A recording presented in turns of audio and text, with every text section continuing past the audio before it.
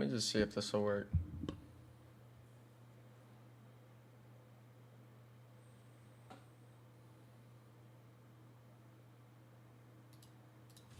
We should be good now.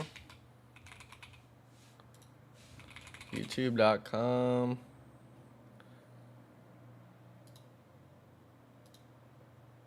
Dancing away to victory. Who's it going to be? Well, like we mentioned, today is the final day for Phase 1, the final check-in for how the changes for the rosters, if they've been working or not. Dave, here we go, man. Day 3.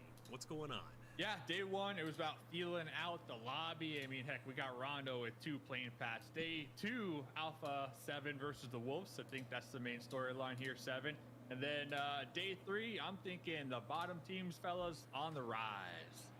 On the rise. Well, here it is, 7, right? It was Wolves, dude. Wolves tearing up yesterday's competition. I believe winning 3 out of the 6 games.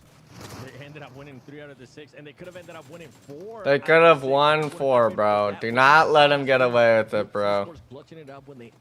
Why is this so whack? But I felt like it was a much-needed wake-up call for Wolves Esports losing that engagement, because after that, every single time we got towards the end of this, I want to like move my monitor a little bit more. We're playing it super smart, and from interviews that we got a chance to hear from Igor, being the co-IGL of the squad, he was letting them know, boys, we really don't have to do that much stuff. Today, though, when we start off the day, this is the map that I'm gonna be looking at, boys. I'm gonna be looking at Rondo, because every single time so far, we have gotten 3 teams with 10 or more eliminations, and I'm hoping today some of those teams is not just gonna be Brazil, it's not just gonna be Latam, it's also gonna be some of those North American teams.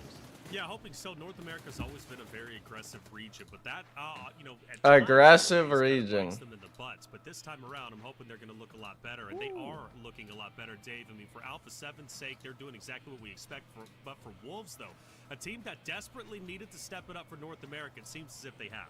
Yeah, look at this damage. Almost matched when it comes to damage, but the Wolves, at least for yesterday here, 51 elims here, 7. So the Wolves, they went on a absolute tear yesterday, and I'm curious here, 7, can they keep up that momentum on day number 3? Yeah, and I'm happy we're getting a chance to show this graphic, because we did end up seeing these 2 teams engaging in, out of the 4 times that they engaged, Wolves Esports always came out on top, and I'm happy to see that Wolves was actually able to outfrag Alpha 7, something that if you would have told me was going to happen after day 1, straight in the eyes, you're absolutely nuts. But then you also get a chance to see Wolves Esports with better average survival time. Something to keep in mind, though, is that for this squad, look how close everything is. They were still being back-to-back every single match. Yeah, Wolves was able to come in on top. Alpha 7 was able to clutch up 3 second place finishes in a row. I'm hoping that this rivalry continues on today, Reflections.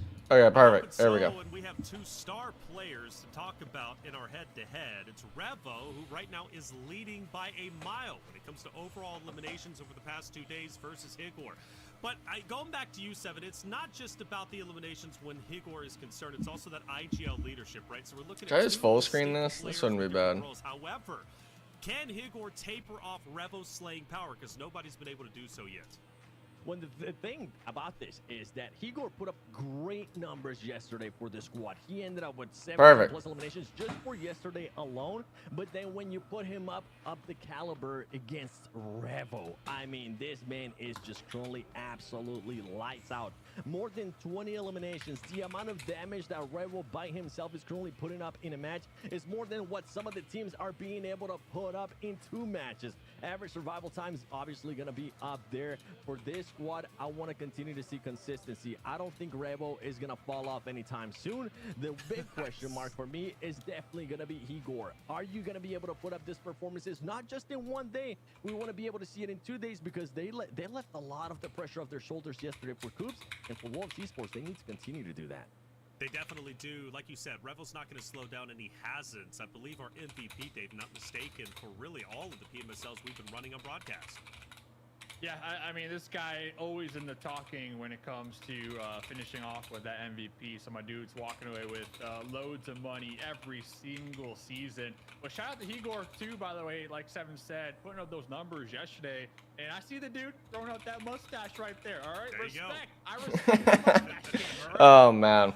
You have to. Fucking Dave, man. Mustache Dave. Well, Kaya's on site. We're happy to have her on our team this season with Higor. Before today's competition, let's hear what he had to say. Hey guys, so we're here right now with Igarzada from Wolves, and I wanted to ask you about the last day, the first and the second day. How was your evolution? In the first day we did some mistakes like Oh, we back, gamers. lessons to enter the end game. That's why we got cost so many points to us. You know, we could do way more in the first day, but because of these mistakes, it didn't happen.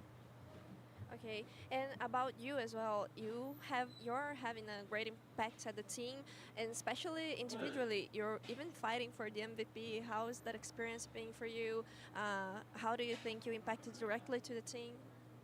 Yeah, I'm happy to be able to help them. You know, and I'm happy I have to be fighting for the MVP as well. It's a great thing to achieve. You know. And about the change you made for today, like Baton's going to play in the place of Juancho. What do you expect? How do you expect that it's going to impact the gameplay? Like they are doing the same role, so I don't think there will be like a big difference, you know. But we are giving him a chance, you know, to prove himself, like we did for Juancho. So it's just it. We're just testing, you know. Just testing to see what works best for the finals, because obviously you want to get the trophy, right? Yeah. Exactly. So thank you. Good luck for you guys. Bye bye. Thank you, Kaya. That was Higor, of course, coming out for the Wolves. Big talking point, though, has to be the replacement now of Juancho, a staple when it comes to PMSL, a staple when it comes to North America, one of the, I would say, most decorated players from North America as a whole. But now Baton is in his place, not a bad player in his own right.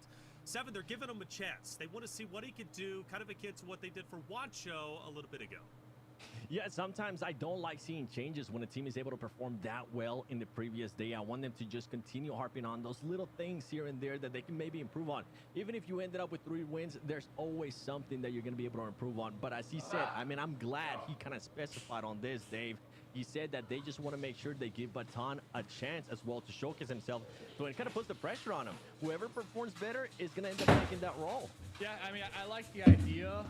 I just Why, hello there. Sorry, we're back. timing. You know, that's only So how does the green screen look? Isn't it low-key fire? Team, they're firing on all cylinders. Are you joining me or what? We viewer party in this? And then next thing you know, like, hey, you're going to sit out tomorrow. I would be devastated. I'd be like, what? I just had one of the best days of my life, and now you're going to put me on the bench, coach? But Oh, I know. I see you're going to play Deadlock. I totally understand it. I think the time, Yeah, in it's- my opinion, might be a little off, but we'll see what happens here today. That's fair. Let's take a look at our overall standings heading into today's competition, the final day of Phase 1. Alpha 7 leads the charge by a mile. Okay, let me do They this. come up yesterday. They get 3 winner chicken dinners. Arguably should be 4 if they don't choke the. Alright, scrims at 9. What was that dude you were posting that was like low-key putting up like LeBron fucking numbers? Was that just someone like in the tournament? Okay, so Wolves 6 this. They won 3 out of 6 games. They should have won 4. I thought they were going to butcher it because they lost a 2v4. Excuse me, 4v2. And then they went back to back to back. So I gotta give my boys some props. Third place finish, and then a fourth But place finish. the big thing was they had to fight Wolves like all 3 games. 4v4, 4v3, and then like 3v3 or something, or 3v2. It was just these 2 teams. Loops did well. Influence Rage didn't do that good. Intense Game didn't do that good. Row finally turned up. And then X-Force for 3 of those 4 games that Wolves basically won. They got top 3 in 3 of them. But the problem was they were in such good spots and they were making a lot of errors. So these this elimination tally should really be around 50. They should be the 6th place team in my opinion. Wolves back up. Well, they definitely turned up yesterday. Which we're very happy to see, of course. I was roasting the shit out of them, you know, because I was casting. But no, we'll see today, of course, you know, if it was just a one-day fluke or if it was something else. I'm trying to change the fucking light, bro. Kind of going back to Let's what turn we this were off. talking about. A couple squads caught my attention. Maryland, Worlds of War, and Inco. Those three squads in particular, because they had a good amount of knockouts in day one, day number two, but they have not been able to get the confirmations, the elimination points. So if they can focus on confirming the knockouts here today, I think these mid-pack teams will be climbing up. Okay, let me see what you said. Man Monkey is tier 1 of this thing. Like tier 3 of it, and my team definitely is not making it out. Dude's in the lower fucking rank bracket, man. We're screwed, man.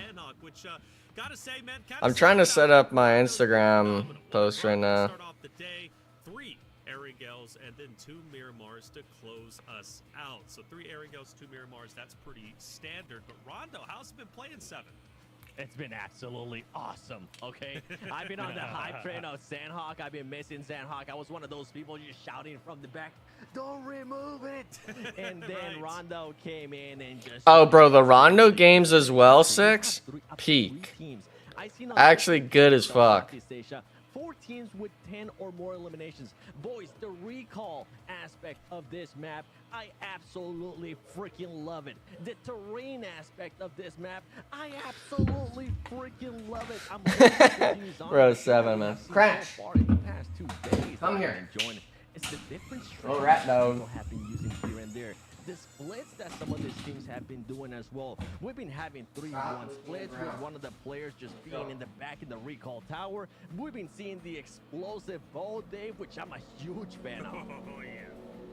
Explosive bow, man, never disappoints. We look at our top teams for Rondo. Alpha 7. Now, is that a surprise, Dave, being the #1 team out here? I mean, come on, this is a team that's always played edge, always been aggressive. And on Okay, but chat, who do we think because of the recall, makes sense. Alpha is 7's gonna do the take Rondo, I guess? That's the truth. That's the only surprise I got right now, because like Seven said, the recall tower, you can really I probably should just probably should just keep this light on. It's fucking my green screen up. Like you know, have my emails answered from PUBG Mobile. I think I would replace the last Miramar of the day with the Sandhawk, but yeah, going back to Rondo. 1 Miramar, that's a wild statement. I don't know about that one.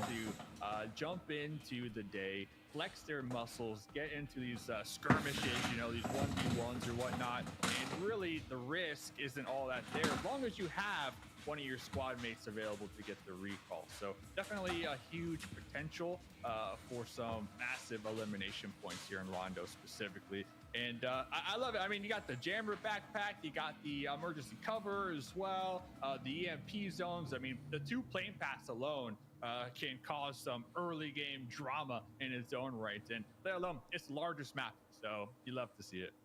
Well, speaking of drama, 7, will we have any drama today in terms of our top standings? Do you think any of those bottom teams can fight up to the top of the pack?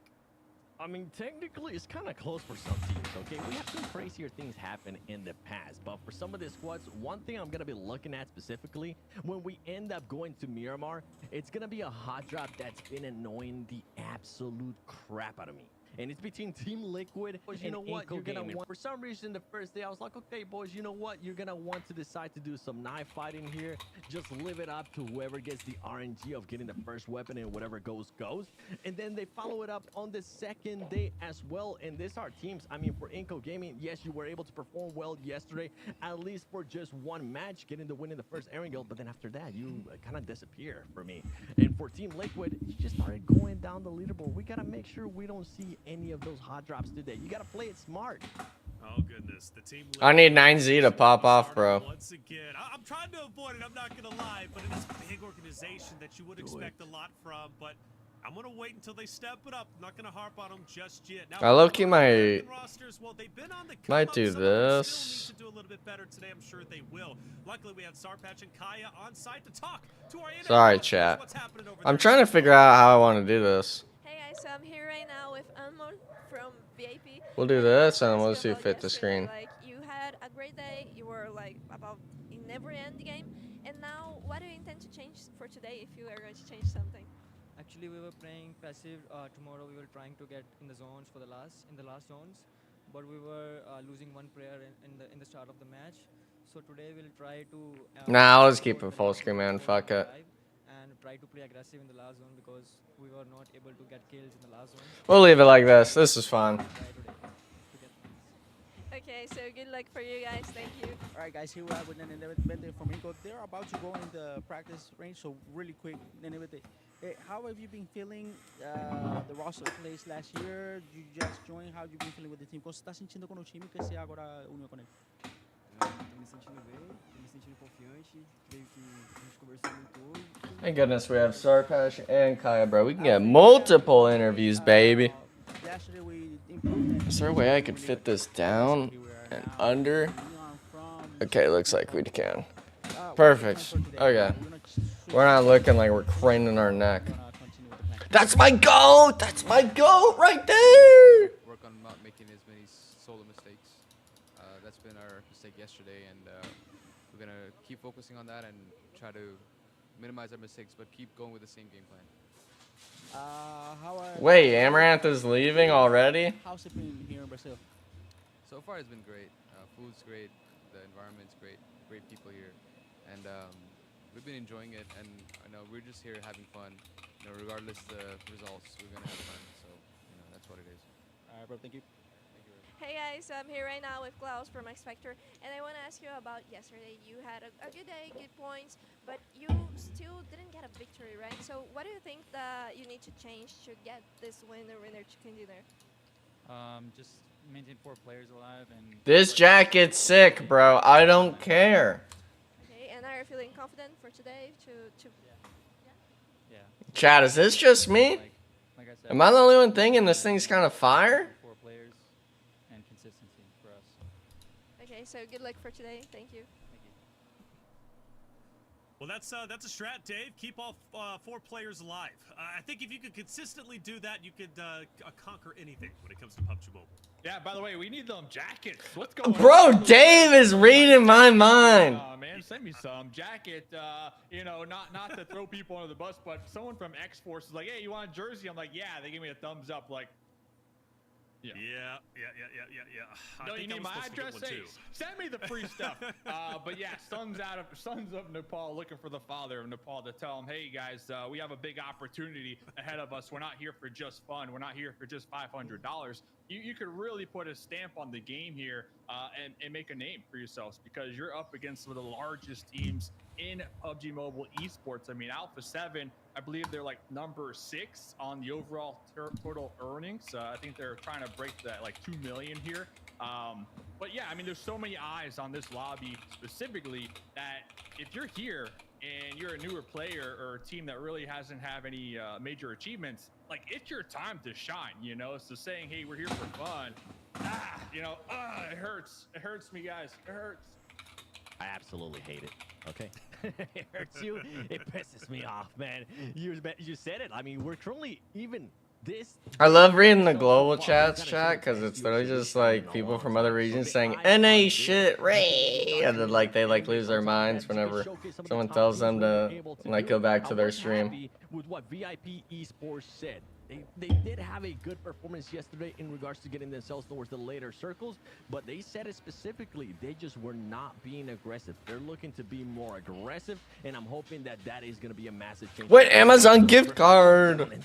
Wait, I should have entered that, Johnny. Get the Amazon gift cards. We're gonna be giving Bro, I away was so 5 sad because we offers. do the broadcast, guys, and I'm like 15 minutes ahead. So this happened 15 minutes ago. But like, they There, you guys are nerdy. All right, you're picking up every single code you possibly can, and but I would see the code pop up, and I wouldn't be able to get it, you know, myself. Personally, to cast over this wonderful map. Of course, we've got the recalls, big elimination numbers. All right, Smiley. What's the placement we're thinking? What's the look like? Watch out for, however, is going to be Alpha 7, Influence, Rage, Royals of War, Intense Game, as well as Loops. All 5 of them have been performing the best when it comes to Rondo. Doesn't mean they'll be the best today. It just means what they have done over the past couple of days. And already, we're underway 7. That's right. Alpha 7 is going to be getting it started right away with United for Gaming. They are going to be coming out on top, at least so far, securing 1 elimination. And you'll be able to start seeing just teams being split. Those splits, 3-1 split. In the past, we tend to say, why are the other? Why isn't the last teammate pushing? They need your help. But in this one, that last teammate more than likely is just going to be looking to set themselves up near a recall tower. Alpha 7 taking a hot drop on a squad is kind of wild. They were playing so passive on the other games. Or Miramar kind of out the window with the recall towers. So looking to see who could get involved early on. Looks like United Gaming already got one of their players up close and personal up against Alpha 7. They got the shotguns. My dude over here lands in with the grenade. Gonna be tossing that one with the Ooh. Oh, pre-fire almost got him. He's got the M4, got the Uzi combo. Trying to pull up. The revive is coming on out. Let's see if he can get. Are we gonna grab the helmet? Lands in, doing a wonderful job against Alpha 7. Oh, he got shit on. Rondo, but the domination will end as he falls to all fours, forced to get up, but nobody's there to get him up. Unfortunately, he would go down, but like we've mentioned, there are recalls for a reason. Oh, this guy gonna get chased down? Oh, that would have been crazy. Aggro towards the start. Yeah, and out of everything you want to see, you definitely don't want to see Alpha 7 starting to get hot right away in Rondo. We saw it at the start. You called it out, Reflection. This team has just been on an absolute tear when it comes to Rondo. Yesterday, they got a third place finish, 14 eliminations. The first day, they got a second place finish, 15 eliminations. So Alpha 7 looking to follow up on just those performances, those insane performances, honestly. 14, 15. Keep it going because this squad right now, at least on the leaderboard, is so far up, and I don't see anybody passing them up. But I am going to be looking at some of the other Brazilian squads that kind of slowed down a little bit yesterday. One that comes to mind right away is Intense Games, the reigning champions of PMSL America's Spring Split. They really haven't been able to showcase their skills that much. In day one, they did put up some good performances, Dave. They had a win with 19 eliminations. They were the first team to get back-to-back chicken dinners. Hopefully, we'll see that today again. Let's hope so, man. Day number 3, it's all about those head start points here at the end of today. Wait, hold up. Let me put this down, though. A limb over you is kind of sleepy. Bro, here's the thing, though. A limb is low-key popping off. A limb is not doing. A limb is doing good. Why is 19? Dude, Remix needs to get the fuck out of here. Yeah, no, so this is what I was talking about. Our drop spot, that building, there's 2 bosses in that building, and then, like, the rest are just, like, regular bots. But, like, if you kill those 2 bosses, both of those bosses have MG3s. So we instantly have 2 MG3s right off the door. There's a guy in the lobby that's played all matches, has yet to break 100 damage. Bro, I feel like Powerbang was saying about something like that yesterday. On Jaguar, fucking splat, or, like, split, or splat.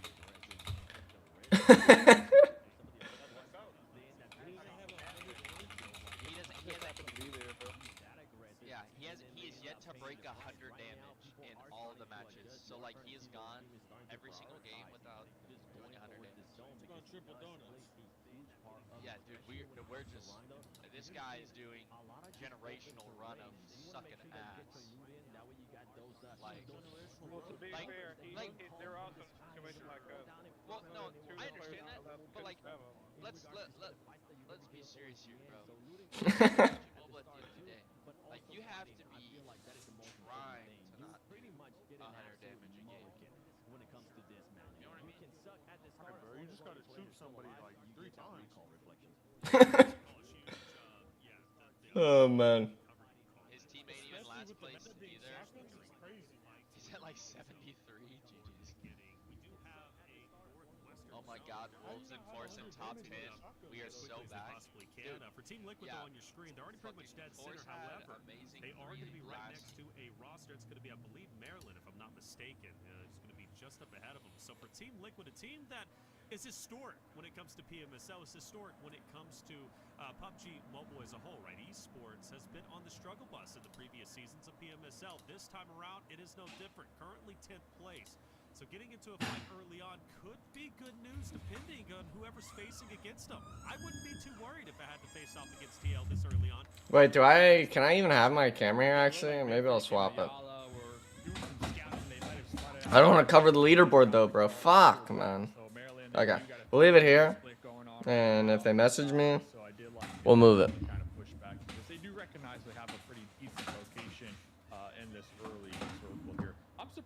go to Stadium 7. What's going on, man? Stadium, that's my spot, all right? I like going to Stadium. You get the little zip line. You go up to the tippy top of the building. Nothing but sight lines. I mean, nothing but sight lines. So Inco, they're going to be holding it down Stadium for the time being. I got my fingers crossed that these circles, you know, keep shifting right on top of that. But Loops Esports out here in the distance. Looks like that's going to be the Wolves right on the other side here, 7.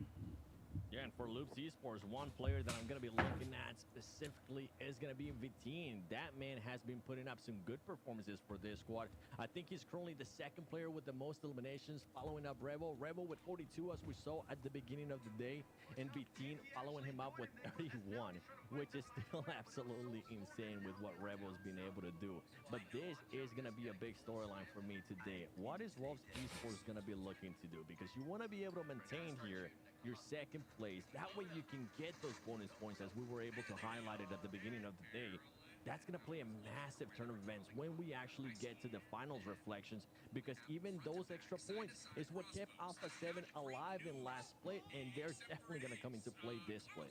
Yeah, isn't that wild? Alpha 7 very nearly did not qualify for PMWC. There was a real chance we would not have seen the defending champions not able to defend their crown. Fucking.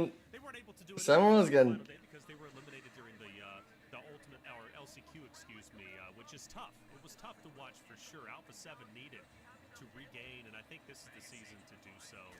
Last season was a wake-up call. I feel they were a little bit too confident. This season, though, they're looking to dominate, and that's exactly what they're doing. All gas, no breaks so far, but every point matters, to go back to your point. It really does. And I want to point out, by the way, so as we're in stage 1, about to transition into stage 2, Luke starts to... Oh, wait, we have Baton in? Wait a second, who did we swap? We swapped Juancho? I don't know about this one. Yo, what's good, Ari? What's poppin'? You been MIA. Where the fuck you been at, bud? I was in voice like a lot of the day yesterday. Why the fuck are we swapping Juancho? If I pull the stats up and he's on bottom stats, why do it on the last day though? You know what I'm saying? Let me pull up my stats page. I want to make sure I don't leak this at all though, because I do not need to get my ass chewed out by production.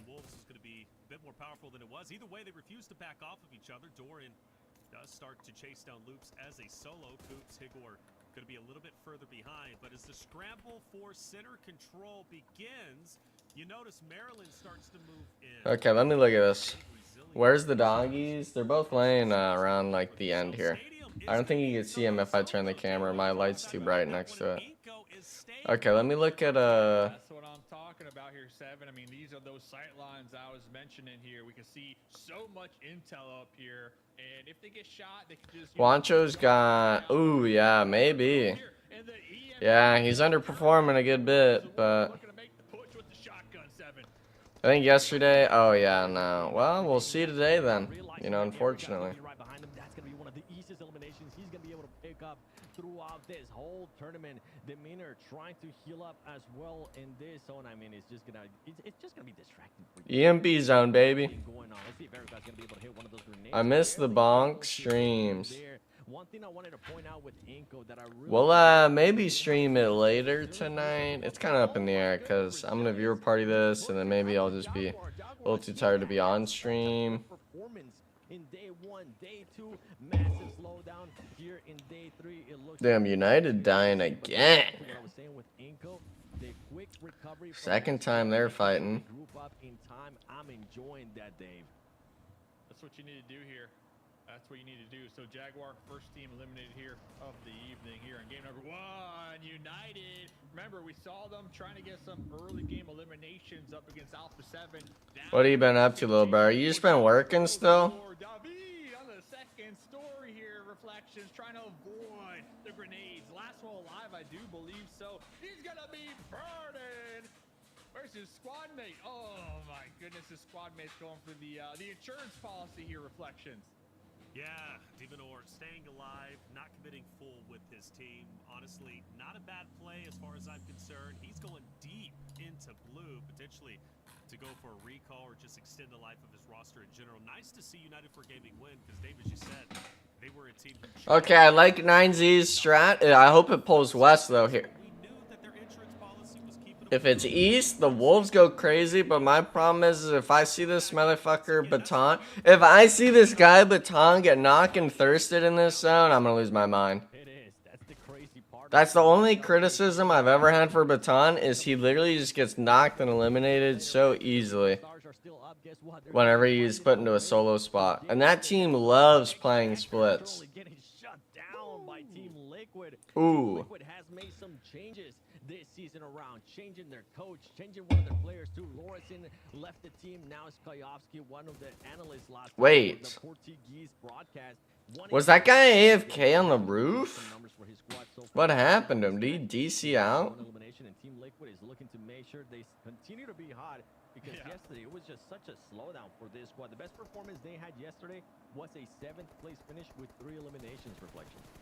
And that's not going to be Oh man. good shots at X-Force, 24K up ahead.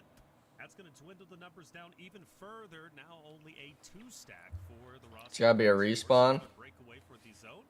It's going to shift away from Stadium. Stadium now seeing Inco still in it. They're going to have to move out. Team Liquid still in some engagements. Royals of War up ahead. They had a bit of a tough time earlier. Indeed. This job got even more difficult. Chief roaming around, and Royals of War will officially be eliminated. A team that stayed alive a little bit longer, well, not too much longer, as Team Liquid puts the final nail in the coffin. Very tough, but I mean, it goes to show you the recall towers, how it really gives you like that second chance mechanic, and unfortunate for Royals of War, they kind of let that one slip through their fingers right. They're only walking away with 1 elimination point. So Team Liquid currently sitting on 6 elims. They still got the whole team alive. Alpha 7 though down here below, 3 limbs to their name. They're going to be over here on the southern side of Stadium, looking to take some shots at Inco, who, like you said, Reflections now need to make their approach into the new circle. But 7, looking at teams that I'm really feeling their current position, it has to be, and I know we got the swap on the squad, but it has to be the Wolves right now. Pretty center, 2-2 split. I'm feeling really good here in this game for this squad. Yeah, those 2-2 splits, especially with this circle, kind of oozes just confidence from that squad, which is fair to have, especially considering the performance you were able to put up on day 2. The main factor becomes just don't be too overconfident, right? You want to make sure that you have everything ready and you are going to be able to make the call to regroup in time. Sometimes in these situations, teams are just too overzealous. They get a little bit too over-aggressive. That happened yesterday to Wolves Esports when they ended up going against Loops with a 4v2, and they ended up losing that 4v2. I'm hoping they have learned from those mistakes, and you mentioned it. I mean, right now, perfect location for this circle. Where is this next circle going to be going? And also for some of the other squads towards the end, you can see Inco's out in blue zone. Wait, Mafioso's playing absolutely like a rat. As well, and I'm going to be looking at Influence Reds and looking at Intense game there towards the north. Reflections. So much room to work with too. Bro, Intense game has been getting away with so many of these spots. I don't think Wolves can really play the spot. Yes, sir, right here. I mean, it's going to be a cluster, a clown fiesta, but we'll get back to that because straight out of Nepal getting picked apart over here. We're getting pulled up on? Squad mates alive. Leon trying to pull up from the back line, but the M4 pulling up in the Dacia. Can we get the job done? Oh, nice shots. There we go. Crucial knock right there to continue to carry the flag. But 7, Alpha 7, they smell. Oh, he backed up too much. He should just leave. Gatsby should just drive off. Make sure they third party anything that comes their way. Oh, man. Outplayed. Already keeping it on brand for themselves. And for me too, Gisao has been putting up some numbers for this squad. They still have Obscure on the bench pretty much. So if anything for this squad, I would actually want to see some of the changes there towards the end because they have just such a point lead that we might end up seeing them switch a little bit of players here. But Intense game, with all that room that they had to work with, they're going to have to go up against 9C, and 9C has been a team that's been wanting to become a little bit more aggressive. Their performance so far this phase 1 has been lackluster, and then Alpha 7, Dave, once again, catching people on the rotation. Catching people on the rotation, but more importantly, catching Inco off the respawn. McGrellin ended up heading back into stadium to get his teammates back in. Inko says we're gonna land. Oh no, bro. Wait. Oh, it's a free knock now. Wait. We didn't stay on him? Are we trolling? Because now he's back by himself. That was the big takeaway from that engagement. Teams are feeding Alpha 7, whether it's United for Gaming off. Bro, they have 10 elims, bro. When are we gonna start getting the counter ourselves? Wait, solo versus solo? The point is, these respawns are not being utilized correctly. I have no idea why Inko decided to full. Holy shit, man. We're getting rolled. Makes sense to me, Dave. There goes X-Force. Listen, dude had the pickle bust. That's all you could do here. VIP Esports, though, just got done with their rotation right on the... Big win, though. That was a nice win for VIP. The problem is they got to deal with intense game now. Yeah, okay, if Zaman can get... If we can get just one knock here... Never mind. They had a great little offensive push right there, but now they're on the defense because everybody... Okay, good smoke, though. We need a win in this gunfight here. Please do not... Okay. We needed to somehow stall so Influence Rage could be going for shots, but instead we just take too long. Yeah, go for it. Go for it. Yeah, VIP not being able to recover there from that third party from Intense Game, but Intense Game better be ready, though, because Influence Rage wants to continue to be aggressive, and they're going to see if they can maybe get into a fight here. Okay, yeah, I'm glad they didn't completely commit to that. Who's going to be werewolves? Meanwhile, with a 3-1 split, Igor's going to be securing that. Wow, talk about a zone shift. We're going right back to Influence Rage. And maybe leave just one player behind. Work a 3-1 split. Wolves. Or if not, you're gonna have to be... They won't be able to do much. I need to condense down to Igor maybe and just give up that bridge spot. As you mentioned, you also have Team Liquid off to your right. Do they want to take priority over where Higor is at? At the moment, not necessarily. They're currently chilling where they're currently at. No reason to get overzealous, but I do worry about Maryland, as you mentioned. Even for Alpha 7, they start to move in, and that's going to be McGrellin once again trying to stay up, making that heroic play to get his teammates back in, but they sacrificed some lives. Now for Alpha 7 out in the open, Baton is not going to make them feel comfortable either. So they'll park the bus behind the rocks and take their time, but they're not inside zone. So 7, you brought up Maryland against Wolves. What about Maryland against Alpha 7? They're starting to roll up as well. And they are going to be rolling up, especially with the grenades going to be coming in. They get 3 knocks right here. Alpha 7 is going to be caught by surprise as Mafioso's going to be one of the... Oh, wait, it's just one up? What the fuck just happened? Wait, they just got rolled. Right there, and Alpha 7 gets eliminated, but somehow this squad, I mentioned it, boys, they've been able to get 10 plus eliminations every single rondo map. They stay within that threat. Bro, they had 10 elims, but they're not even in top 8. Ran over to on a pull-up. I mean, it just adds to the cinematics right there, but Maryland really is taking advantage. I guess this spot's pretty good for them to hold, so I thought this was a lot worse. Crashing the Wolves, deciding to wrap right behind and take up that large boulder that we see them currently occupying. And they get the loot, they got the vehicles. We see them out there in the distance tossing out some smokes. Glory Boy gotta be careful, bro. You do not have HP in that whip. One of the things about it is super smart. They see that Alpha 7 is exposed out in the open. That's a lot easier. It's a lot easier of a time, rather, to crash in on them versus trying to crash in on Wolves who have hard. Oh, no. We can't be getting knocked. Not this time. The question is, can they break away from this? They have smoke for concealment. Oh, my goodness. So they can get their teammates back up. But now you got Loops focused on. See, but they don't have the explosive bow, bruh. Gatekeeping Alpha 7 from a little bit earlier. So it's going to be tough for Maryland, especially with the players still down. I don't know if they're going to be able to make it out. Hopefully Loops backs away. They were taking a lot of damage from Blue, so it looks like they're going to go ahead and at least poise up in the northern side. But Oh, man, bro. If he didn't get cucked there. Oh, Gibson add the angle. Please, bro. He be rolling loops. See, but we don't have the vehicle, man. Right now, these squads are not within grenade distance. As you can see there, Wolves Esports is going to decide to figure out where they're going to be going, prioritizing a little bit more where this zone is going to be. And I'm actually surprised that Wolves Esports decided to continue on through this. I mean, Wolves can't do anything against this team. That was not the case. Oh, there it is. Yep. They got a little too overzealous with it, man. They just have too Oh, here we go. Coops now. W. Good elims. Good elims. Oh, man. Come on. Okay, we got to condense down to Higor ASAP. Do not let him be solo here. I'm surprised Team Liquid wasn't ready to slam Higor. But then again, the terrain might be too flat for them to feel safe to do it. There was probably a small window there. They could have gone for it. What map is it? It looks so pretty. This is Rondo. So they had it in PC for a solid like year or so. But they just added this kind of like the beginning of the year. And the big difference with this map is you've got some destructible terrain. So like those wood fences there, bamboo, some stuff you can drive through and it'll break. But the big thing competitive wise is the terrain. Like if you blow up a gas can or use the explosive bow, you can make a divot in the ground.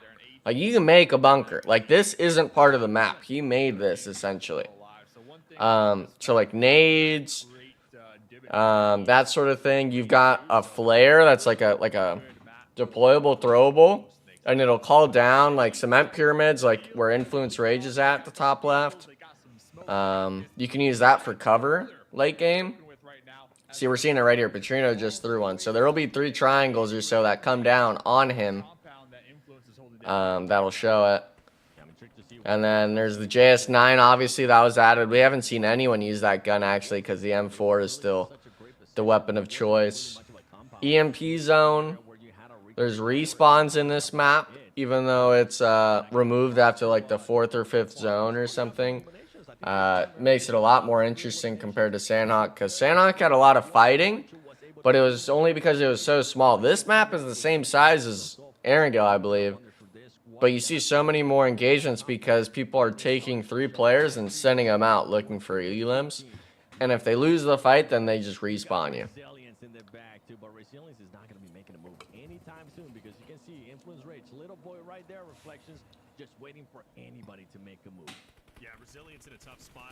Oh, Lil Boy needed to be ready more there.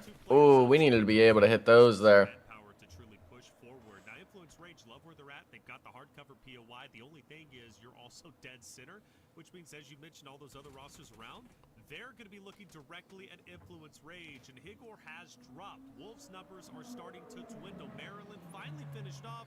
They were gate-kept by Wolves a little bit earlier. Shout out to them, though, giving them flowers for taking down Alpha 7. They made the right play just a little bit ago, but as we start to dwindle down to, I believe, our top 7 rosters, you got some teams that are healthy, some that are not. Eco with just 1. Brazilians with the 2 intense games, still okay at the moment with 3, but with Brazilians behind.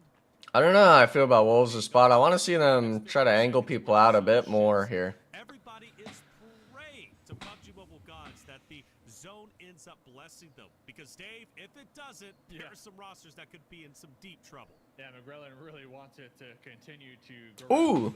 See, the problem is he's going to get naded out here, though. McGrellan is... It's only a matter of... Yep, here it is. It's only a matter of time. A lot of these deployable crates called in, create this cover so that way these squad mates can continue to push up just a little further. And unfortunate for McGrellan, I believe his position compromised because I saw a couple grenades coming out from Doran over there, but also Mythic looking in this direction. Wait, Coops has a god spot. Maybe he'll survive a little longer. Maybe Team Liquid will look to third. Coops can't get knocked, though. They do make this approach, but Nice. Holy dimed it. That's good. That's good. He's cooking. But that was a beautiful laser heat-seeking missile right there, 7. I want to see maybe Coops have another teammate here. If Team Liquid full sends, it might be an issue. And now that they eliminated McGrellan, they have less teams and less players to kind of worry about, especially with this zone. Which team are they going to be starting to focus on? Because Loops is currently pinned down.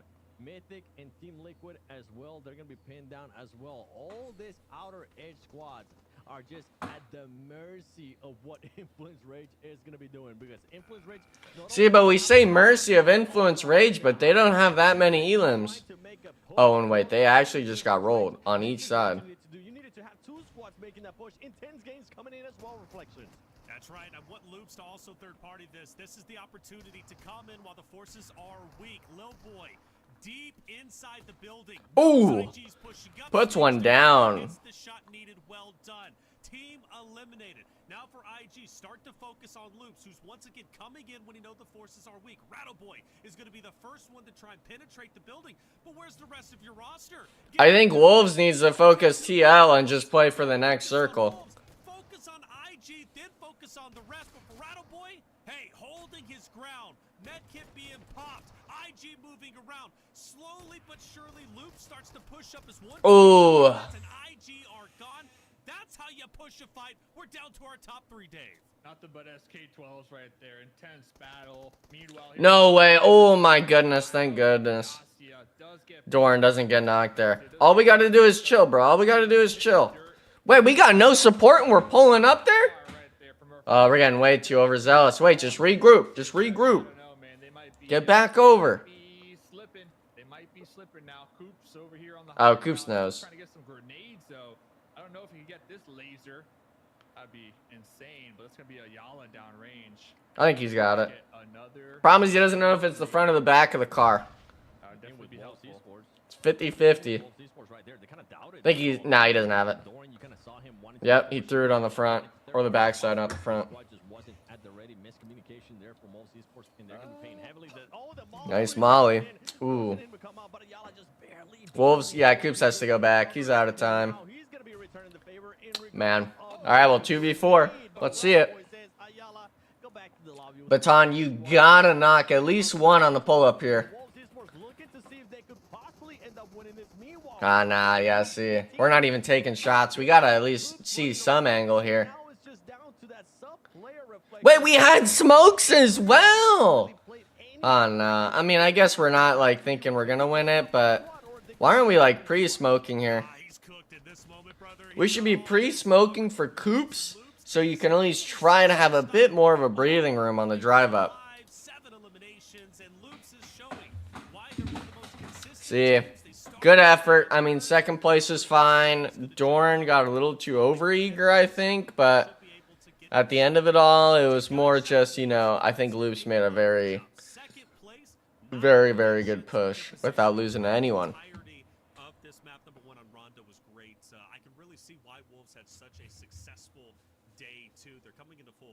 They make the roster change. Baton in for Wancho. How would it pay off? What seems like it paid off quite well, Dave. Yeah, almost 1,000 damage for Baton, 3 E-limbs. So, I mean, you know, homie can hold his weight here. I would love to hear player comps right there because at the end we saw Doran with that pull-up 7 like we were talking about with the vehicle. Might have been looking for like a little dip to hold down within grenade range onto Loops, but unfortunately that position was compromised. But I felt like everybody on the Wolves at the end, they were trying to just get some eliminations because they recognized like, hey guys, we're in a pretty bad spot, especially with Loops having that compound under wraps year 7. I mean, I don't know. What's your thought on that last play? Yeah, I kind of have to go back with what Doran was trying to do there. He wanted to do what Esports ended up doing to Intense Game, wanting to go for that third party, but the communication just wasn't there. This is things here and there from this squad that they're going to go back and they're going to adjust. And so far, from what they showed me yesterday, they were showing me that they were able to adjust on the fly. So I'm hoping that that's going to be the case on this one today. And that grenade right there. Yeah, my goodness, Maso. He ended up getting 3 people with that nade, and Alpha 7 didn't know what the heck hit him. But this push, though, this push for IG, they hold it down as long as they can. I'm so proud of Loops for recognizing the situation and taking it. Yeah, see, Baton, we gotta be shooting here somewhere. Smoking as well, potentially. I get it's a 2v4, but, like, we just saw a team, literally both of the situations reversed. Pretty good, though. Not a lot of damage that you'd expect compared to what we see from Alpha 7 and stuff, but you don't get points off damage alone. It's gotta be the elims. Rattleboy putting in work, though, bro. This guy, I saw a picture of Wancho with him. Wancho looks so small compared to him because Rattleboy is just fucking massive. He seems like a great guy to hang out with, though. Like, just looking at him, I feel like he'd be a character in person, you know? currently up to par. And this is not the first time that we see these two squads gaining at each other towards the end of a match. Loops Esports there with the 17 points, 15. That might not be enough, Dave. I think Wolves might still be holding that second place down. Yeah, with those 90 limbs, without a doubt here. But still, good start to day number 3 for Loops, right? I mean, you come into match number 1, you get the win. Everybody on the squad gets a taste. You know, we all walk away with some good damage and some limbs. So definitely the start you want to have on a day number 3, because after today we go into phase number 2, right? So the points it rolls over essentially when it comes to like those head start points. So it resets and. Yeah, Loops doing pretty good. I think Team Liquid, that was the squad we were chatting about. In the yeah, Team Liquid. I forgot about TL. Yeah, bro. This last year, TL has been on the struggle bus. Another similar story to Loops. Almost 2,000 damage done, 60 limbs. So Team Liquid also having a pretty solid game. But here's the match MVP reflection. Finally, we're seeing Coops up here, bro. Wolf, man, look, we're always singing his praises. Finishes off with 4 eliminations in game 1, even that above a Baton, who came in with a ton of damage. But it was Coops with the most damage done, the most eliminations, and well, a large reason why Wolves was finding so much success on the battlefield there with 9 elims, second place. Wolves, you got to give it to Coops. They made a play call to switch out Wancho with Baton. Both are great players, but Baton held his own. He wants his spot on this roster if he can get it. We take a look at the overall results, and you're spot on with it. There it is. Well, actually, excuse me, Wolves does hold on, like you said, by literally 2 points. But hey, slow and steady wins the race. Loops is catching up, but I really love where Wolves is currently at. I like where Loops are at. They're highly consistent from yesterday into today's competition. So Dave, for Wolves, man, North America staying strong amongst the Brazilians. Yeah, I mean, hey, the hometown crowd, man, they are loving it. I always forget to do this as well. Right now, we only got the Wolves up here. I'm looking for X-Force. You know, yesterday we saw the Wolves go from 9th to 2nd tier 7. So maybe, you know, day number 3, X-Force could do the same thing. Yeah, and hopefully it's going to be in the first half. I know it didn't happen here in this batch, but maybe in the first couple of Earn-Girls, because yesterday they just decided to wait until the end, until the last 3 matches with those great performances, and they end up falling here because they didn't really have that good of a performance. Maryland, though, however, with that good performance, starts moving up. Team Liquid as well, looking like the PMSL Brazil there, but now there's a North American flag, baby. There it is. Wolves Esports, and you mentioned it, they're holding down that second place finish. One thing that I do enjoy besides that is just consistency of this squad, boys. When we talk about teams that are going to be going to PMGC, whether you go to PMGC via the gauntlet or straight to the group stage, whatever it is that happens to your squad, all it comes down to reflections is consistency. Consistency is it, and you talk about consistency. Alpha 7 breaks 100 eliminations. They are now at 107, dwarfing quite literally everyone out there. Anybody can shut them down. Well, they were shut down by Resilience, or it should be Maryland, I apologize, but will they continue to be able to slay out? I think so. But at this point, right, with it being phase 1, I think it's still time, or at least a good time to continue to lock in your strats and your rosters. Apparently for Wolves, right, they're still playing around with it. The fact that they're already finding great success with Wancho, they say they're going to give Baton a chance, and they get second place with 9 elims. This roster can do no wrong. Well, there it is, map number 1. Pretty good. We have 5 more maps to get through. We're going to take a quick break. Yeah, Wancho definitely, when I was looking at the stats chat, he definitely was a lot lower than others. Soloed countless enemies on the battleground, rising above all. But alas, one ill-timed ambush and I was forced to jump off a cliff. When I awoke, I found that I'd become a billionaire. Here by the ocean, far from the cacophony of battle, I've built myself the most The cacophony? magnificent floor-to-ceiling windows, creating an immersive atmosphere. The complete transparency. Okay, but chat, who remembers when Monster was a sponsor? For like PMCO and stuff, you know? I think it was Monster, right? Who remembers comp from back in the day?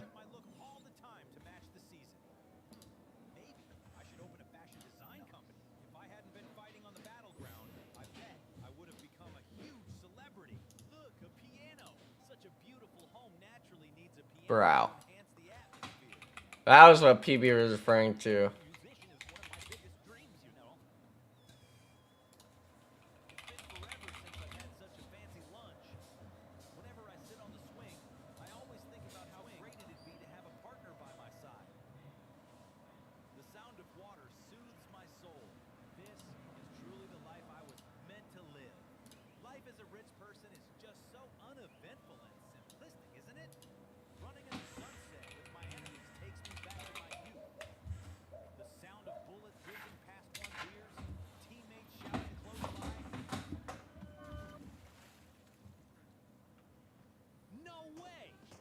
a dream, battle goes on. For life is endlessly cruel.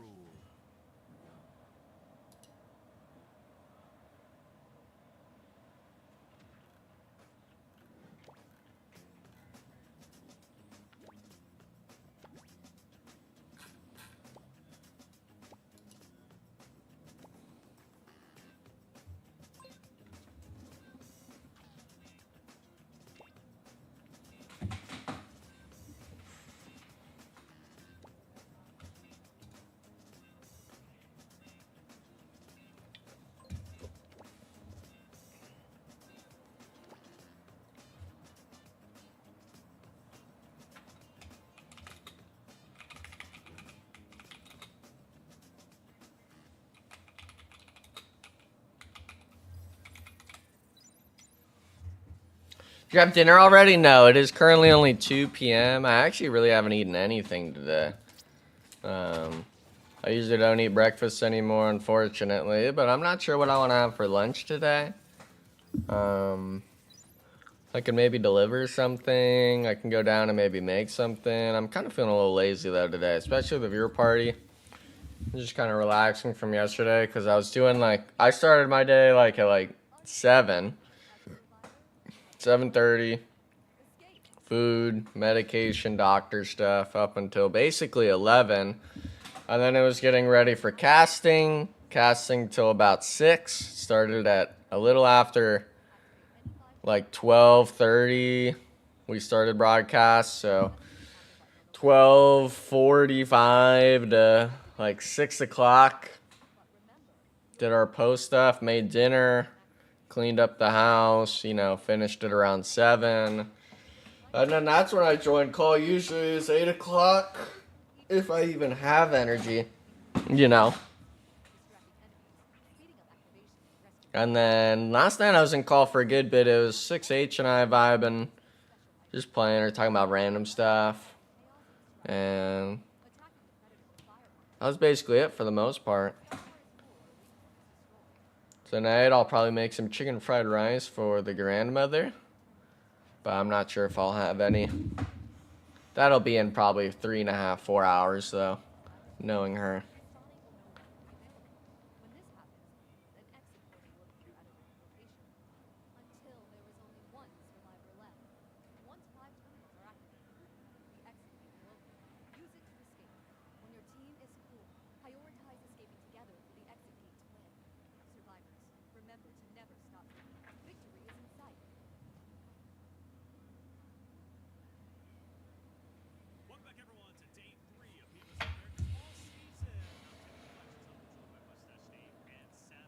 Ari, are you East Coast? I always forget if you're East Coast or Central or West. The largest map too. I think there's just so much going on too, right? So it was late game and a lot of teams already eliminated. Because those recall towers, there's a lot of opportunities to get into fights, and I think that's why it feels so fast, because just constant action, and there's not like a Because it would be about dinner time for you if you were eating at 5 or so. And do you have to go into the office to work for whatever job you do, or do you work remote? Work remote sounds so good, Central. Okay, so it's 4 o'clock for you then. Yeah. That's not too bad. See, now luckily when I moved to Vegas, what's it called? When I moved to Vegas, it was still West Coast time. And anytime I've flown somewhere was usually some absurdly late, dead in the night, flight time. So I was already going to be asleep no matter what. It was just a 1 or 2 hour difference I had to muster up and get over. But with my sleep schedules being so bad back in the day when I would be flying for that stuff, it wouldn't be that bad.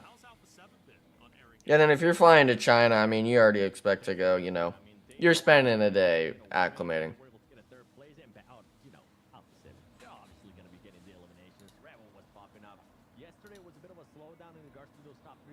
They did end up at least with a second place finish on the last errand go with 11 eliminations. So I'm hoping this squad won't be able to follow it up. And there you go. You know what? I'm talking about it. Let me just show you why I was saying PMSL Brazil. But Wolves is there now, baby. Wolves has been putting up those good performances. And with the way that this squad is currently playing, with the way that Baton was playing in the last one, I wouldn't be surprised if Wolves goes for another top 3. Work from home now. Currently looking for another building to rent out since our lease is up beginning of next year. That's unfortunate. And probably they're going to like raise the shit out of it or something now.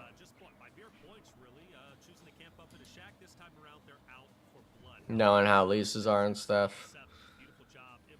Razors, shit. Nah, I mean, if you like going into the office, it's, you know, it sucks. I'd prefer to work from home, of course. But if you don't have, this is the problem, is a lot of people don't have, like, a designated office space. So, like, they opt to do it in, like, their kitchen or, like, their bedroom. And psychologically, they say, especially if you're in school or something, like, you need to have a system to, like, kind of, like, be into work mode. Or, like, when you sit somewhere, it's like you don't eat where you sleep. When you go somewhere, you only want to have one specific thing. So when you go into bed, let's say, for example, you only want to sleep. And your body will psychologically want to sleep. So if you don't have that at your place, sorry, that kind of sucks. But I very much prefer working remote or anything like that. Or just not having to drive somewhere. Like, the time wasted on commuting and stuff like that just seems so bad. Now, if you're looking for someone to work remote, hey, let me know. You know what I'm saying?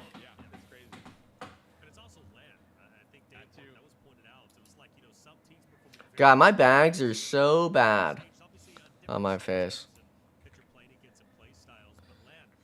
Then again, I didn't sleep that well the last few days. Been having to deal with too many shenanigans. But luckily, tomorrow is literally like the last day I have to deal with shit, and then we're cooking.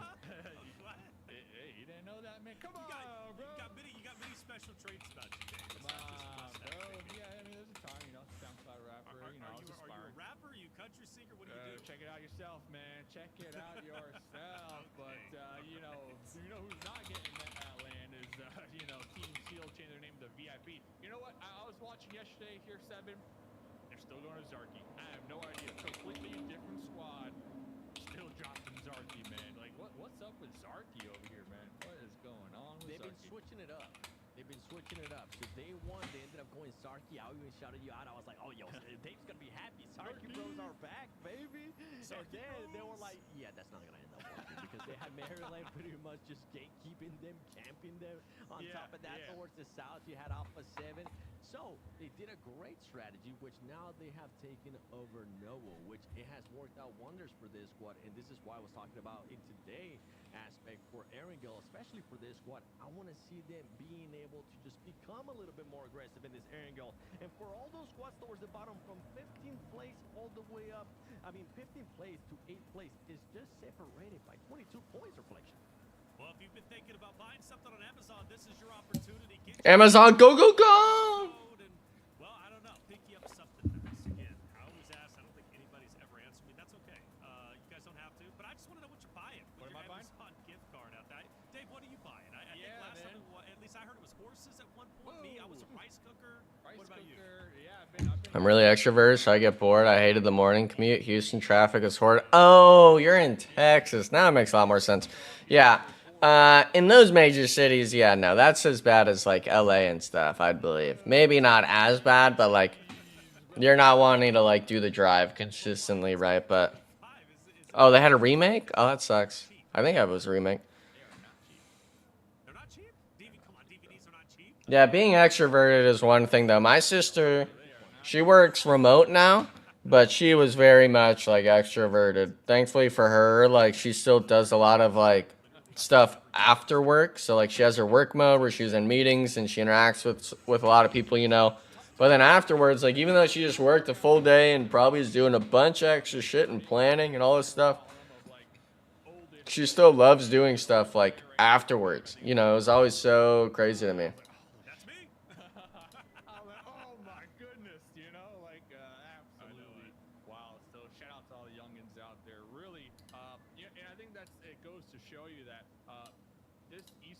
Ecosystem is open to everybody, and honestly the younger people looking to aspire to become like a professional gamer, a pro in esports, like PUBG Mobile is so inviting and it allows that, right? So shout out to everybody in charge making the esports ecosystem what it is.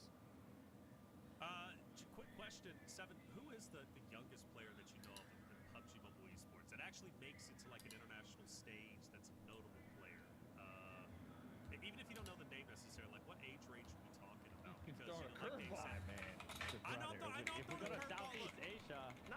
If we go to Southeast Asia, you got kids that are 16 years old that are trying to play in global. So there's definitely like a big range. What about like Tony? Players switching around, but I gotta think of an actual name of one that's really young because there's a lot. I mean, you got Balak there from Four Thrives, not anymore. Okay, it's a different He was organization. great at PMWC, man. Exactly. I mean, there's a lot of young guns that have been popping up. Okay, well, fair enough, man. We were talking about Volek non-stop over at PMWC. If he's only 16, come on, dude, He's make not it more 16. money. Oh, he's not 16. But he's How young. old is he? He's young. He's in the ones at the beginning Still of in the the- age. Still in the ones, baby. Let's No, be that's good, bro. incredible. And like Dave said, like, you know, PUBG Mobile, it's great that all age ranges can compete, whether you're 33 or in the ones, right? It's available to everybody out there. Sarpatch, Guy are doing wonderful jobs out there, catching the players when we need them most. This time it's Sarpatch who had a chance to speak to Baton, filling in today. Let's hear what Baton has to say. All right, guys, here we are after match 1 with Baton, who just played his first match of this PMSL. Baton, first off, how are you feeling now that you come back? I'm so excited. We stayed really late, so I got around midnight to avoid all the traffic. It was great. See, that's almost like some Japan kind of stuff, you know, where the people work and then they... Would you just hang out somewhere like I wouldn't say like a bar, but like that's kind of like my only thing I really think of, or like a restaurant, and just like hang out. Because that's what my mom and I used to do after work, is we'd eat, if we were waiting for each other, we would just go to like a restaurant or something and just chill at the bar. And the crazy thing to me, so like, my mom is very much a social butterfly, right? And it was always hilarious to me because I never saw it in person, but she would tell me every single time she'd come back from somewhere. She's like, oh, I met a really nice person. Like the last person she met that was amazing was like Katy Perry's, like one of her like crew people that travel with her to every event. And he ended up just talking to my mom for like 4 hours at a random bar, you know, in Vegas. And she was like, oh yeah, no, like he was awesome, like he was telling me about whatever, and I didn't believe it. And I started going with her to these places. And to be her and I chilling, and like people just started talking to her. Like literally, like she's got some sort of like magnetic aura to her where it just draws people in.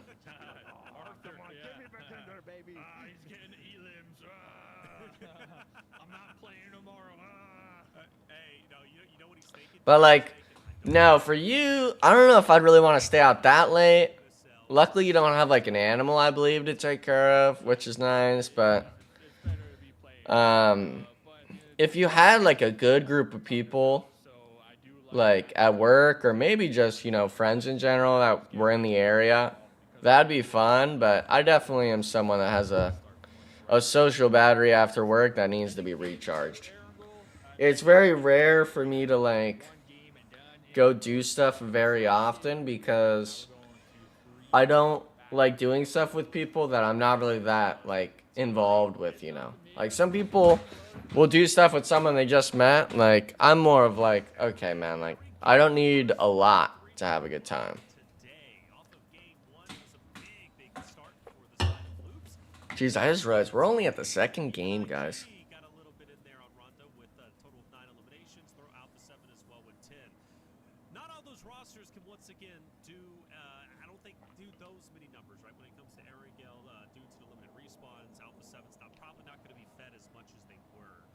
No, but like as well, like since we had moved out already to like Vegas, we met a guy that's like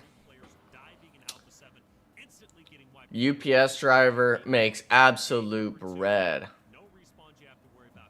Absolute like bank as like just a FedEx driver or something. This guy Chris, which is my father's name.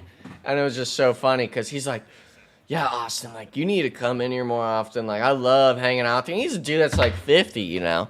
But it's like, it don't fucking matter. I'll talk with whoever. Dude that does like the venues. So like he's done work at like the Sphere, or like they pay him to get flown out to LA for like those venues of like Eminem, Logic, Imagine Dragons. He does like sound technician work, visual technician stuff. Some like 50-year-old dude that's like smoker, you know, like super laid back, like just throws on a light show in his house while he's relaxing, because he has just like, you know, a bunch of super nice lights in his living room he has connected to his computer. And him and his wife love him to death. They're both super chill because they're not stressed about anything. We have a lunch restaurant in our building and a rooftop hangout. So we just go up there and read and have dinner. Blood said read. Who's trying to read? See, now, I never liked reading as a kid. That was the thing. I could obviously do it now. But as a kid, I was way too, like, I wouldn't say I had ADHD, but I just would have so much energy, I couldn't sit still. Now, in terms of having dinner there, I mean, depending what it was, like if it was maybe Italian or something, it was pretty cheap, I'd do it. But if it was like regular restaurant prices, I'd rather still just be making food. The nice thing as well is, since I'm with my grandmother now, I'm actually learning a lot in terms of cooking. So it's like, I'm kind of in my cooking arc right now. It's pretty sweet. I just need to find some like cougar in Vegas or something, or here in Cali, or just find some chick that's like absolute girl boss that just wants a stay-at-home husband. Shit, you want dinner made? What time are you gonna be back, bro? Spotless house. You know what I'm saying? Hashtag men and women's fields.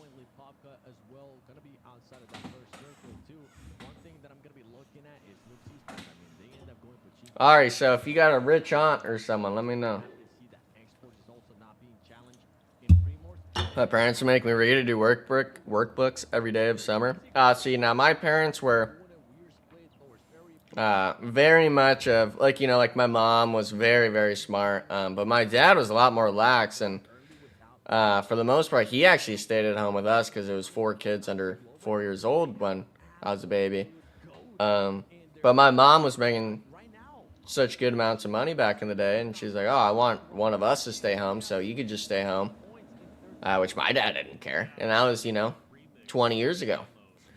It's pretty funny to think about now, but no, for us, it was mostly like, if you're doing something, we want you to be trying in it.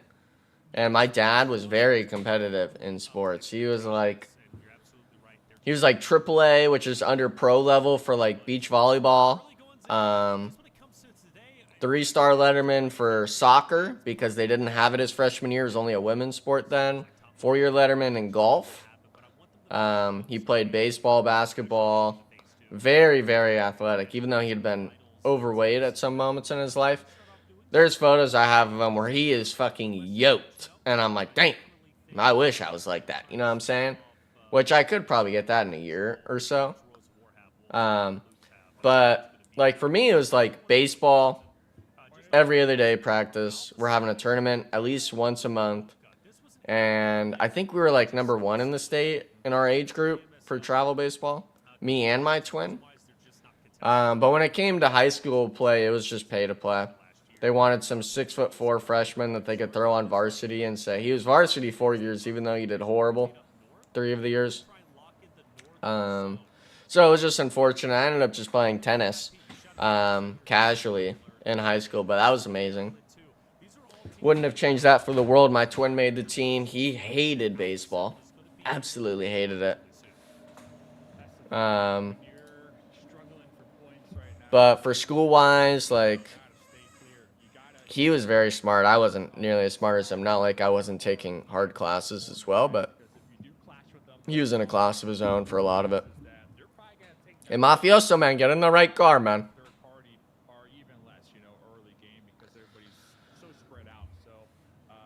No, but I wouldn't be able to stand doing workbooks and stuff. Maybe like once a week. I also had to used to go to a speech class because I had a speech impediment growing up. That was more just to make sure, because when I was a baby, I like strained my vocal cords. So they wanted to make sure I didn't lose my voice. So they're like, oh, you got to do this once a week. And I did that for like a few years or something. Didn't mind it. Didn't think anything different of it. And then now looking back on it, it was probably the best decision my parents made. That we saw from that spring split squad, which was just be the little brothers of Alpha 7, do the same rotations, but do it like a little bit later, maybe a couple minutes later. I don't know. You remind me of my cousins, though. It was my cousin Alexander. Him and his wife are doctors in some fields. But their kids' rewards when they do something good is like reading a book or something, you know. They're trying to really stray away from like the technology side of stuff with them, other than like, you know, knowing basics and stuff like that. Because they know how much of like a suck, you know, like kind of draw in it is. And you can't really monitor someone that well if they're, you know, on the internet. Sure. Yeah, especially if you're at the bottom, right? That's the key factor. If you're at the bottom, you have nothing to lose. Let's start testing the waters and really see how far we can push ourselves, not only as players, but also as a team. And see what our skill ceiling is. You know, I think that would be the goal, especially at this stage, day 3, phase 1. Team Liquid on your screen. I did notice a hovercraft roster that played very, very well in game 1. Is this the start, potentially a dominating run for the Team Liquid roster that we're always trying to hype up? Got a big gap, though, between themselves and Intense Game, right? We're talking about 40 or so points, maybe even a little bit more. Math is hard for me. That's why I say maybe, okay? Maybe it's 50, maybe it's 54, okay? Either way, that gap, quite substantial, but either way, improvements. Same narrative for VIP, same thing can be said for Team Liquid. Let's start to step it up. Now, we mentioned Alpha 7, you know, over at Lipovka, they love to rotate up north. They've gone pretty south, a lot more south than I was expecting. And that's put Intense Game on high alert because now they've got X-Force behind them, Alpha 7 off to their right. So X-Force 7, a roster that you pointed out, you know, who stepped it up, you know, a little bit in day 2. Didn't do too well in game 1. They come out with a goose egg. This time, they're back on their bread and butter, which is Erangel. They're surrounded by wonderful teams. Can they hold their ground today? I'm hoping that's going to be the case, especially with the circles. You can see them trying to get a little bit more towards the center, not playing that much edge. Now the circle is going to be switching focus. Look how open that eastern side for the circle, Dave. Is just going to be absolutely nobody. See, but the problem is VIP is not going to make anything with this circle shift. It's going to be Maryland coming in and probably picking off 1 or 2 of these players. Oh, you can't even see my mouse. SON might be able to do something, but they're too spread out on their rotation. How are we taking so long? Or not even how are we taking so long? Why are we so split when we start moving?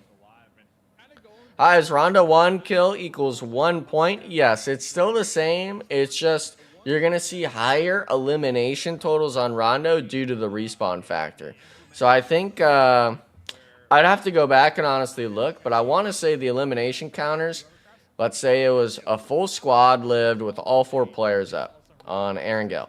We've got 64 in the lobby. That's 60 eliminations potential for players to get. I'd like to see like Rondo's probably in the 70s to 80s range for total eliminations per map.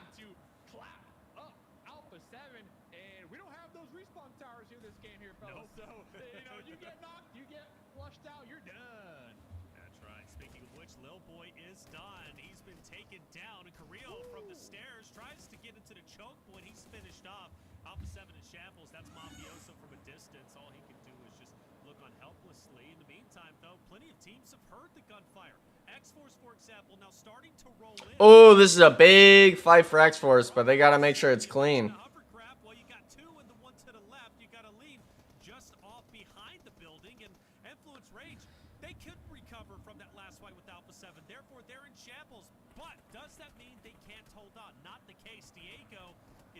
Diego's doing pretty good here. They need to get the reset. Oh, Klaus sees him. Oh, man, that car is cucking right now. Oh, A-Lim's got it. Nope, this is it. They weren't able to get the re-knock. Or a knock and a thirst. Oh, no, bro. We got to clean this up, bro. We got 2 teams. Wait. Wait, no. It's 2 teams fighting on it. Wait. No. Don't let Fodderall do this. Wait, he got both thirsts as well. What? Wow. Why are we taking so long? Oh, 24s though. He's kind of working it. Wait, they don't know where Klaus is at. Oh, we got shit on, man. What are we doing, bro? Can we clear the building? We have a knock and a thirst. There's 2 guys up. All we have to do is start making money moves. Holy, zone shift as well, bro. We're going north.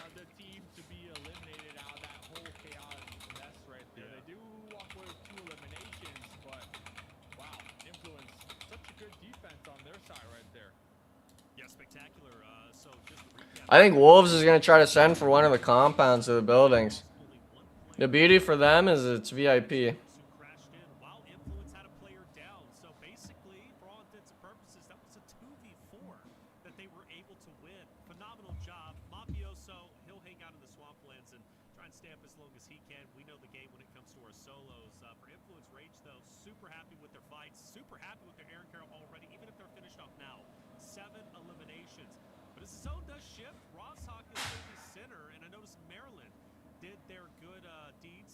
Straight into it to lock it in, but of course other rosters are thinking to lock in Rostock for themselves. That's Loops. Of course you got Jaguar, and you got Wolves. I really like where Wolves is currently at. They're going to be on the shorelines towards the water, holding down the bridge. They're dead center currently. They played our last map on Rondo very, very well because of their positioning. They're classic players. That's pretty funny. It's going to be super smart, especially if we have a shift to the north. They're going to be able to gatekeep quite a few rosters. So big, big plays, not only from Influence Rage, also intense game, but also from Wolves. Really liking what I'm seeing in our Arendelle map too. Overall, I think 7, we've had a big improvements in our Americas region. Yeah, we definitely had, especially from other squads, right? The big question mark coming into this, and you and I were having these conversations over and over again, reflection, especially on what happened at PMWC, was that, I mean, Americas was looking down. Let's be honest, boys. There was 0 teams from Americas that was able to make it to the finals of PMWC. This was a chance for these squads to just go back, regroup, see what they can improve on, and hope that the region also improves. Because sometimes, I mean, you can continue to dominate your region, but then when you go to a global event, you're going to get exposed because that little thing that you got away with here in Americas, you're not going to get away whenever you go to other regions. And this happens not just in Americas, it happens in CSA. We got a chance to see India as well. I'm hoping India is going to continue to improve too now that they're on the main stage and going to be going back to PMGC. That's what it comes down to. We need to see not just the Brazilian squads upgrading their gameplay. We need to continue to see consistency out of Wolves Esports. So far, it's been the case. I'm hoping it's going to continue as 9C Global starting to answer a little bit of my questions. I was expecting this squad to honestly be in the top 5. I don't expect them to go to PMGC based on the PMSL, maybe PMGC points. But for this squad, they need to... TL made a good rotation. Wolves sent the bridge. Ooh, man, it pulled south.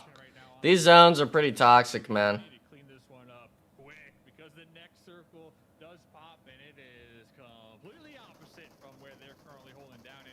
I like Rose of War spot, I think, the most. Because they could fully watch this western edge.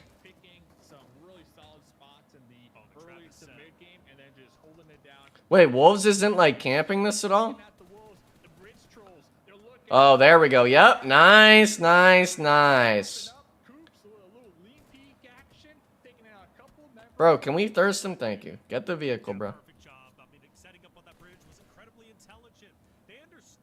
They should be having all 4 elims there, though.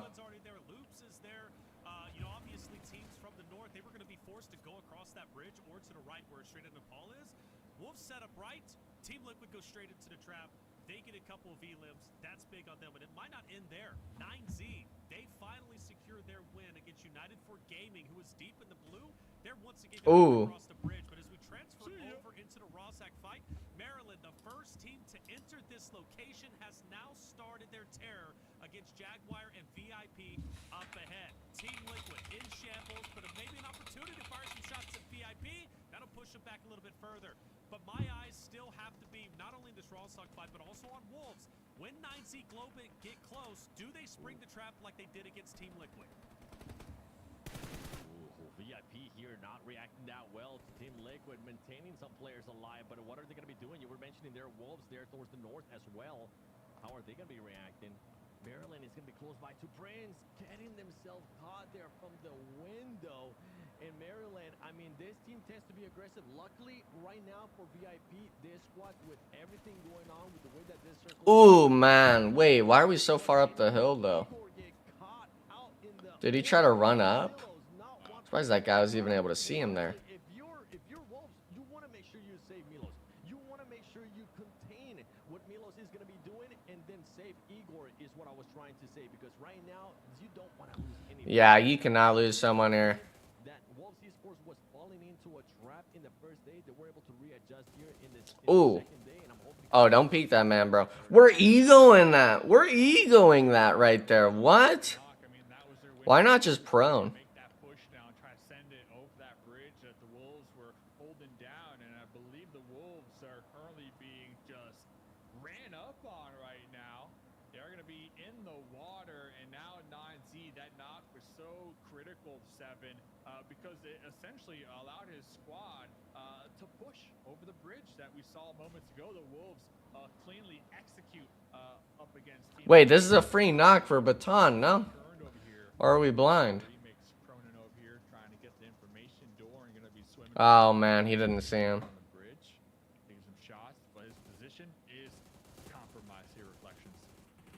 Yeah, it's going to be a tough job. Well, I say that Coops manages to take down Reyes, so maybe an opportunity for themselves. Oh, they opened it up with that knock. But Baton got knocked from what? Where did we get knocked? Nice, okay. Very good. Big knock. Back in the fight, I think for Wolves, they're going to have to go at it with just too strong, because I believe Baton is going to be on the opposite side of that bridge. There's just no way to get them. And unfortunately for them, as they do go for the reset, so does 9C. So it's imperative Coops starts to move up and try and take them down before they get Reyes back into the fight. Milos is going to be moving up, but I think Wolves in this moment might be cooked. Depends, though, with this nade. Is it? Ooh. Well, it's going to connect onto the car, but just... Oh, man, if we could have kept that angle somehow. Nice. Takes some damage. Reyes down. Wolves back against the wall. They set the trap. It looks like with the solo getting taken... Doran, we got to get up here, bro. We already have the off angle from Baton, no? Wait, he should just go low. No way! What? That's a crazy nade. Wow, they actually got him with that. He's going to be alive as well, but 9C is going to be a little bit more aggressive here. Who's going to be backing up? I don't think they're going to be able to pick him up. He got Big nade, big nade, big nade. Yup. Oh, we see him in the water now. Wait, just go up. Nice, nice, nice. Nice. And we get the reset. Yup, in the water. Wow.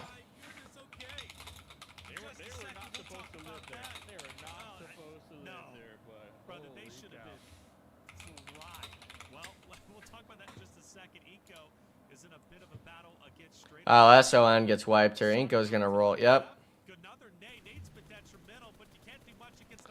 You should just leave McGrellin. Ooh, never mind. We're gonna give it to him.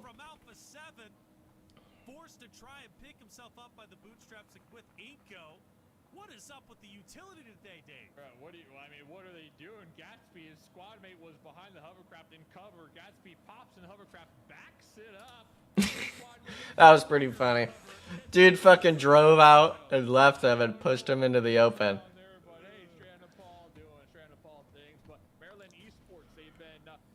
Ooh, Maryland gotta save this, bro. Wait, this is our rotation? This is our round. We couldn't stop like at the top of the hill? Maybe we did? Wait, just take the shack. No, no, no, wait, just take the shack. I guess this is fine for now. Okay, on the next circle shift, wherever it goes, if he gets a shack, he's chilling.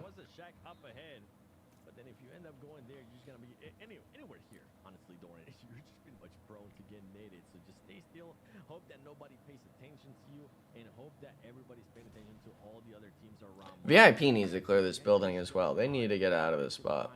Sanab, the last player standing here for Maryland. Maryland up to 3 eliminations. Sanab getting caught by somebody else, completely different. I think it's gonna be none other than Loops, putting the pressure on him, and there you go. Mafioso ends up getting eliminated. Rose should be able to take over this hill overlooking Rossock, and if they are able to control that area, they should possibly, Reflections, be able to pick up a good amount of eliminations.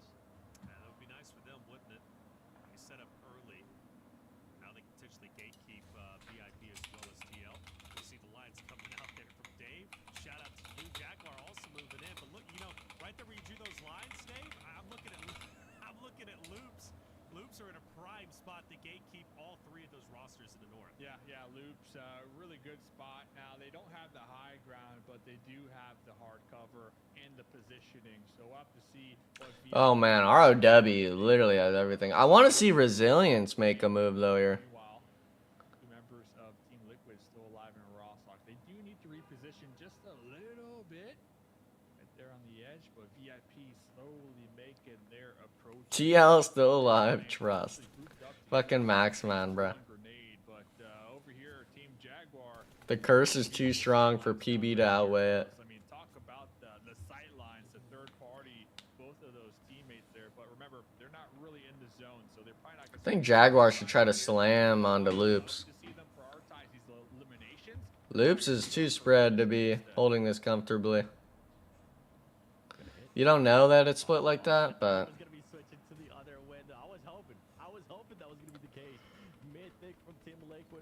this fight, the Molotovs are going to be trying to control the area. Something that we've been seeing so well, especially yesterday, was the Molotovs coming in from some of this. Kowski's in zone here. He doesn't have a vehicle though. This is a sick M4 skin, by the way. As soon as PB in the chat says send them VIP, they're just starting to get knocked. No, PB, you're supposed to bless them. You're not supposed to curse them. PB bless.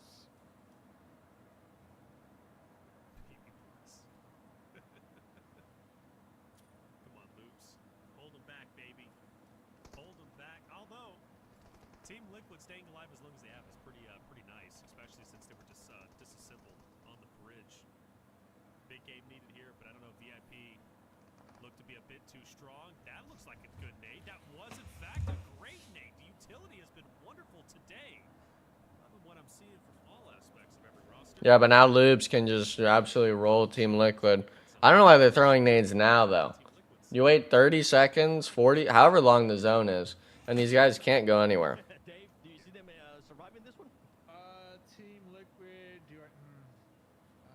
I mean, Rules of War look to get involved in loops that might take off their attention there, but still, even if that does happen, Team Jaguar know for a fact, you know, there's a couple stragglers over here. So yeah, I think Team Liquid should be dead to rights. They got 2 different squads. Doran's still chilling, and with Resilience playing like such little cockroaches, even though they had probably the best position in the zone other than Rose of War, they allowed Inko to fully slam them from the east side.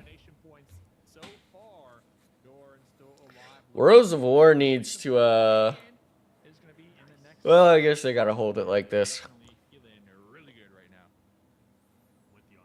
I'd like Demenor, yeah, I like Demenor playing in between, because all they have to do, what the fuck, they're not senior? All they have to do is just make sure they can live for the most part.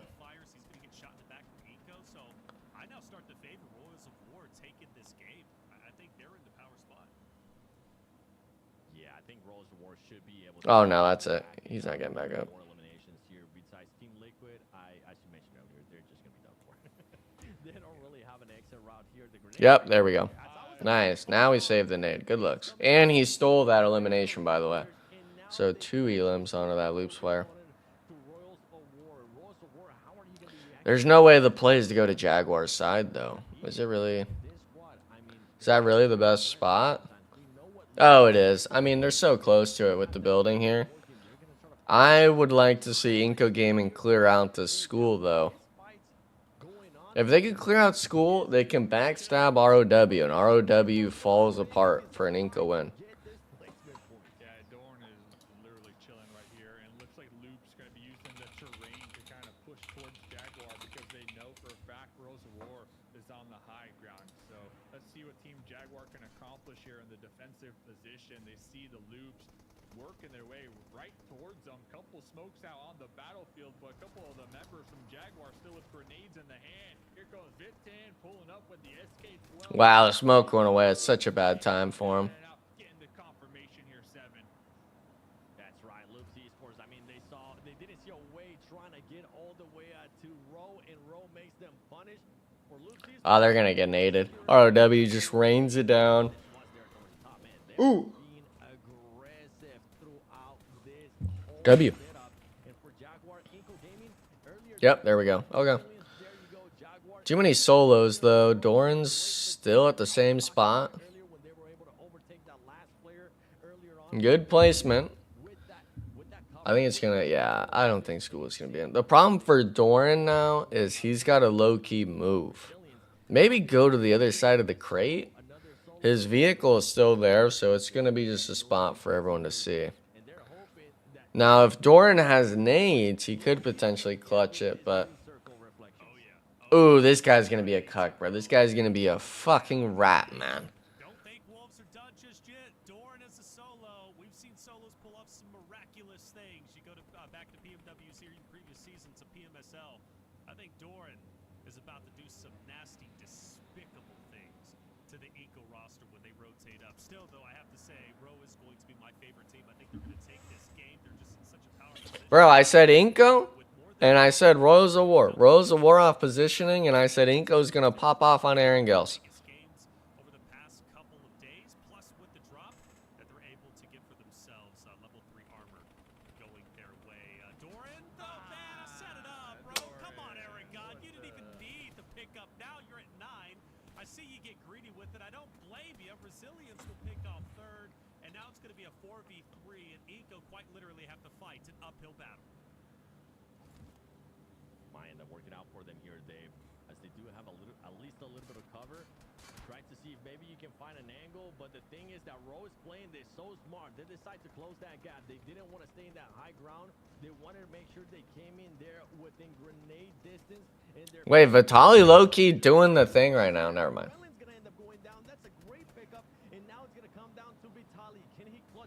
This is way too easy of a spot to nade, though. Oh! Oh! Wait! Wait! Wait! Wait! Wait! Wait! Wait! Wait! Wait! Wait!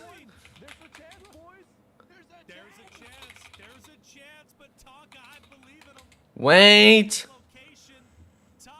Wait! Wait! Hold up. That nade... This guy... He about a 1v4, I think. Wait! Wait! Wait!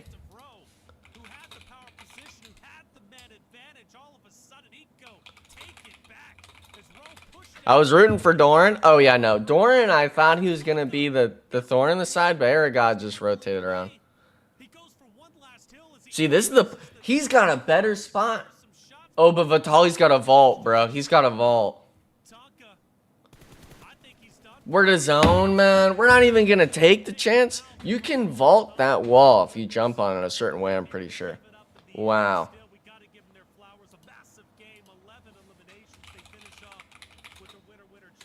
I would have loved to have seen Vitaly actually go for it. I think you have to. I think you have to go right there and look for it. I mean, Tonka had the off angle. I get it, but the thing is, Tonka was so far away from his squad mates that he wasn't able to provide the grenade support right there.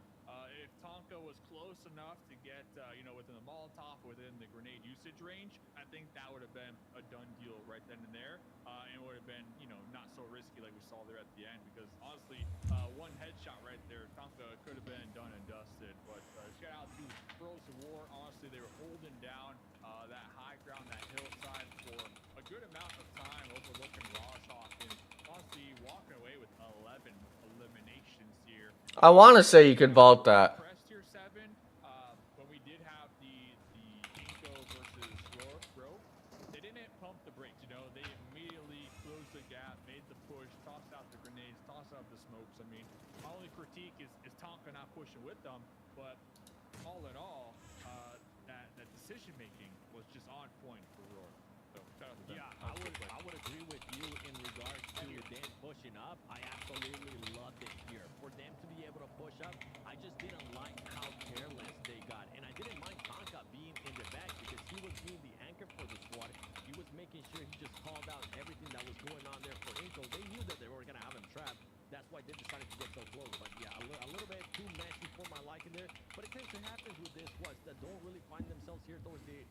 Okay, we got 5, 9, 11 elims. It's pretty good. First win of the first match of this tournament so far. Now they're able to add another one, backing it up with some eliminations. It goes to show this one is here for a reason. They just need to make sure they're working that positioning. They were able to do it in that last match reflection, and they were able to put up. Kayla, what you up to, fam? We cooking? Have you watched the first few days? I didn't look at chat much. I meant to have my YouTube chats open, but I was looking at so many different things. I didn't want to overwhelm myself. But the next days, Across the 3 days, 21 points. A massive game going to Royals of War when they needed it. Now it's time to start waking up. We talked about that gap between fifth. you watched all the days so far? Oh yeah, we're cooking them, baby. This is going to give them an opportunity to make things competitive. Worlds of War going up though. Wolves did pretty good. Inco did good. The only other team that did good in my eyes is Loops. These 5-point top 8 can't be it. They're not adjusting. They just use their usual strats. They play it very, very well. Happy for Eco and also for Wolves. Was wondering why you were there today. Yeah, I meant to be like in the chat a lot the first 2 days, but it was like As a whole, Inco, they've been dropping the ball when it comes to confirming their eliminations, their knocks, right? So for them to come into this last game and game number 1, walk away with a decent amount of elimination points, I think to me they recognize like, hey, we're losing out on you weren't casting? Yeah, no, so they have it split up. So I have 5 days total. I think most of the heads here have 5 days. And they kind of just scramble us throughout unless you have like availability issues. I think 7's doing just like the first 4 days, and then the like media like fun day with Jukes and I later on. But they usually kind of scramble it. Like I've got a day with Taylor and Mustache Dave, and then I've got a day with like 7 Worlds and Jukes, and then Jukes and Taylor, I think. So you know, it's interesting. Obviously, we all probably would have our favorites for who we'd want to cast with, but we're all, you know, we've done it enough now, or at least I have, where I'm comfortable doing it with most people. I really enjoy working with 7 Worlds as of lately, because I just kind of like his energy when it gets into the casting part, and he really likes going into the analyst stuff with me, because he does that on the global broadcast, right? And he knows I'm the best person for it out of any talent, probably, for any English broadcaster, because, I mean, I played the game before, right? So it's like, I hope I have the best understanding of this game compared to anyone else. Not saying those people are bad, like Neptura and Maxman. All those people do a fucking amazing-ass job at Global. It's so hard to keep track of multiple regions and, like, the strategies that those regions implement, which I'm not sure if people would want to watch, like, viewer parties of other regions. It's more like, I remember Zute did that for PEL, but that was kind of, like, back in the day, right? Like, that wasn't anything now I think would be a thing, unless, like, if it was someone like Zfon that did it. I don't think there's really anyone NA-wise that could do a viewer party and people would watch it like that, other than maybe like 7 Worlds, but I think he's just busy a lot of the days outside of casting. Like Maxman, for example, he does it for other regions, but most people don't do it for like Brazil and stuff, so like I could maybe do it for the Western regions, but the issue is I don't speak, you know, Portuguese or Brazil or Spanish, excuse me. Portuguese or Spanish, so it's like a little unfortunate. Another Erangel. Ari, are you here? Should I just order food, man?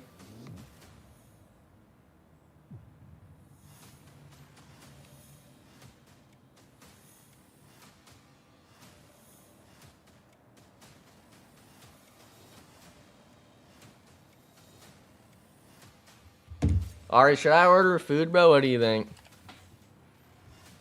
I'm debating, bro. I'm really debating right now. If I want to just order some food right now. Kayla, what do you think? Like, is it like a McDonald's run or something? A little Uber Eats action?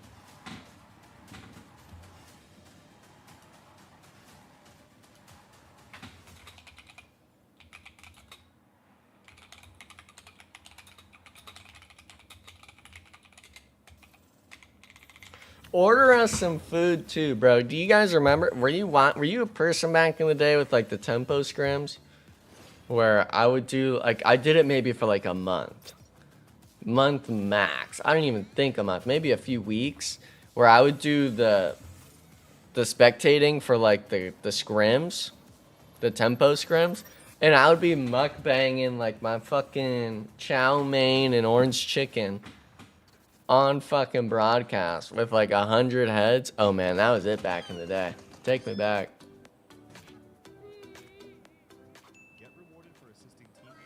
That was it, man. Take me back. Those were the days. That's when I should have done the casting then. That would have been hilarious. But we already had Zute, you know. Previous player. But the nice thing is when Zute and I were in China or whatever, him and I were cooking on the back end. Like, the strats. He's someone, like, I'm someone that really likes talking about the game if you were to get me going. Especially back then. Now it's a little more different because it's not as much of a strategy. It's much more of like an instinctual movement now with this stuff. But him and I would like theory craft, and literally like we did a theory craft the day of like day one for PEC, and it literally happened on the Miramar game. And we got, that was like our best like performing game or something the first day. Even though it could have been better, it was like, oh man, it was crazy.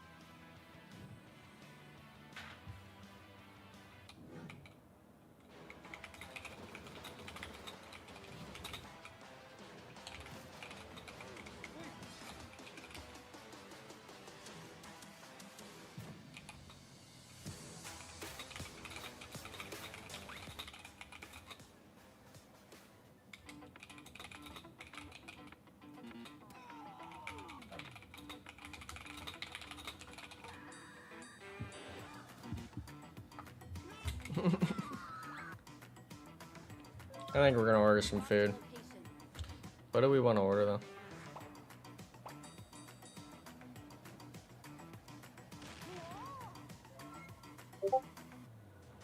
Who's pinging me? Marked a location. Marked a location.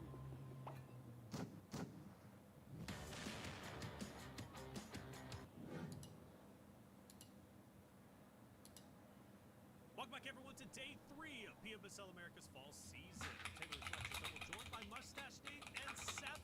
2 maps down, 4 more to go. We hop into our second area gale of the day, where Roe dominated the first one. They might be able to do it on the second.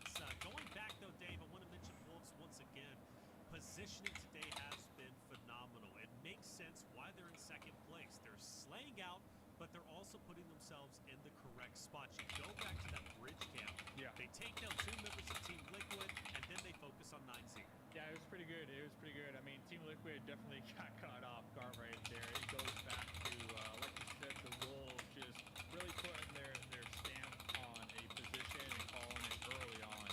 We saw in Rondo that had a beautiful 2-2 split, pretty center.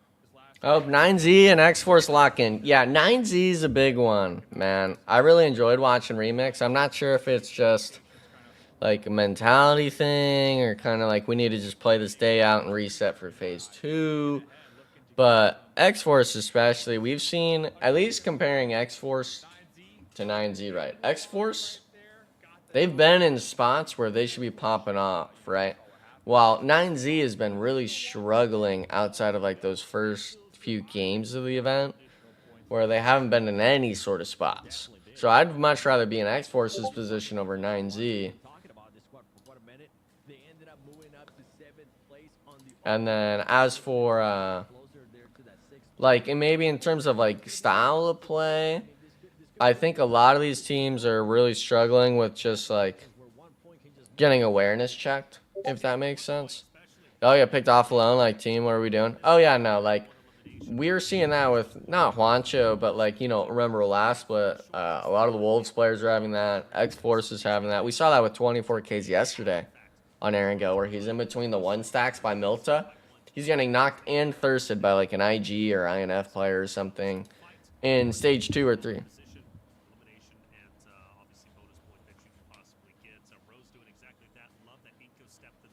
Still, though, I'm not impressed on their Rondo performance. I know it's very new. We're still getting used to it. Incos, cool your jets on that one. We'll see. It's obviously in phase 2 and how well they do in the future. Resilience, though, you know, they get third place, but 0 eliminations. Yeah, it's tough. Well, I mean, a lot of this stuff is more like I'm not sure what I really would like to see, like a full VOD of just a player's screen throughout the game. Like, I want to know how often they're looking at the map. Like, eye tracker this shit. Let me know where you're zooming in on, because I used to look at the map like 90% of the game. I'd be zooming in. I'd be relaxing, like scoping out shit, marking, because you have the waypoint where you can do multiple. The problem with that, Kayla, is we're on mobile, right? And it's so hard for them to implement that. I think player listen-ins would be all right, you know, for your region, but that's just, you know, a very big technical thing, delays and stuff like that. They need to do more interviews too. We can maybe make that happen if you'd like that. We try to run those, you know, obviously in the picture-by-picture, which is like when you're in game. It's where my face cam usually is. And then we usually have an interview in between each game. But the problem is both those people, Kayla, Sarpatch, and Kaya, they're both amazing, but they're translators for each of them. So it's like one of the regions is kind of going to be, you know, in the background for the most part. You're not going to be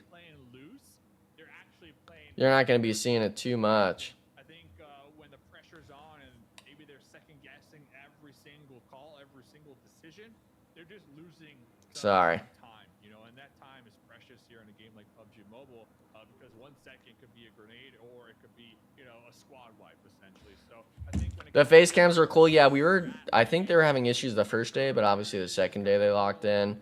More like a venue side kind of thing, because our production crew is different from the one at the venue. So like our people kind of have to rely, unfortunately, a bit on them. But I'm really happy they brought in Kaya. Not that Sarpatch wasn't amazing, but having 2 people there makes it like you can get a lot more of that shit. Really nice.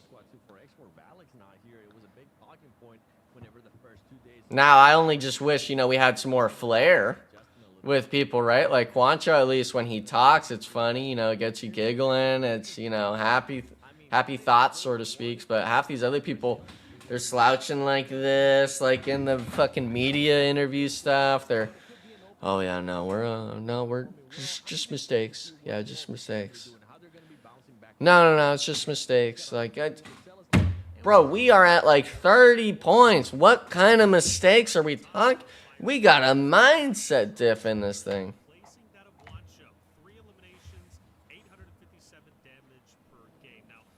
It's just like, we can't be using this excuse, man. There is such a mentality diff when it comes to certain teams.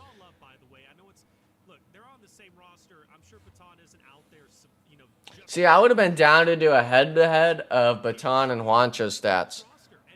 Best days of each. Obviously, Baton's only played 1 day, so I don't want to do 2 days because that'll be obviously Juancho out damaging and stuff. But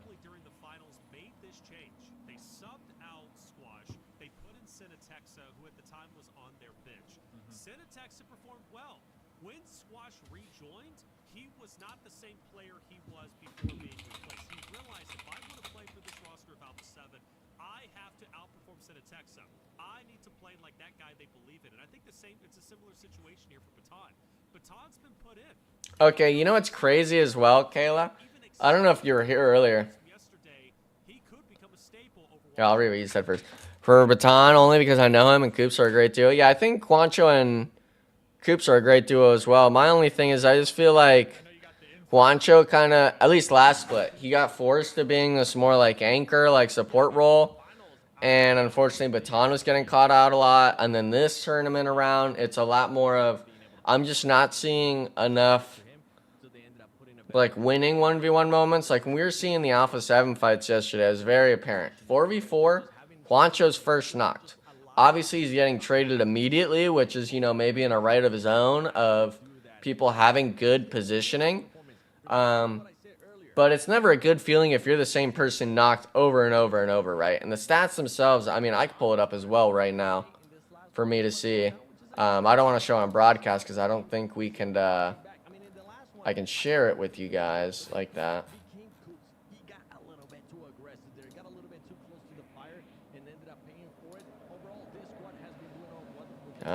Game 5, PMSL fall.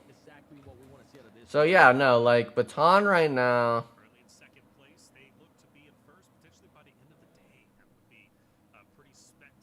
3 elims, but like, let me remove these 2 games first. So 12 games, elimination totals top to bottom in order. Igor, Coops, Doran, Juancho. Juancho's at 10. Next closest is 16, and then it's 21-22. So big difference. Damage, he's a full 1,500 down. Which means he's essentially bottom damage per game. The assists, he does not have a lot of. Survival time is high. He's more than Doran, which is fine. As long as someone is relatively up there. His knocks, though, only 8. I'm not sure if that's where he's choosing to play in the zones. Or what. Some people, I mean, my role was always more of just monitoring what ideas we should do. Kind of like the yes or no, like what Igor likes to do. And then potentially just looking for those engagements later on. But at some point, like, as long as he's able to stay alive, him coming into the late game, not doing much throughout the mid part of the match, is fine. It all comes down to your late game plays. As long as Juancho can win 1v1s and, like, give good comms, it doesn't matter if he has 0 damage coming into stage 5, stage 6. Because it's not like a lot of these zones either, they're playing, like, Alpha 7. We're working into it. They're getting a lot of center spots, and they're holding a lot of splits. And just because you're shooting, you know, people when they drive by, we saw a lot of that last split. We were doing that, and then we were getting shit on. And then it's an opening knock, you know, like, that's not something you want to see. X-Force had that a lot the first day. We saw it on that specific, I mean, 7 Worlds, and I went in on them. Alpha 7 just, the only play they can make is if someone gives them a knock. And the worst thing you can do is give a knock in this lobby, especially with these teams. So as long as Juancho's not doing that, it's okay. Now, the endgame fights against Alpha 7, that's a different story. You know, straight 4v4. Maybe that's the reason why they felt it, which, you know, that's fine. But in terms of his overall stats, I'm not too down in the dumps about it. But my thing now is seeing today's games. And I'll give Baton another day as well. I think he deserves 2 days just to have it as an even playing field. How is the damage going to be going forward through these? How's, like, kind of the impact as the squad going to be? First day was horrid from Wolves. Second day was very good. I mean, they won half the games. Now, maybe I wouldn't even want to include, excuse me, those stats from the win days for Juancho. Maybe I want just a normal day as well. Because, I mean, you're not going to have that with Baton, obviously, so the stats are going to be lower. Maybe they just do the 2 worst days. Let me see what Juancho's stats were on their first day. Their poorer performance.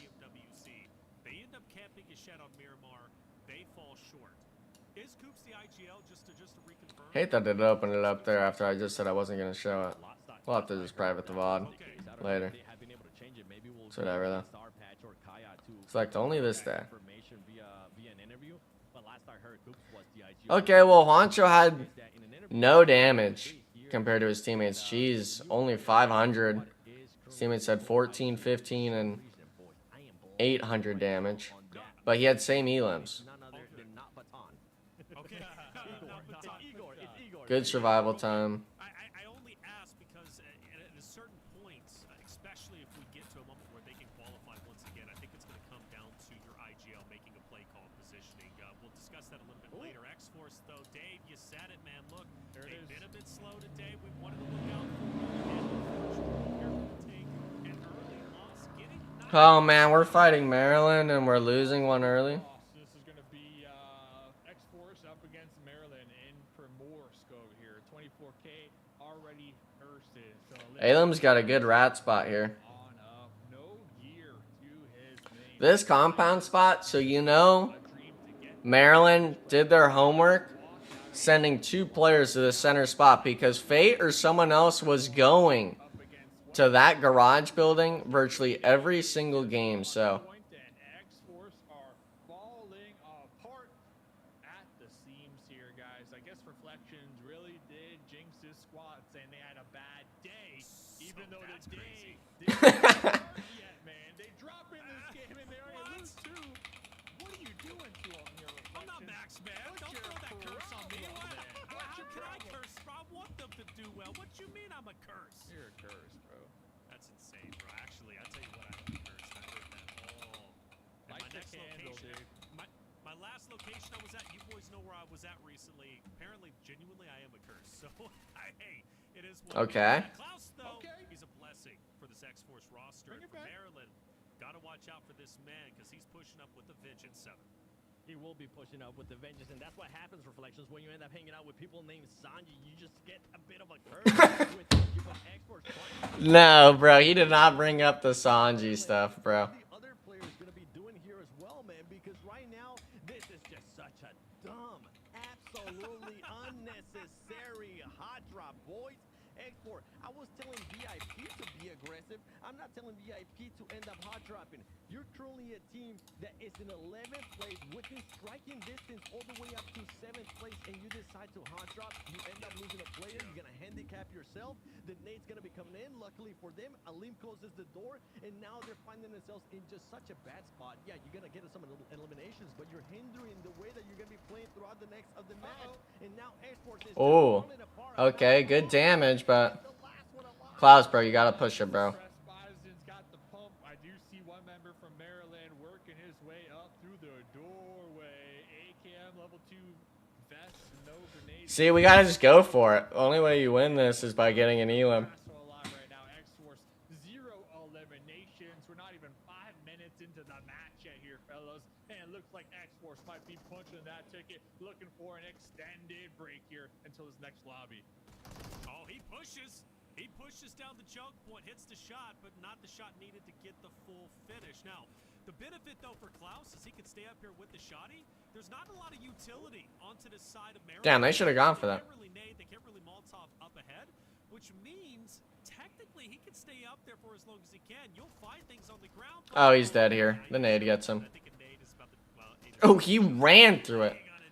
I agree with you, though, 7. Unnecessary fight at the beginning for X-Force. Just not needed. And that's something we've been critical about the Americas region. You know, I feel like they're all gas, no brakes, and sometimes you just need to slow things down and really think about late game as opposed to going full send all the time. And I don't even think that's the case here with this squad because now this is multiple times we've seen this here. I wish that it was the case that there's no break within this squad. X-Force, I mean, not sure what to even say about that. You lose a player instantly early on. That's just getting ego checked on a drop. Like, you should know as well, if you're the spot that's going to be closest to the center, you can always just pull off, bro. Give the building. You're not winning a 1v2. Maryland with 68 points, and now they're being able to add more points to the tally. So it's just Nice thing, though, is Wolves, they love picking up a bike like this. And with it being the South shift, this is clutch as fuck. Just get on the bike with him, bro. Or not the bike, get on the buggy. I'm here right now with Nenebete from Inco Gaming. After the second match, they got a 2nd place. And I want to know what happened in the end game and what do you think you could have done differently so you could get a win? Eu acho que uma coisa muito boa que aconteceu foi eu não ter escutado que eles tinham deixado um bug pra mim, então eu acabei indo a pé. Então foi um erro meio bobo, era pra gente estar os 4 vivos, e se tivesse esse fator aí, a gente tinha ganhado a play. So basically, it was a minor mistake that had a huge impact because he didn't hear the call. They said they had a boogie, a car for him, and he didn't know about that. So it was something that really was hard because if they were all of the 4 players alive, they could have won the match. And that's it, basically. And about this split right now, do you think it's more about proving something to yourselves, like you want to prove something to yourselves or to the world? I mean, since the last split wasn't that good for Inco Gaming? Eu acho que é conseguir o nome da Inco lá em cima novamente e, acima de tudo, se divertir, ser feliz jogando e, como a Inco sempre foi, uma família. Yeah, so it's basically they want to have fun, obviously, and as well to put the Inco name higher as usual, as it was before. So that's why, and they're a family, like a family, so they wanted to have fun and also have great results. And about Miramar as well, I want to ask you if you're gonna keep hot dropping on Team Liquid. Oh! If you feel confident, like, oh, we're always gonna win or something like that.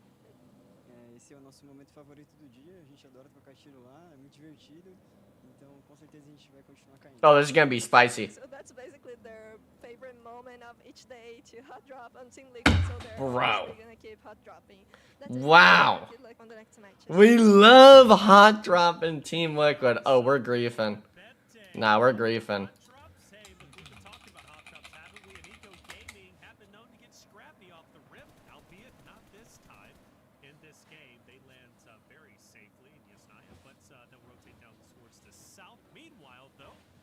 About getting scrappy was X-Force. Early goings against Maryland, they lose their lives and they're gonna have to rethink their next and last area for day number. Wait, how are you gonna be SON and you're allowing Alpha 7 to get in front of you?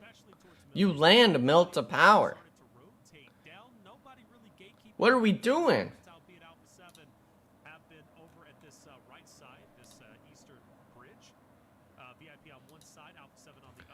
Alright, let me order some food, bro. What are you guys feeling, bro? What do you guys want? You guys want anything? Those interviews too. I mean, it really gives us like a sense of the player's mindset and their game plan straight from them, right? Okay, do we do DoorDash or Uber Eats, Kayla? What? No, wait. Team Liquid gonna go crazy this game. I'm sure you're really happy with that one, man. Also, VIP, I expect you to fucking camp this bridge, bro. You better be fucking ready for this. As soon as that circle... Oh, no, this is over. This guy's not gonna hit the shots. I feel it, man.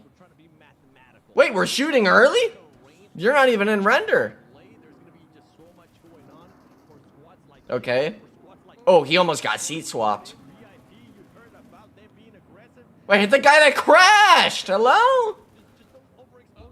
Wait, this guy's dead.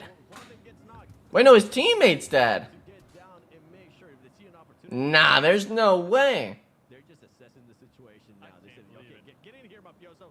Make sure you're safe, and now they're safe. I can't believe it, man. VIP, talk about just fumbling the bag right there. Nah, there's no way. This should have been at least 2 elims there.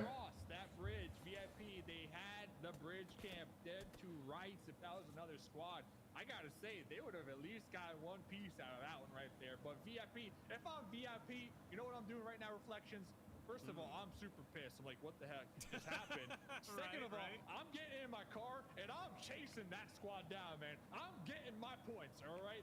But, you know, we'll see what they can accomplish. But straight out of Paul, representing the hovercraft bros. All right. Yep. Yep. And they're going in. They're taking the same red Alpha 7 just did. Right behind that of VIP. This is actually good. If they can stay alive, I know Blue is taking quite a bit on them, but if they can stay alive, they can come up behind VIP and potentially Alpha 7. Meanwhile, we got a swim team on the side of Maryland. On the opposite side of the rock, 9Z is going to try and keep them. Oh, wait, he got shit on. Ah, nah, Mythic. Oh, no. How are we going to hold God spot and not be paying attention?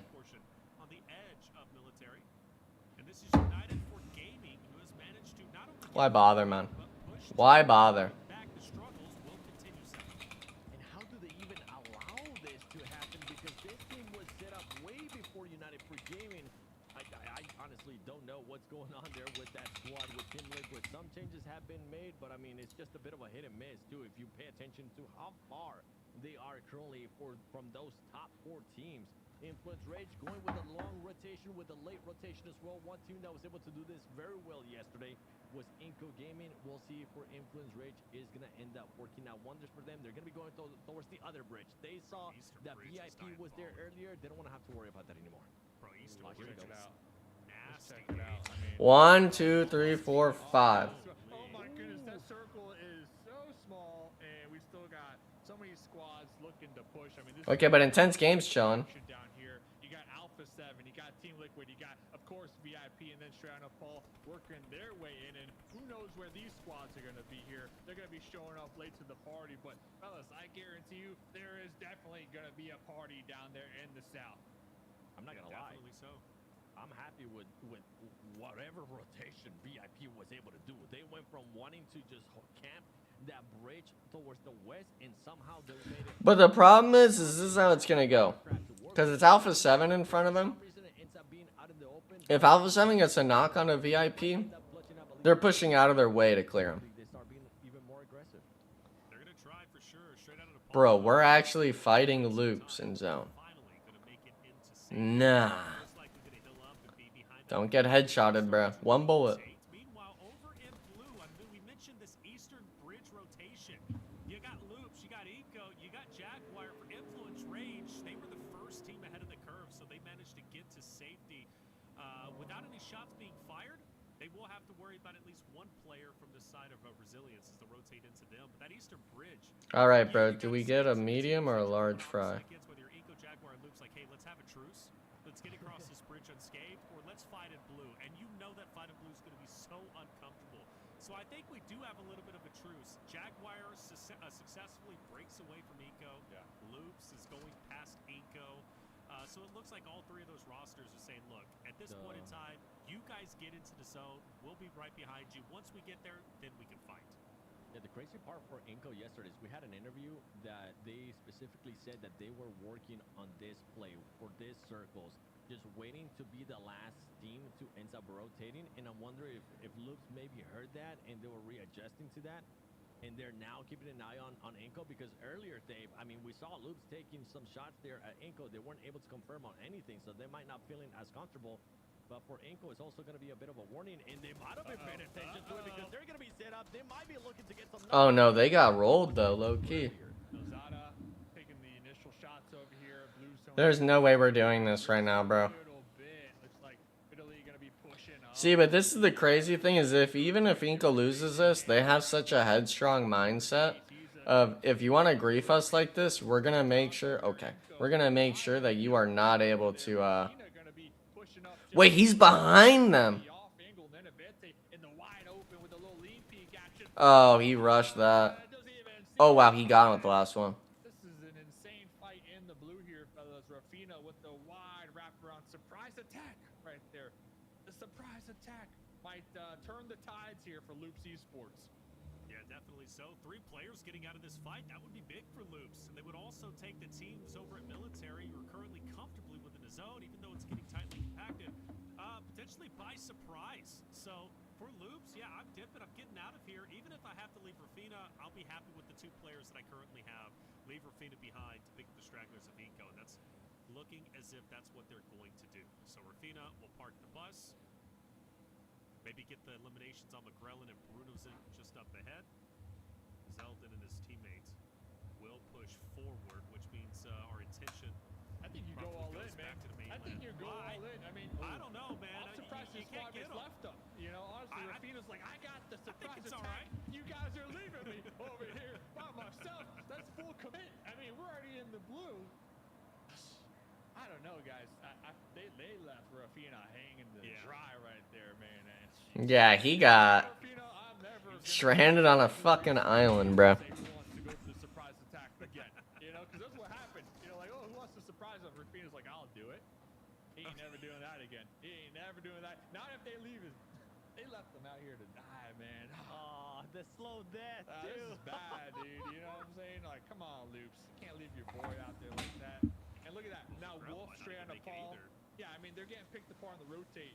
Remember, everybody's so crammed together in the zone that honestly, the play there was some elimination points. Wait, Influence Rage cooking. Bang. Oh, that was a W nade. W nade. And it looks like Royals of War have taken some hits, so has Influence Rage, but either way, both teams continue to push forward.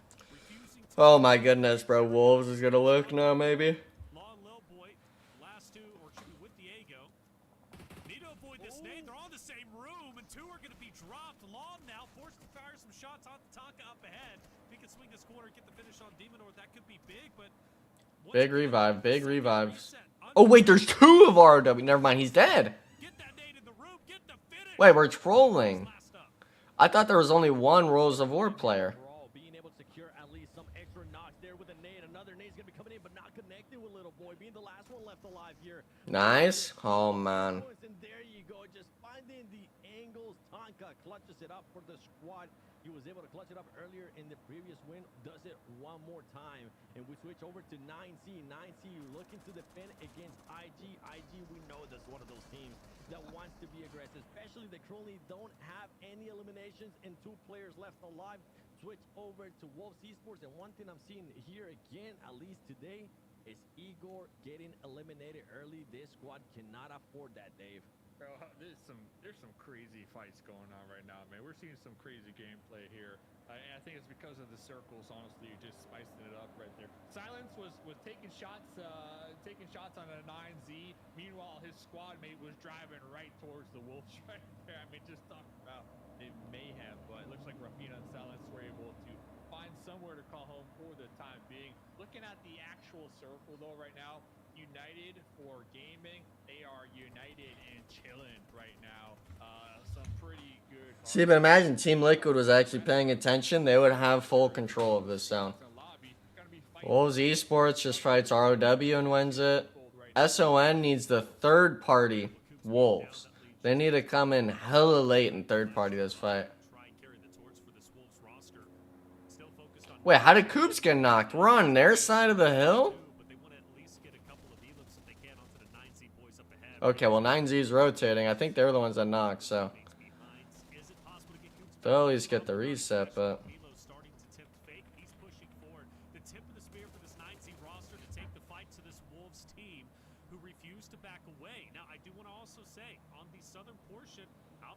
straight out of Nepal also in an engagement themselves, a fight that could determine who starts to push into Team Liquid and United for Gaming, who are just SON went to Alpha 7. This isn't even for a spot in zone, though.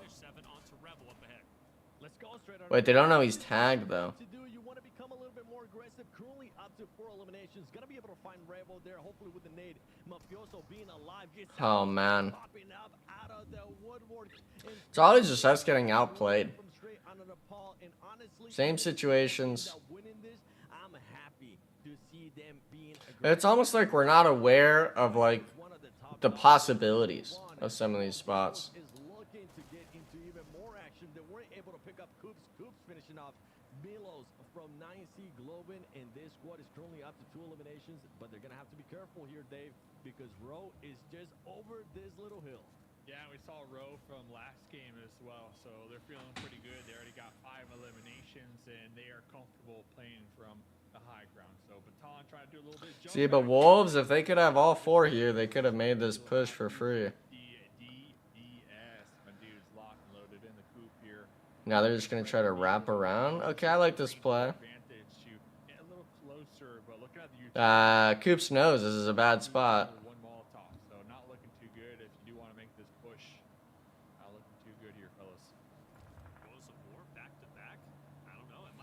Alright, we'll be back in a sec, chat. I just placed the order. I'm not getting food. I gotta talk to the random of it. What are you doing?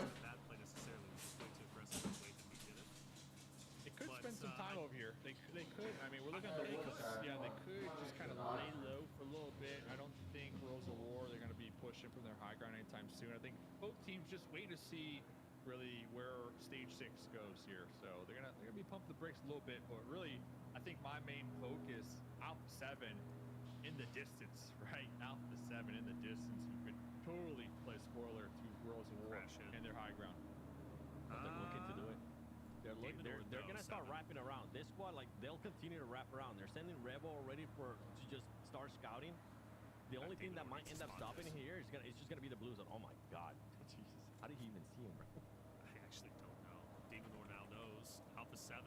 Now, do you like where Alpha 7 is at? Because you got Rose of War, who's going to be able to overlook them. Granted, that opens up an opportunity for Wolves to now rotate. Nah, they're gonna back off.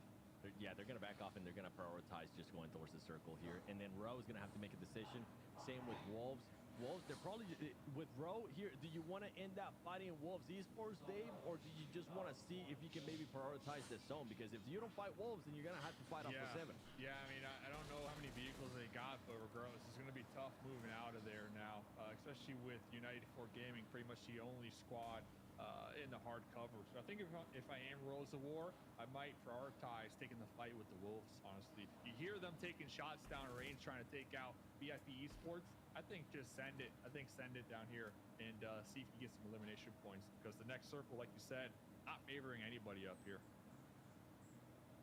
Yeah, the thing is, for Wolves, I feel like they're having a little bit too much of a split personality here with wanting to take a fight there with VIP, wanting to also worry about what Row was doing. Row was throwing some nades. They've been teasing, wanting to go there towards Wolves reflections. I don't know what these squads are going to be doing. There you go. Once again, Row throwing at least some utility, but that smoke.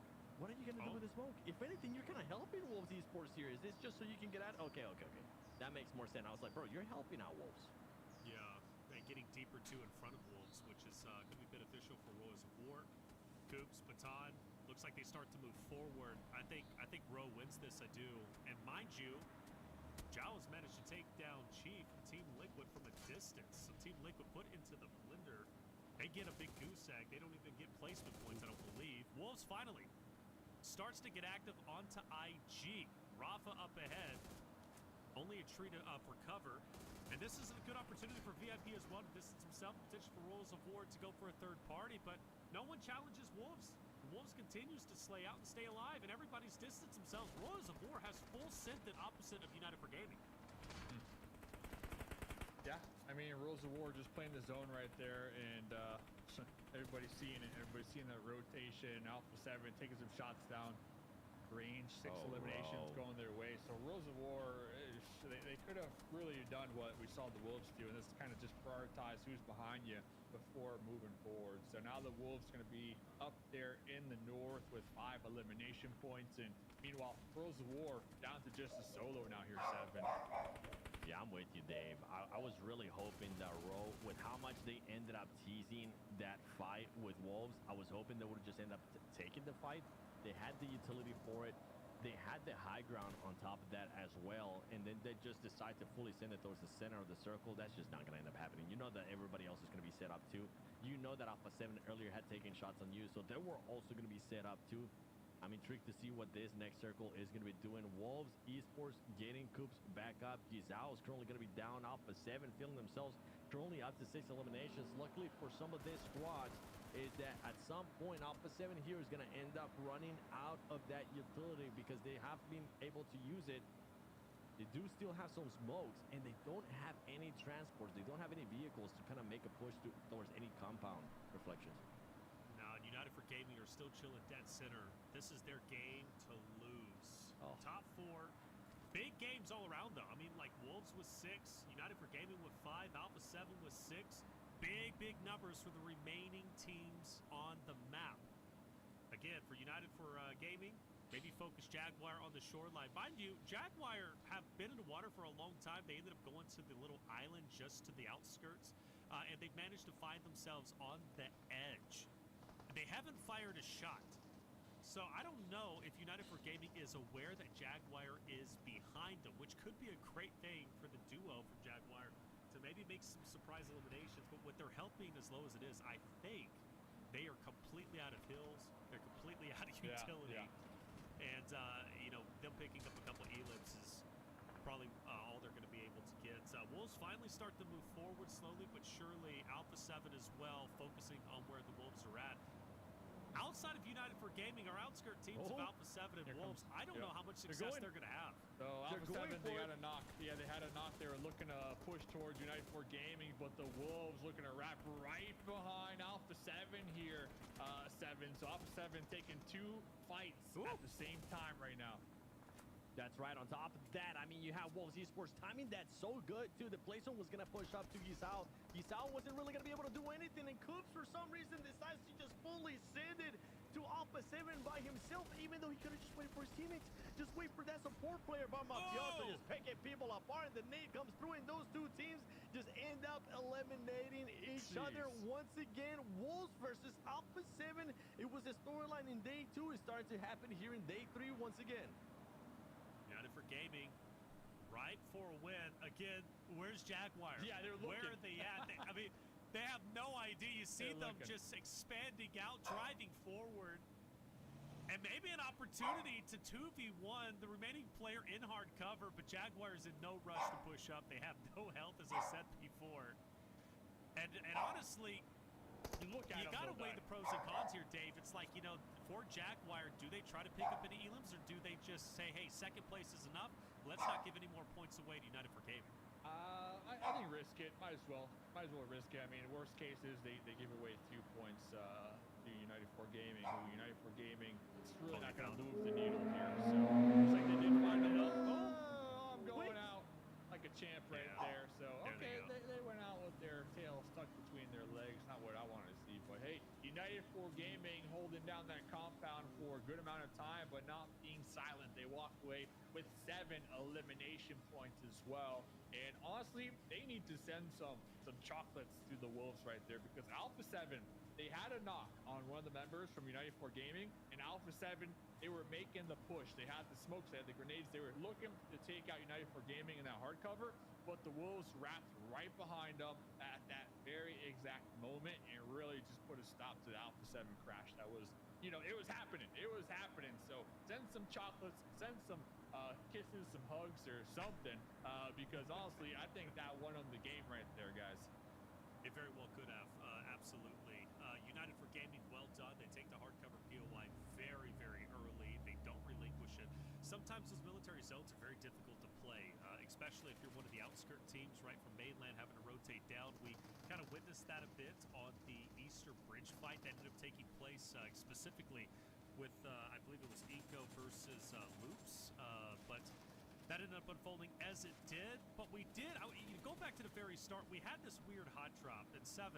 It simply can't happen, especially for X-Force, you know, finishing once again with the goose egg. Today, in its entirety, over 3 games, they've only had 2 points earned. Yeah, I would love to know the mindset of these players from X-Force and from Maryland. Clint, if we can possibly get one question just from both of the one player from both teams, just saying, why do they keep hot dropping each other? Because at this point, you would think that they would give it up, but they just haven't. And with this situation here towards the end, I really thought that Wolves was going to be able to come out on top, Dave. But for some reason, Coops was just like, nah, I'm just going to fully send the boys.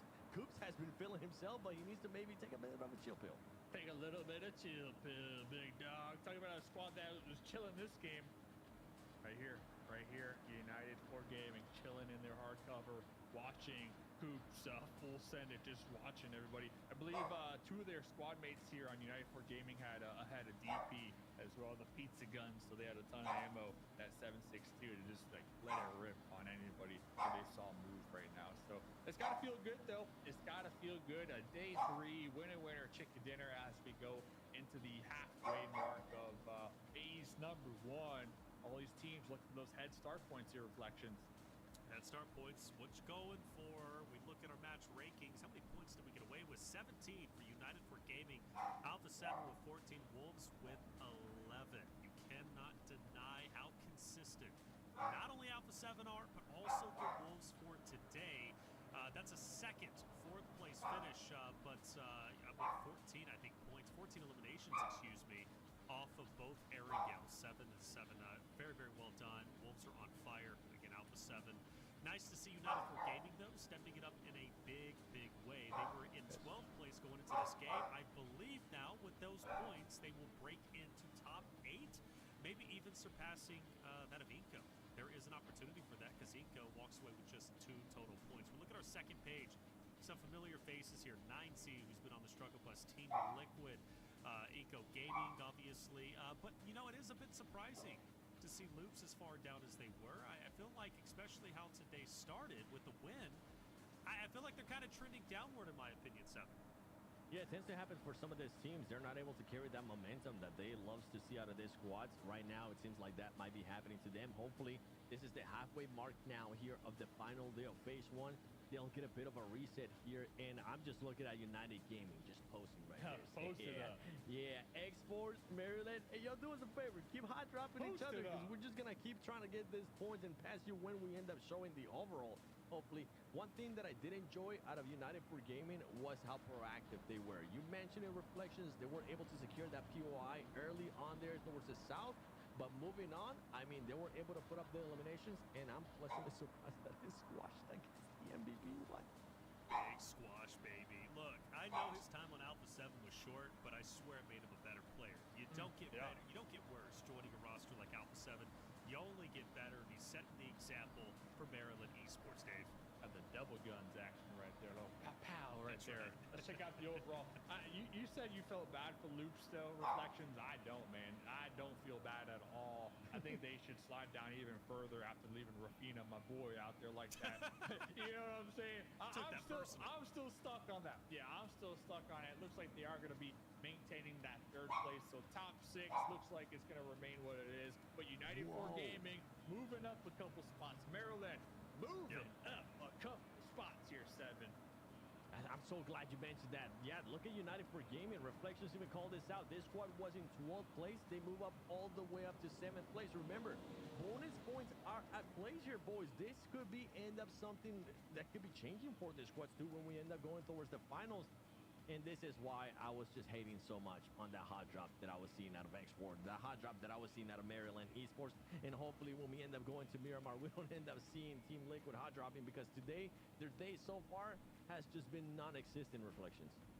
Non-existent indeed. Maryland Esports, by the way, from Brazil. This wild set of circumstances there, but I'm loving that they're You never been? representing You this never region. been? Maryland, Brazil? Beautiful this time of year. Is it? Yeah, well, I gotta take your word on it, man. Maybe one day fly over to Maryland, Brazil. Great. But yeah, big come up for United for Gaming. Seriously, beat top 7, and not a big gap really to catch up the Royals of War, right?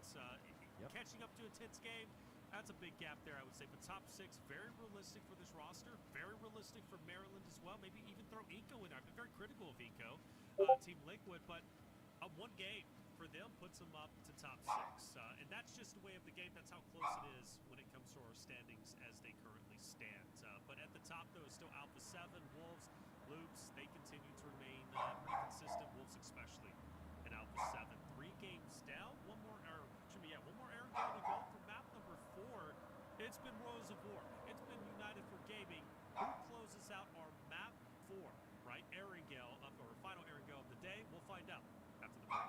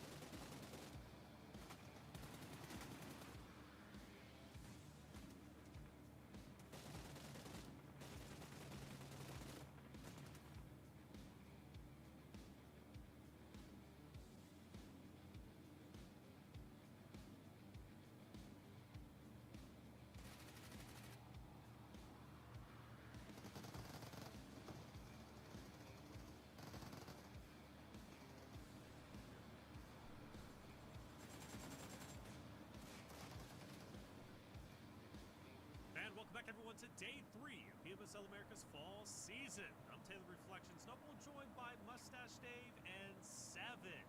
Map 4 about to be underway. We're hopping back into our final area gale of the day. We've had 2 different winners so far, Rules of War and United for Gaming. Both of them position themselves very, very well in the end zone, and it pays off.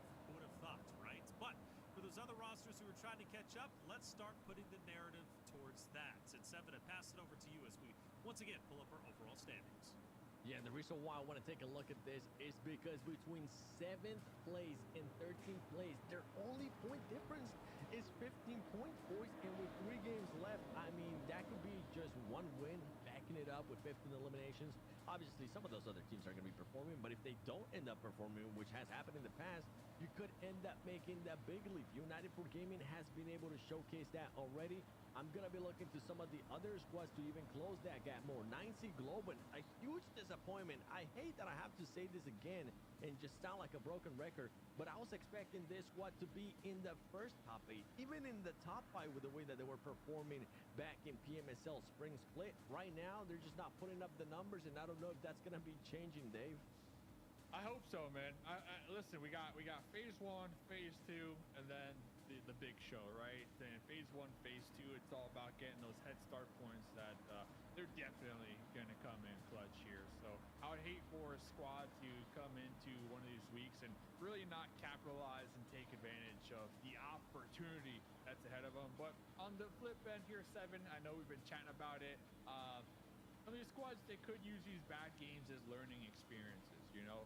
VIP, Strand of Paul, 9Z, they can go back tomorrow on the break, really study the 3 days that they played here in phase number 1, and really look to come back and make up for that lost ground, right? Phase number 2. I mean, that's best case scenario, but we got 3 more games to go here, fellas. So I think with that in mind and looking at the recent phase number 2, I think if you're one of these bottom teams, let's go all out. We're at that time already. It's time to go all out, all right? Show up and po up, as my great-grandpappy always used to say. Well, there it is. Loops, United, or Rose War, United for Gaming have won our first 3.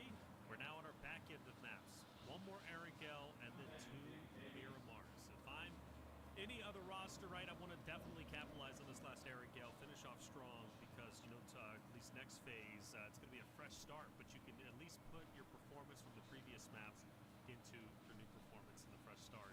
Last Arigel, who are we expecting, or at least hoping, to perform well here? Honestly, I wouldn't be mad if Rose of War does what they did in map number 2. I would be incredibly happy with that, especially given the fact that they are a very talented, in fact, they're one of our top teams when it came to Rondo, but they're nowhere to be found on Arigel. And the same thing could be said for United for Gaming. They just barely made this list, yet they managed to win an Arigel today. Comes to show you, for Alpha 7 Wolves, Influence Rage Loops, they've been having a good time for some, but for others maybe a difficult time, right? Because United for Gaming Rose of War performing as well as they have. And point is, Seven, I just want to start seeing some new faces up there in the top 5. I'm with you, and you were asking who's going to be performing this next match on the final Arigel of phase 1. I'm going to be picking a team that's not even here. I'm going to be picking the defending champions in 10's game because right now they just have been non-existent when it comes down to Arigel.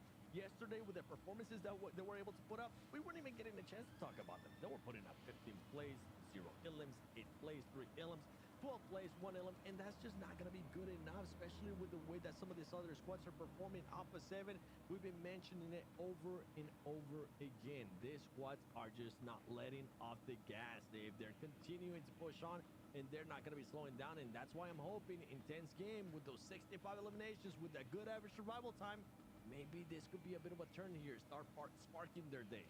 Yeah, they're getting it going. They're getting it going, right? Especially on day number 3, like you said. And, well, average placement's not too bad either, right? 7 points on average, so that's pretty solid. So IG, definitely a team on the come up here, fellas, to keep your eyes on here as we move into the second half of the day. I think I'm starting to turn my attention, though. I'm still going to be sticking with, like, these bottom teams because I'm looking at, like, Baton. He only has those 3 elims that he got in game number 1, right? So if I'm looking at these stats correctly. We need to pick it up a little bit, boy. You know, we need to pick it up. We're fresh off the bench. We're feeling good. and we're trying to get these elims here. But looking around here, fellas, I mean, what do we want to see the last Aaron goal of today? What do we want to see? X-Force not take a hot drop, I think. Oh, true. You know, X-Force. That's true. That's a being good point. honest, you know, being honest. I mean, X-Force, you know, I mentioned right for Team Liquid Eco, Maryland, like, you know, they're doing well. They're on the come up. They have a real chance to secure a top 8. Maryland is already there at the moment, but X-Force also isn't that far behind. And I think for X-Force mental, it would be a huge, you know, boon if they were able to jump up in the top 8. I think it's possible. I mean, coming into today, the narrative for X-Force is they were trending upwards. Now they remain stagnant, and I want to see them trend upwards for sure. For other rosters, though, Maryland coming into today's competition was trending downwards. Now they're trending upwards. It's kind of flipped on its head, right? Maryland is doing very, very well. I think this is the best performance from Maryland as a whole in general. But more so even going back to X-Force, you know, just once again, Klaus. Like, Klaus was number 6 in damage overall when it came to the leaderboard. Today, he's not really been there. He's also the new pickup for X-Force, so there's a lot of attention put onto Klaus for this X-Force roster to lead the way. Because you go back to last season, all eyes were on Wolves to qualify. Remember those 7, like X-Force, there was a real storyline early in the finals where we were like, hold up, X-Force, Wolves, both of them could qualify for PMWC. There was. The players were actually excited. They were making some changes in regards to who was IGL, and I think Fate at one point started fragging out as well. That's something that this squad right now today is not existent. We've only gotten 2 eliminations, if this is correct what I'm seeing right now. Right now out of X-Force after 3 matches. Remember, we just had Rondo early in the beginning of the day, which was absolutely insane. One thing I do want to keep an eye on here is Wolves' performance, because yesterday they were able to pop off. I want to see if they've been able to kind of bounce that back even with the roster changes they have had. And oh my goodness, let's go. Thank you, Nico. I appreciate you that you do this here for me. Day 2, the performance is going to be there on your left side. Day 3 is going to be on the right side. You can see the eliminations. Obviously, yesterday was an insane day. I'm glad so far, halfway through the day, they're kind of hitting the mark. The average survival time is up. The damage is up. I'm loving what I'm seeing out of Wolves right now, Dave.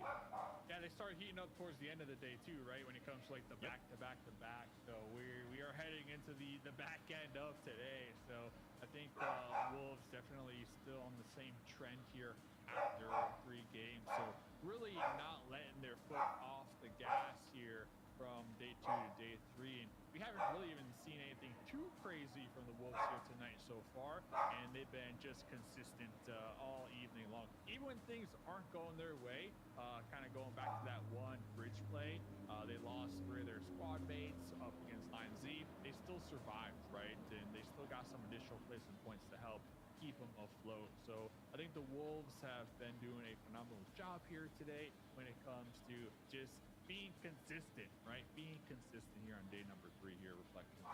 Consistency is key. However, if Wolves want to make a good argument that Baton was a solid pick, or at least replacement for Wancho when it comes to today's competition, they're going to have to more than double their score in order to catch up the performance from Wolves yesterday, okay? It's possible. Obviously, they're not going to match the energy when it comes to winner chicken dinner. So have to win the next 3 games. That is quite literally unheard of. It very rarely happens to them ever, maybe once or twice. But if they do want to at least outslay the Wolves' performance from yesterday, that is possible. They're just going to have to obviously step it up here on Arendelle and the last 2 remaining Miramars. But the point remaining is that that's not a negative, right, that I'm saying. It's still going back to what you guys were saying. Like, they can replace Wancho with their sub-player Baton and still put up a performance to challenge and rival that even without the 7, right, who's currently in first place. I think that goes from strength to strength for the Wolves side of things. They've got a wonderful replacement, and I think they're doing great work. I really do. Very proud of North America at this point. I want to see them representing the next stage. If they can do so, I think this Wolves roster really on the global stage could put up a wonderful fight. We need that for North America, Sam. Yeah, we really do. I mean, we do. It's been a long time, brother. It's been a long time since I've got any chance to just back up a good North American team. I'm missing Cloud9. I'm missing some of the other squads from early on. Dave knows exactly what I'm talking about. Whenever we had maybe like Wild Card in there back in the day. Yeah, I mean, there's been so many North America orgs, you know, so many. Cloud9, that's a big throwback right there, man. I mean, shoot, Beowulf. Remember Beowulf? Oh, my dude. Was definitely feel like a grandpa talking about this team, man. Yeah, didn't we have like the Knights too at one point? Yeah, the yeah. Knights, if I'm not mistaken. I mean, but now we got the Wolves out here representing and hopefully representing it, pushing it to the limit, and going to the big stage here. Reflections. We can only hope so, man. I would have loved to have seen Wolves at PMWC. It didn't end up being the case, but I think if they made it to that stage, I really do think they could have done some damage, especially with Alpha 7 dropping the ball. I don't know if they could have made it to finals. I don't. But I think they would have at least put up a pretty decent fight. It would have been a fun narrative. Here it is, map number 4, Erangel, the final Erangel of the day. Just to reiterate, we've had 2 different winners, Rose Award, United for Gaming, but we've also had multiple winners for our Amazon gift cards. Make sure you claim the code if you haven't already. Be quick with it because those out there, those eagle eyes, are always paying attention to these fly-throughs. Looking bottom left, they're cashing in, they're cashing out, and they're buying some fun, good stuff. I got a rice cooker with mine last year.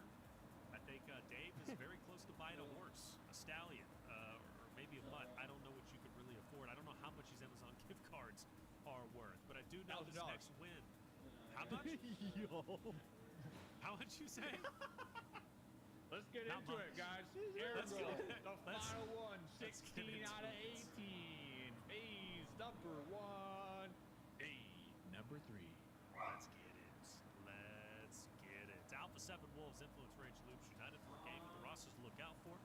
United for Gaming, the only on this list to get a win today on Erangel, but doesn't mean you had bad performance from Alpha 7 Wolves. They've been performing very, very consistently.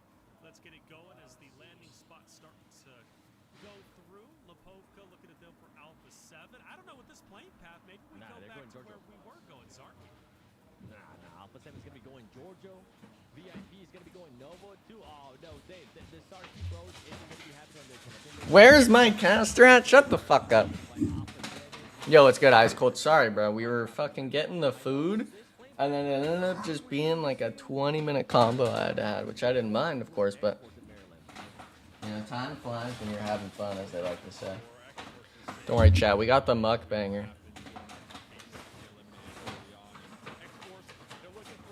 Don't worry, I didn't forget you guys, though. Chat, what happened last Erangel?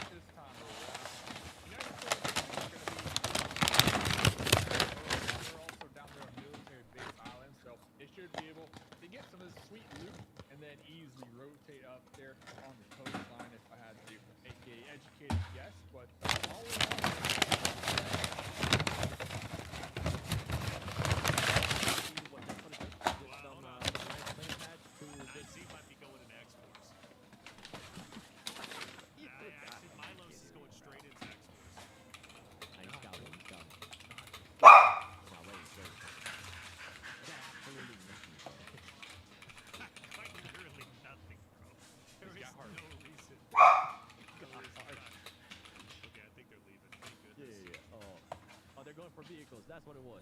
Now they're gonna go back. They're gonna be like, yo, where's this guy? We're back.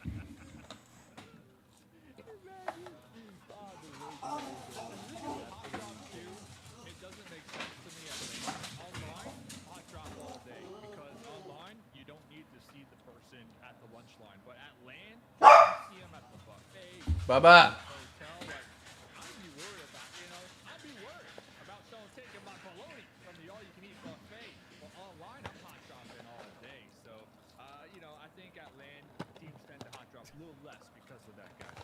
Dave, if I go to an all-you-can-eat buffet and they got bologna on the line, I'm pissed. I'm gonna be honest with you.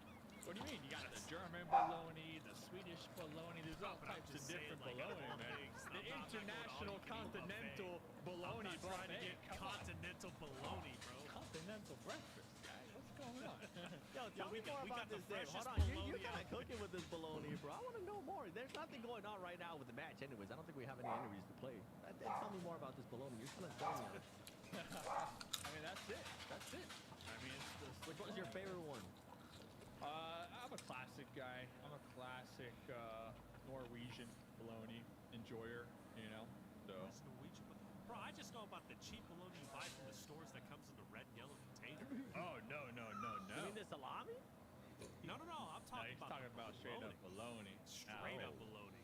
That's where the word bologna comes from, because that's the bologna of bologna, you know? That's the jabroni of bologna. That's what 2014 is doing right now. That bologna. He's riding this bike. He's getting that workout. Look at those squats, boy. He's getting the workout because he has to. He ate too much bologna. Now, dude, this is what happens, bro. Nothing but fat and sodium. Good stuff. Cookie with some butter.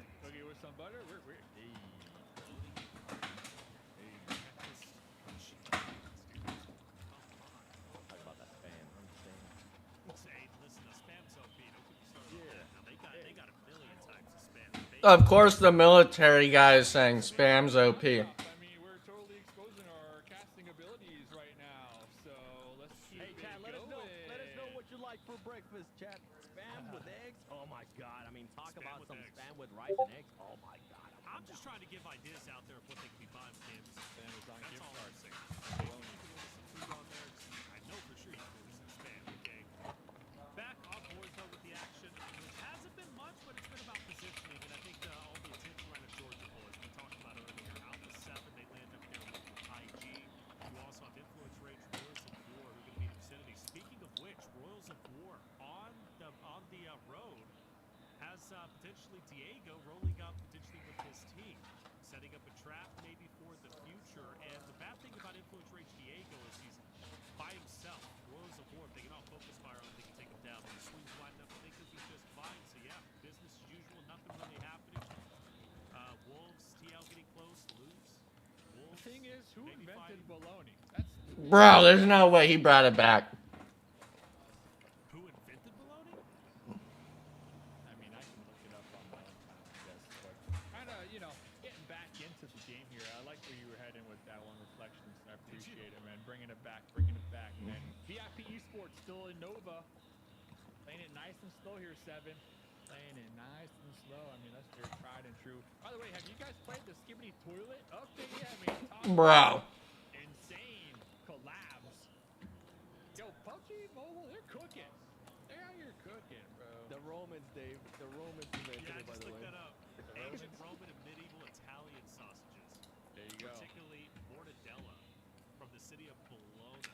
Oh, learn something new every day. You're welcome, PUBG Mobile. Hey, all those people are they talking? Listen, you're welcome. Knowledge. I got books and I got bologna. All right. Bro. And they both go together. Like two peas in a pie. Think you're reading a book? Oh, turn to chapter 5. You got a piece of bologna falling on your lap. That's 5 weeks old. Don't worry about it. Preservatives keep it fresh. That's a nice surprise. Always Taking got a bite. snack for later. Room temperature, you gotta take a bite. I think so. I tell you what, I would never find it because I don't read books. Hey, shout out to Bella Fox, the #1 player in Skibbity Toilet Showdown champ. Nice. You were Bella wondering, Fox. you got it. Flexing on the haters out there. You thought she couldn't do it? She did it. And number Locked it in, 1. baby. The heart rate was high, too, for that. 121 Well, shit, heart rate, getting that 121 is #1. crazy. I gotta look at this showdown thing. Damn. I couldn't tell you the last time my heart rate got to 121. That's my heart rate in the all-you-can-eat bologna buffet line right there. That cholesterol hit hard. Hit hard. I know Mr. Tell you Flip what. was there hyping her up, though. Oh, Shout out to Mr. 100%. Flip as well. One of the OGs. Mr. Flip. Mr. Flip himself. Lip on the cams here tonight. Dang. Shout out Lip. Yo, can we get another rondo too?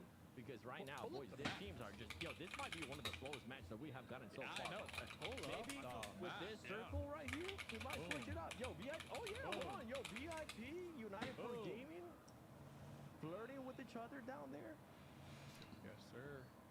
Got game. Yes, sir. I feel like I'm watching PFWC though with how slow it is.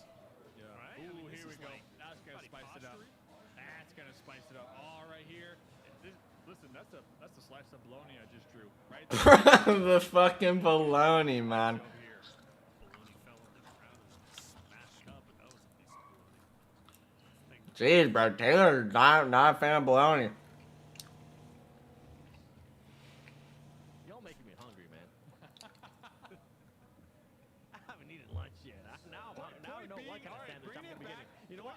7 hot drop inputs at range. Lynch. They're getting into it. They're going to be fighting for that baloney if they do end up winning this PMSL with that prize pool that they're going to be getting in. On top of that, they get a chance to go to PMGC. I mean, come on now. Who doesn't want to go to Thailand? Influence Rage only lost one player, though. McGrelin has been clutching it up for the squad, though. I got to give him a shout out. There we go. Finally, shots are fired. Took a while to get to this point, but finally, we got some tussle with the muscle. Eco's lost one player already. Going to be back on his feet, though. They were down. And it is going to be Eco versus Loops for the edge fight. Bruno's in. Is posturing himself to potentially have an off Eco along with Vitali if they don't go ahead and disengage each other. Mustache baloney, someone said in the chat, bro. Filling each other out. Flirt, as Seven likes to say. That's right. That's all you have to do. Just wait for the right time. Seven loves his flirting, bro. If the age, even if the height requirement is not there, you just gotta climb some trees once in a while. There are reflections that these trees are gonna. Oh my goodness! I thought Igor was about to hit that tree, being able to survive, and now they're gonna be positioning themselves. I think all the squads are expecting the squads to go towards Georgia, are expecting the circle to go towards Georgia, boys. That's right, and it might be very well going over there. And teams that have taken notice of Wolves, Jaguar, Influence Rage, and Alpha 7, Maryland's chilling up onto the north side of things. Okay, I like this. Posturing themselves potentially for the late game. They don't want to get involved in this Georgia Bowl fight because it is getting nervy for sure. Even on the south end, X-Force on the bridge. Intense game to get straight out of the ball. You notice them on your screen. They're going to posture up inside one of these warehouses. And things will once again slow down, Dave. Yeah, I saw Maryland. They were looking to investigate North Georgia pool, and then they pulled back. I think they might have done some scouting. I saw them on top of that little hill that overlooks North Georgia, and I think they might have recognized there's like 4 different squads over there. So they pulled back. They're going to be on the shoreline right now. Yeah, so the beautiful thing. So these two guys, they went up here. They saw what's happening. And they said, nope, we're sending it right back, big dog. So I do like that play right there because, you know, let this mess unfold and just watch from the outskirts and just try to survive and try to third party. I really did like that call. But over here, Rozhok, we got Loops, we got VIP, we got United for Gaming, we got Inco. All these squads looking to make the same rotational pathway right now. So we are bound to get into some action here any moment, fellas. So I appreciate everybody listening to our podcast in the early game, but things are looking to crank up now on game number 4 of day number 3. Yeah, esports wanting to get a little bit more aggressive. Remember that I'm hoping that that's going to be the case here if they do end up finding themselves in a good position. Okay, if we were to reach top 4 for X-Force, a win puts us at a basically 6th, depending how many elims we get. That's right. Anyways, they'll pump the brakes. I thought Maryland was going to be free and clear, nobody bothering them, but with VIP and Loops rotating up, Maryland might have the fights a lot earlier than they were expecting to. Probably thinking everything in Georgia Bowl was going to be where the action was, but might actually be up on the northern side of things. Loops has been tempting fate to get Tico, United for Gaming, and VIP, and finally they will converge into one location. And I believe this time around 7, they're going to be forced to fight it out. I think Loops is going to have to fight either VIP, United for Gaming, or maybe even Maryland up the head. Yeah, and I was intrigued by what I was seeing there on the elimination feed because straight out of Nepal, they weren't fighting anybody, but they were just fighting each other. Teammates hindering each other with some grenades. Not sure what happened was there, but yeah, Loops now being able to get set up here. They are going to be within the circle too, at least having some cover. They know that there's a squad Maryland. They're going to be towards the north. United for Gaming. We've seen this squad sometimes being aggressive, but Grellin ends up going down for Inco. And Loops just keeping an eye out on United for Gaming, seeing if they can maybe spot anybody. Not a single shot is going to end up connecting there for Nisalda. Keeping tabs on them, man. Keeping tabs on them. Rules No. of War in the elimination feed, they are going to connect onto somebody. So Rules of War, they've been having a really good night, all things considered. So I'm going to continue to keep my eye on their rotations. We're talking about rotations. Ooh, Inco going for it. Some action. They're jumping on out. Wow. Peeking over here. It's going to be a 2v4 right now. Ooh. 7 looking to pull up from behind from Inco to provide the support. Here goes 7-8 with the Oh, Vitali! with the buggy. And I'm thinking Finally, we got him. Okay. Esports, they got the blue, they got the pressure, and now the crossfire. This just might be too much for this squad to handle here. Now that could be especially with Bruno pushing up. Jesus, VIP down. Inko puts the final nail in the coffin. But 7, where do they go now? Because Rose of War, at least with Tonka and David now. This is definitely going north, George. There's no way it doesn't. I don't think we're gonna get screwed here. For Inko, you're gonna have to get into a fight here. You're gonna have to just be ready and make sure you. Oh, and that's not how you're gonna end up doing it. By the way, some changes here from Inko. They ended up subbing now Nenebeche for 7. Not sure what ended up happening. Nenebete got subbed. That's interesting. Teams are in completely different situations when it comes down to the overall Team Liquid, a team that we've been talking about just falling down that leaderboard, having to defend themselves against 9C Globen, and 9C Globen wanting to at least collect some eliminations here, collect some points because of what I was talking about, just how close everything is there between those 7th place and 13th. Team Liquid looking to get active. The problem is they don't have a good spot at all to play. 9Z is literally gonna have to pull a VIP and try to just snake it out and swim. Okay, this is a good spot. If they could get blessed on zone there, 1 circle, and have the hovercraft at least movable, it could be a freeze rat spot. Ooh. David will take down Bruno. Demonor will take down Vitali. Inko starts to crumble, and they are officially going to be out. The first or second team to be out alongside that of VIP. Granted, Inko does pick up 4 elims, so that'll keep them at least ahead of UT and MD at the moment, but they might fall down to the 2nd page once this game has ended. Now, we were on board with Team Liquid and 9Z a little bit earlier. They break away from each other. They were fighting for this western bridge. 9Z took a little bit of damage, ended up losing 1 player.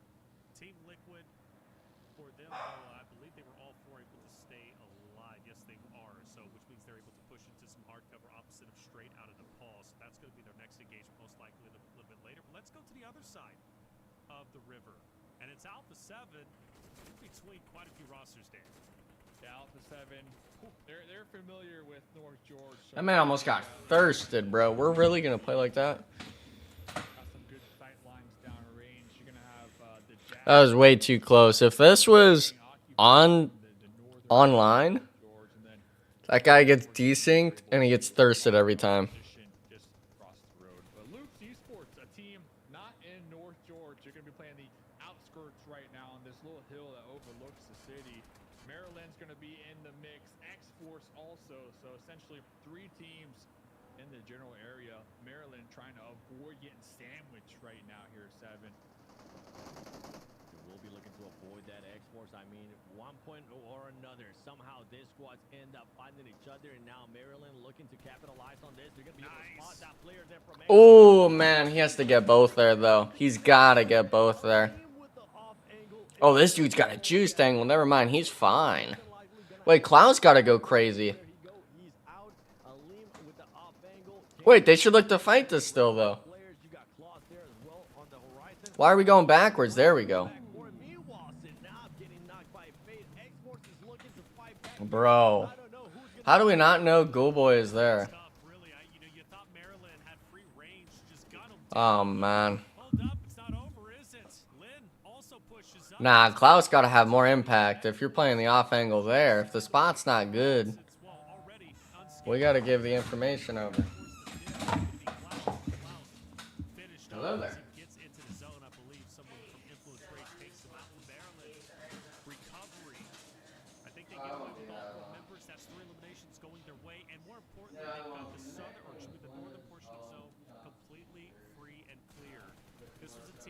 Hovering in the north for a long time. Yeah. They finally had some company come in. When they did, they held their ground. Now for Team Liquid, they are in the water. They're fighting against Resilience. Team Liquid, their 2nd fight we've seen on screen this game.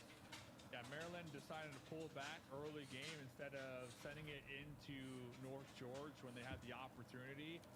Definitely one of the highlightable moments right now for that squad in particular, as they're going to continue to get some points. But Rose of War, talking about getting some points. Rose of War currently sitting on 5 total elims. I see Ergod pulling up in the vehicle to support his squad mate in the mix, in the building, in the smokes, trying to defend himself right there.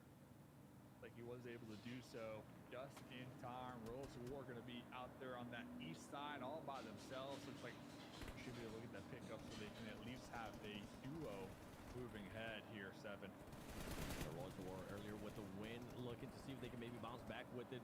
Meanwhile, son, straight out of Nepal, just making a full push here towards IG, wanting to continue on. Is that grenade going to end up hitting with somebody? And it's actually in with the teammates. IG Pedrinho knocks out Silence. Meanwhile, Adrian just popping off with the shotgun, slowing everybody down from straight out of Nepal. And straight out of Nepal, a push that looked like a bit a chicken without its head. It ends up backfiring for this squad, and Team Liquid, this could be an opportunity for you to close that gap. The only problem is that they don't have any nades or any vehicles or not with the striking distance. Meanwhile, we're going to be switching over here towards Wolves versus Maryland, Dave. Big fight, Doran in the front line with the DBS, getting the confirmation here. No slowing down anytime soon. You got the Wolves right above you, just letting it rip with their shotguns. Baton playing the oversight position, and the Wolves timing on their side, just catching Maryland off guard right there on the flank from behind it. Getting an easy squad wipe right now, Reflections. Wolves have been on fire today. I'm telling you, man, these guys, what, 2 top 4 finishes, I believe a top 2 finish, map number 1 on Rondo. So many eliminations. I have to calculate it. I think 14 off of the last 2 Eric L's, 9 on Rondo. Unbelievable. And now, just like Maryland a little bit earlier, Wolves have secured the northern portion, but that doesn't mean they're done just yet. They're going to push into Royals of War just up ahead.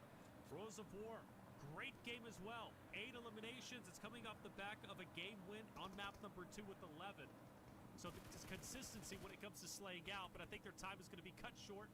Map number 4, the last remaining player is going to be Aragon, just down low. Wolves waking up from their slumber, refusing to back down, and once they finish off Aragon, they have so much real estate. If the zone pops to them, Dave, I mean, they're going to be in such an advantageous position. It's unreal. Yeah, looks like they're going to be focusing their attention, Doran, 3 grenades, trying to thread the needle into that garage, take out Urgot. Urgot did toss out that last-ditch effort. That smoke to kind of block those sight lines, but the Wolves are coming, and they're knocking on your door.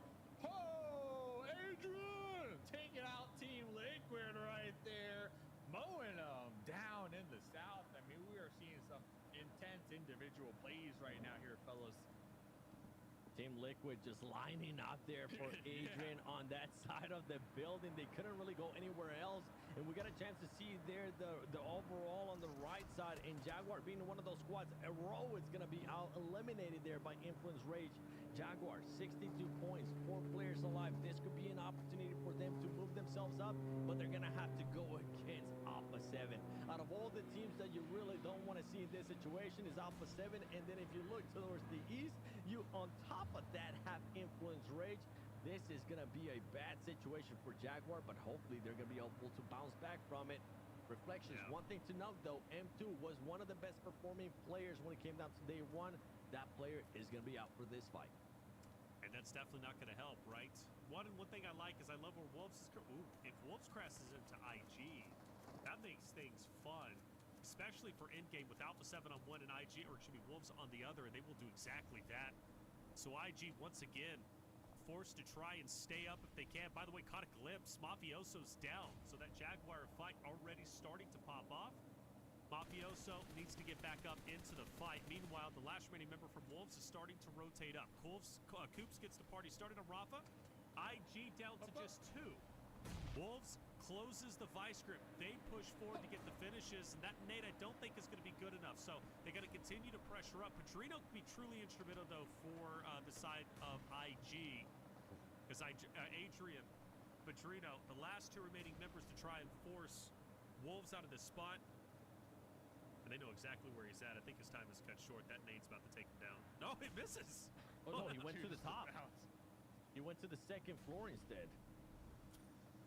I don't think they realize Adrian is there. Baton's gonna be able to find him. Oh no, Baton ends up getting knocked in. There you go. There's the trade for Wolves. Wolves should be able to get a full little reset right here within this within this compound, United for Game is going to have to worry about Alpha 7 Gisao just barely maintaining himself alive. And there you go. He's going to end up going down to Gu from United for Gaming. United for Gaming putting up a good defense here, but it's just going to be one player, and the grenade comes through. And I think Alpha 7 gets away with picking up Gisao, pushing themselves up towards even closer center of the circle, Dave.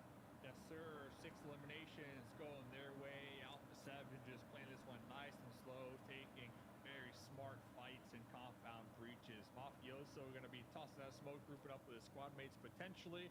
Needs to avoid the sight lines of Diego and Federal, but mainly the squad that is snowballing this game has to be the Wolves. They started in the north and they're just slowly wrapping around the east side, and now they're going to be sending it towards the south, towards Alpha 7. So we might see these two teams clash now as the next circle does pop, and only the duo of Influence Rage are going to be currently residing in here, 7. Wolves hopping on those vehicles, and I'm glad you called that out. We might be getting that fight once again. Wolves versus Alpha 7. I'm loving this rivalry that's starting to build up. Influence Rage was one of the teams that was able to rotate very early on here to Harry Potter Tower, to Sniper Tower, whatever it is that you want to call it. They were able to take full control of it. It's going to be one of the 2 last players there for Influence Rage. Meanwhile, Alpha 7 just keeping an eye on what Wolves is going to be doing, having to worry as well with what Jaguar. And one thing that I actually enjoy a little bit here, what Wolves is doing, is they decided to hand Igor all the way to the north reflections, looking for him to get different angles on possibly Jaguar, Influence Rage, or Alpha 7. Yeah, and I think they might be joining. Maybe a 2-2 split. I could see Baton and Coops also going up to the north with Igor. They understand these buildings going to be the main focal point. We look at our map, you can see Wolves, Dorian, Igor up in the north, Baton, Coops towards the south. Coops is going to have to move himself. And for Alpha 7, staying put where they're currently at. No reason to rush and no reason to get out. But look at that line of sight Igor has on Alpha 7 up ahead, man. So this split from Wolves might be a tremendous move for them. They've already had a successful game. Okay with that damage. Revo gives away his position, smokes around. Baton will be able to heal up. He'll be just fine. Dave, how does Alpha 7 break away from this? Because Igor has such a great line of sight. You got Federal, who's also going to be up ahead. I mean, Alpha 7, even though they have all 4 members alive, this is going to be hard. And Dorian gets a drop on Revo. Oh, looks like they're trying to group up, trying to get this northern position, hold it down, and overlook the south here. I love the call right here. Love the call from the Wolves. They just need to avoid the sight lines for the time being and not get picked apart from the Jaguars or from Influence Rage. And they can survive just a little longer and allow Alpha 7 and Influence and Jaguars to kind of fight each other. The main objective here right now, 7, in my opinion, is going to be the Wolves, the third party, those 3 squads who are going to need to fight here. So the Wolves really hedging their bets on the circle. And it looks like the circle does pop. Doesn't necessarily favor them, but I'm still really feeling the northern split, their position up there. Because they're going to be overlooking all this chaos down in the south. Yep. But I am worried now because because of that zone is just a little bit further in. The cars that they destroyed for their cover is now not going to be usable. So the pressure from Jaguar onto Alpha 7, they are the ones who could open up an opportunity for Wolves to potentially get forward. But I think Alpha 7 now, especially with the hard cover being inside the next zone 7, I got to favor Alpha 7. I think they're good here. Even with the pressure from Jaguar, I think A7 has a big advantage. That's right. The main thing for Wolves right now becomes how much utility does these 2 players have left. You can see Coops right now with 3 smokes left. Jaguar wanting to put on that pressure there to Alpha 7, hoping that they don't end up getting knocked. And this could be the changer here. You can see Potro being able to spot one of the players. Gonna have to be forced to jump off. Gonna find himself a little divot to survive the shot there from Alpha 7. And Mafioso's gonna go down to the Molotov from Diego. This could be one of the openings that Wolves needs. Now the distraction is all over the place. Carrillo is currently being one of those anchor players for the squad, looking to see if Wolves is gonna be making more of a push.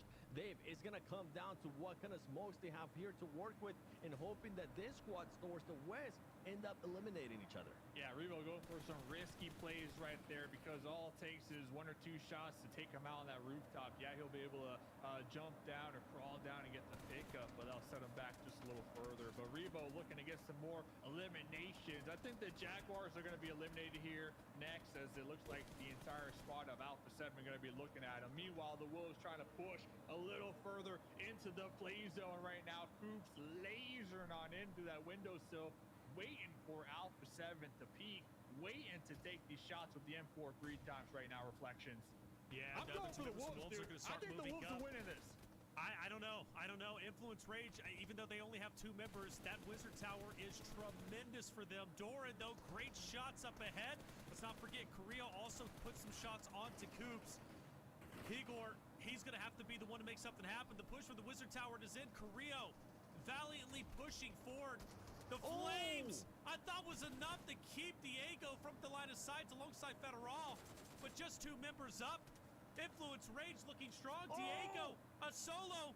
Doran, also a solo for Wolves.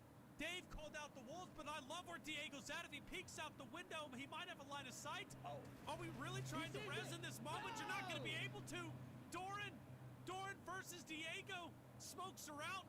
Doran's going to push forward on this 1v1. Diego's going to reposition. Try and get the off angle, but the smokes are in. This fight's going to stagnate just a little bit. Doran has managed to heal up. The shots will keep Diego's head down. I'm surprised Doran didn't use the smoke to push up. Finally, he's doing so.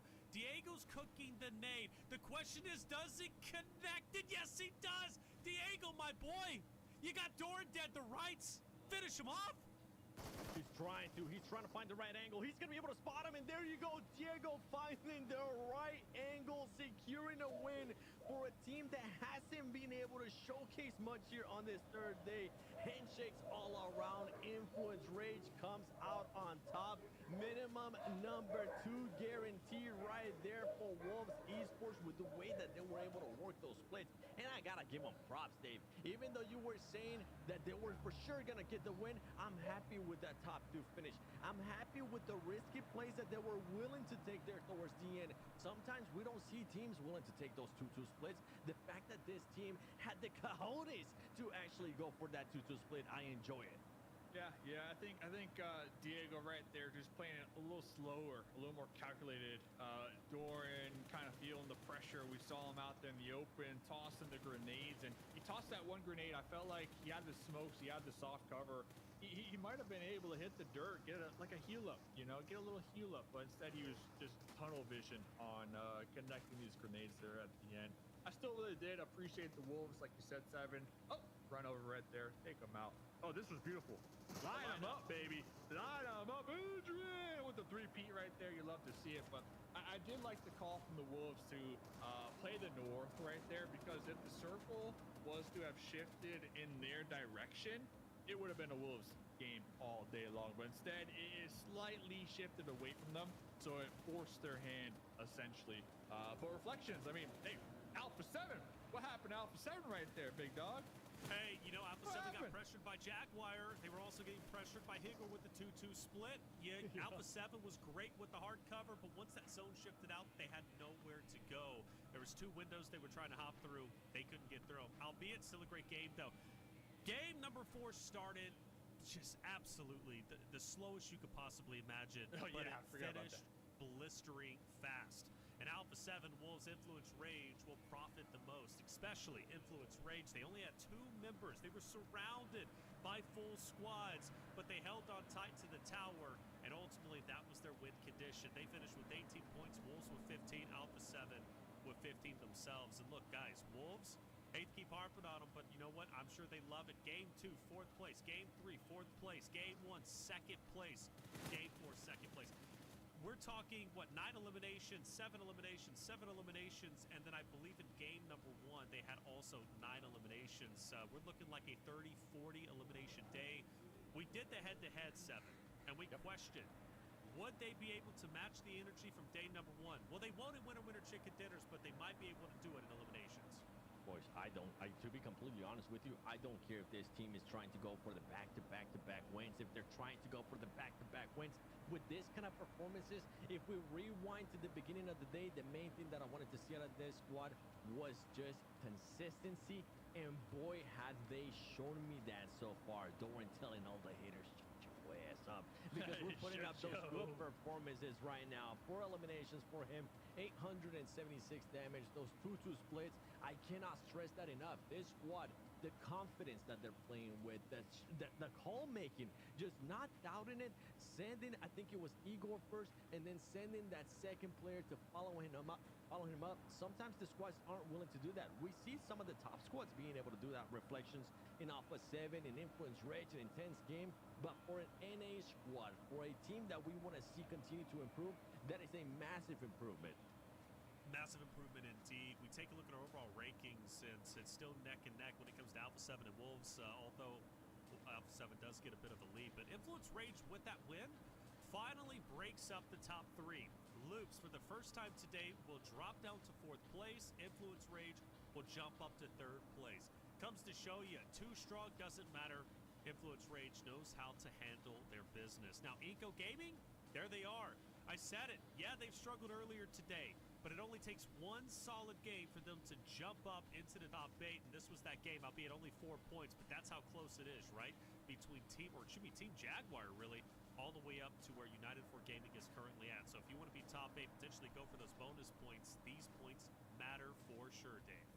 These points matter, man, especially with only 2 more games to go. And I'm still going to be cheering for our home teams, X-Force. I'm cheering for straight out in the fall VIP representing Canada. Looking pretty good. But, yeah, the Wolves, extremely consistent here today. I mean, you can't ask for anything else here, Reflections from the Wolves. Maybe a win, but maybe a win. But, I mean, listen, they've been doing so well today. Yeah, they're doing a wonderful job. I mean, the fact is they're matching pace basically with Alpha 7 slate power. That speaks volumes about this NA roster for sure. The only team so far to break 100 eliminations, albeit Loops, is just 2 away. There's your standings as they currently are, with 2 Miramar maps remaining, 4 maps down. We've seen all our Erangels. We've seen our Rondo. The question is, how will our Miramar end up unfolding? Luckily, we've got a great team on site with Kaya as well as Sarpatch. And Sarpatch had a chance to sit down with United 4 Gaming's Alzanizan. Let's see how well he performed. All right, guys, here we are with Alassine from UG. They just won the 3rd match. First off, congratulations on the match. What was the strategy around this play? Were you so blessed? Tell me about the match. Vocês jogaram muito bem. Parabéns. Como foi a estratégia? Vocês tiveram alguma sorte aí também com a Nacional, que sempre fechou com vocês? Então, a estratégia foi simples, né? A gente já caiu nosso spot, safe base, já é onde a gente cai. A gente só teve que fazer um avanço, a gente identificou o split da Liquid, avançamos nele, matamos 2, garantimos o compound e demos a sorte de fechar tudo na gente. E foi só encerrar com chave de ouro mesmo, matando todo mundo que ia na partida. Yeah, we did have some luck. Bar drops down on the base, so we just had to get to the compound. We were able to kill 2 from Team Liquid, and from there on, we had that really good compound for ourselves. How's the communication with you? You're Brazilian in a Latin team. How's the communication be with you guys? Como está a comunicação assim com o seu time Latam? Então, eu ingressei na equipe, eu não sabia falar nada do espanhol, falava muito pouco, mas nesses 2, 3 meses de equipe eu já aprendi, estou falando, comunicando 100%, meu espanhol está 100%, eu consigo me comunicar perfeitamente com os chicos, eu tenho nenhuma dificuldade para falar com eles, então vamos ver. Yeah, we've been together for 2-3 months, and when I got in the team, I knew no Spanish at all, but I've been practicing and learning a lot, so the communication is doing a lot better. Bro, congratulations. Let's go.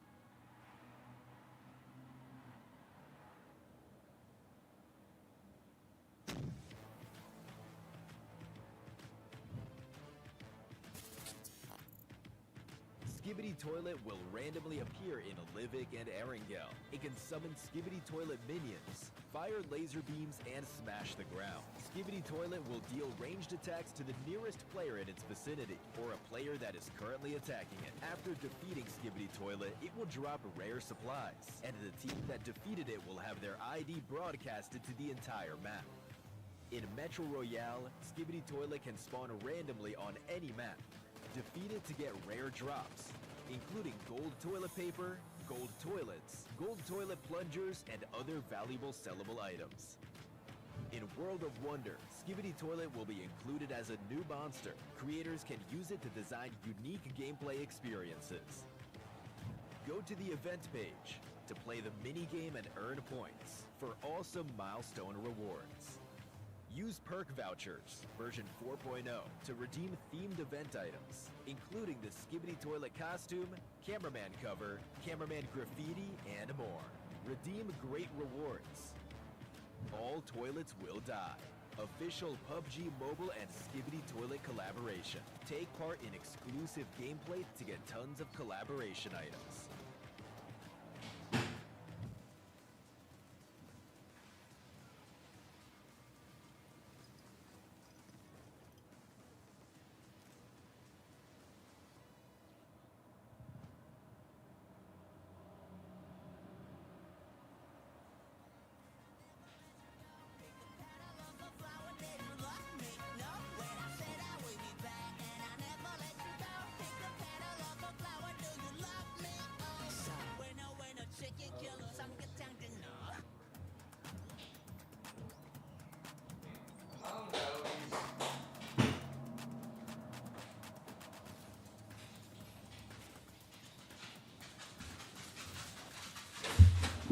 Bro's still not here. Shut the fuck up, Ice. I got a phone call, bro. I came back while you were gone, and when you came back, I was gone. Wait, chat, wait. Did I miss the Miramar?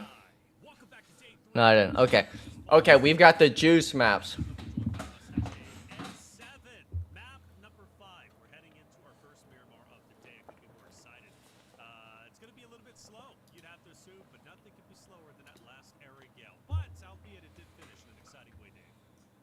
Listen, I got topics for days, man. We can go into the Skibidi Toilet lore in this next game if we need to. Could you actually, though? Oh, that lore goes deep. That lore. The lore goes deep for Skibidi Toilet. Imagine telling someone 5 years ago. They're gonna say that on an official, whatever it's called, official PUBG Mobile broadcast.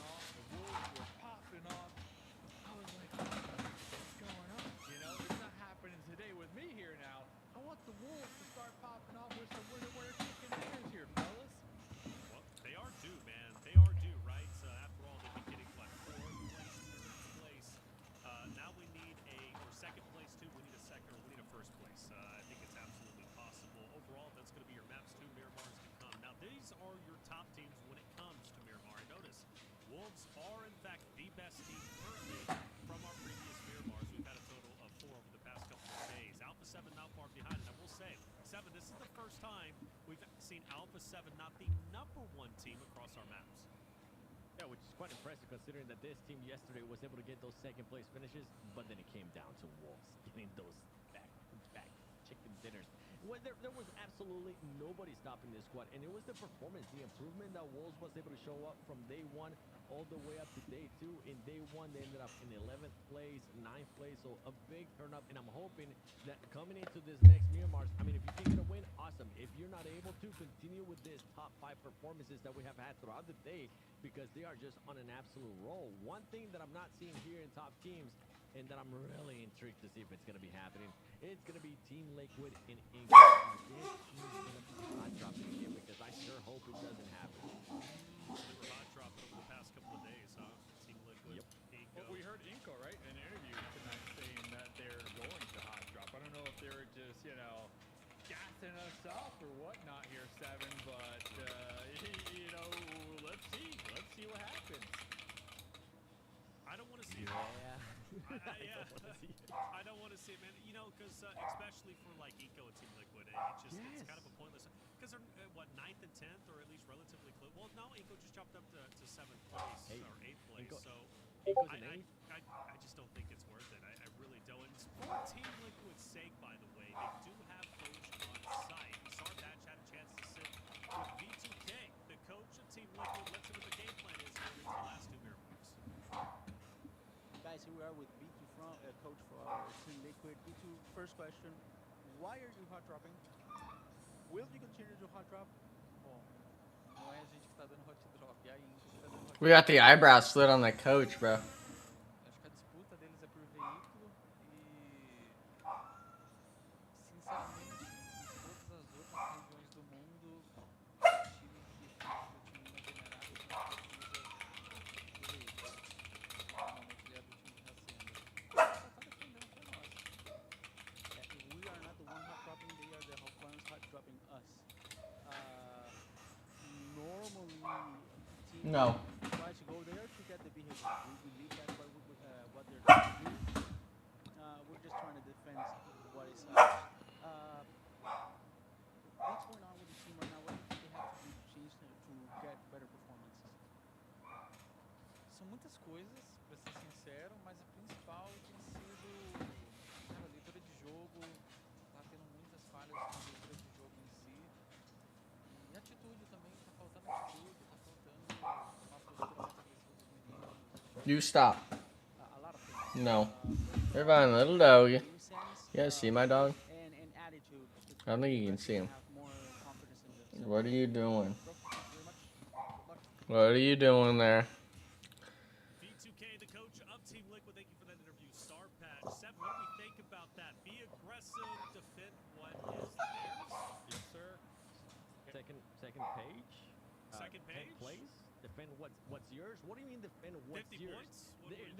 There's nothing that's yours. And saying that there's vehicles, it's Miramar. It's one of the biggest maps that we're going to be playing, not counting Rondo, which we already got over with. That is maybe one of the dumbest things I've heard B2K say, and I've known this boy for such a long time, to be completely honest. And I'm hoping the hot drop stop, because there's no way that these hot drops are going to continue on to the final, especially with what's at stake, especially considering that only the top 2 teams are going to be moving on. And if you're talking about PMGC points, Team Liquid, you're not even damn close to qualifying via PMGC points from Brazil. So please, stop with this ego thing. A lot of teams in global have learned to stop with this ego thing. Boy, you're gonna make me lose my hair like Max, man. What are we doing here? Damn! Damn! We going at Maxman? Nah, we can't do that. Nah. Nah, we ain't doing that. Nah, man. Huh? What? They're on pace to potentially beat the 51 set yesterday from the Wolves roster, albeit that was with Wancho and not Baton. Either way today, Dave, like their damage is insane. They're obviously placing very well. Their average placing is 3. No other roster has been able to match that energy today. Hey, they're looking for some more points, and you know they're gonna get that. They're gonna get back-to-back wins here. All right, guys, they're getting back-to-back wins on these mirror bars here. They're bound. They are bound. I mean, they've had these chicken tenders in the oven. They're almost overcooked, so they need to take them out now. Get this winner chicken dinner here. So let's see what they can accomplish here in the last final matches of phase number 1. Because it's all about those head start points, man. You want as many head start points as possible. You kind of alleviate that pressure come the finals. You know, you have like a little cushion. So if you have like a bad game, maybe 2 bad games, you're still kind of chilling at that point, right? Compared to having no bonus points.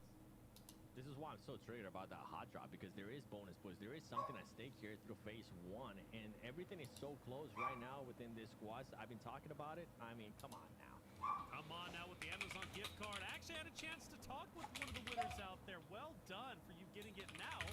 You have a chance to get another one. Make sure you claim it. We'll have this one, and we'll have one more in our next map. I want to make sure you out there have a chance to win and also reward you for being here. This broadcast would not be possible without you all watching. Make sure you hit that sub button if you have. There's 2. PMSL remaining.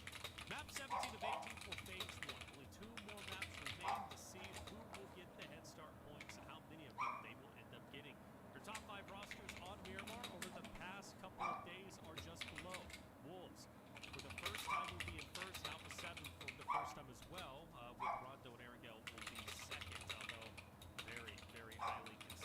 means I do look at them potentially be a disruptor for the other rosters looking to finish the day off strong. But X-Force, hey, they're on this list too, and it would be great to see X-Force finish up in top 6. Yeah, X-Force was able to put up those good performances so far today. We really haven't seen it. I was talking about how yesterday was that second half, and when we ended up going for with Miramar, third place, fourth place, backing it up with some columns. I'm hoping that that's going to be the case here on this one. They will just have an absolute freebie, just being able to fully loop there towards the north.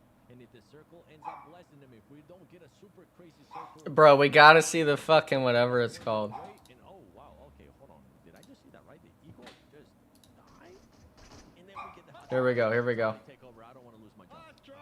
We are defending once more. Team Liquid already gonna be boots on the ground. We got the minis. We are locked and loaded. Wait, they got like 3 mini drops, bro. They're getting cucked on TL. Bruno's got a scorpion. The Team Liquid territory right now. Up close and personal. That mini, it hurts. Chief gonna be going for that revive. Wait, United dropped on Wolves? Two hot drops indeed. Wait, did he 1v3? This is United for gaming. And if you're a Wolves fan, you are praying that they win this fight. It's a big one for them. He 1v3'd them. Hello? On their heels, and Wolves have officially beat United for gaming, albeit they lost one player. We transfer back to Team Liquid versus Inco, and Chief got a good ass angle here, bro. doesn't take the bait. Yeah, Bruno's not going to be taking that bait. They're just stalling it out right here. One thing that I'm currently not seeing anywhere near this fight, and we have seen it in the previous days, sometimes Maryland decides to get a little bit closer to this squad. I don't think it's going to be happening right now with the way that they're currently going to end up being positioned, unless they just keep scouting it. I mean, Maryland could set themselves up and just start stealing it, and at least some of these players do have guns now. We've seen it over and over again. There you go, Maryland. They've been hinting at possibly third party in this one. It has happened so much that I'm honestly expecting we might end up seeing a third party here from Maryland. Third party action,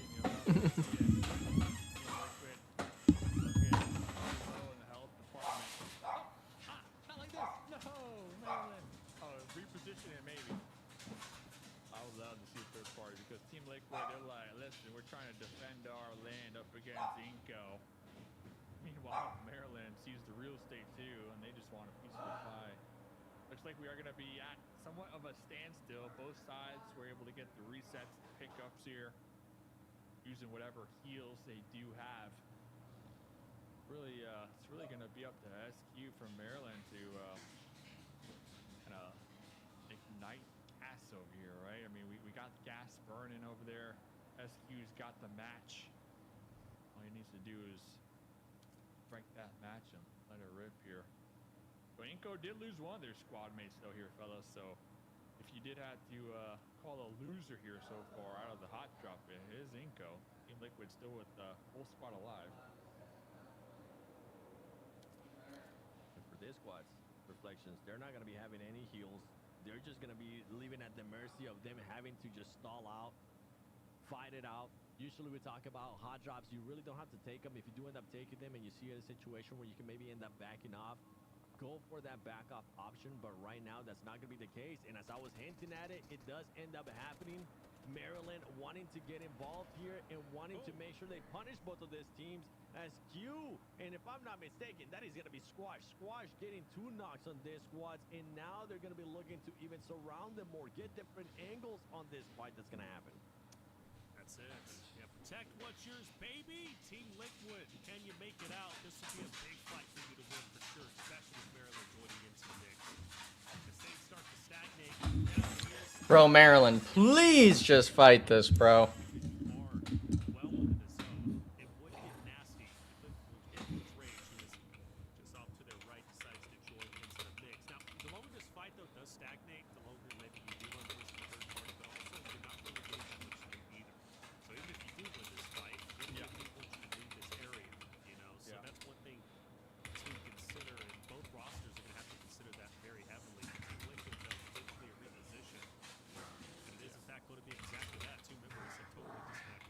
Luckily for all 3 of these teams, though, it is pretty center when it comes to the actual zone. But regardless, you know, you'll be here, you're everybody else, they're still kind of doing their normal loop pattern, so they're going to be showing up just geared up and beefed up out of their minds here. Meanwhile, you're going to be showing up with like a shotgun and no helmet, so you really got to weigh the pros and the cons with these hot drops here. And I know I've been kind of joking, like, yeah, I love it, I love the hot drops, all about the action.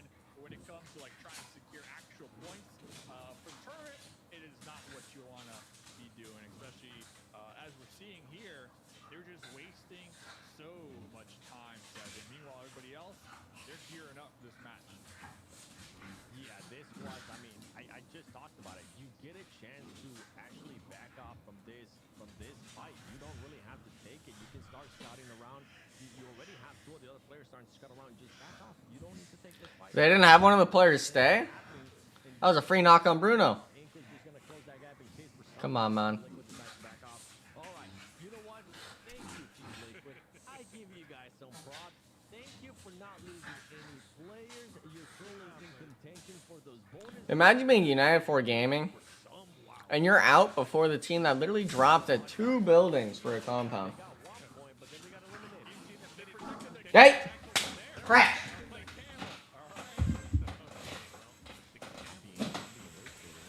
I think so. Oh, wait, hold up. You cut me, Nico. But let's push it now for 7, baby. Because this is the fight we really wanted, right? Protect the home turf. And now you lost one. Team Liquid's on the run. Mythic is down. I mean, we are in shambles, boys. We are actually in shambles, Team Liquid. They got heart. Can't take that away from them. It's on the camel, got baby. the camel, baby. He's off into the sunset of Miracle. He's gone. All you can ask for. That's all you can ask for. This is insanity. Look at all this open fields. Look at all this open area that you can go to. Okay. Look at Diego. Crazy. Well, that's that, right? That is that. That is that. Didn't beat Eco. Didn't beat No one could have seen that coming. Hey! Hey! Come here. No. You're about to knock my shit over. Let's go. That is correct there, yeah. Should be a favor here. Go. When it comes to this map, and I really hope so. Look at how close it is, right? From them all the way up to top 8. I think there's a very real chance that X-Force could in fact break into top 8 off these 2 maps, but they gotta get busy. Yeah. I think it's gonna be real interesting to come into phase 2. You know, we got tomorrow off, and then we start over pretty much with phase 2 to really see like what adjustments some of these teams might have done, and kind of going back to like that interview with Team Liquid. They're like, yeah, we're defending what's ours.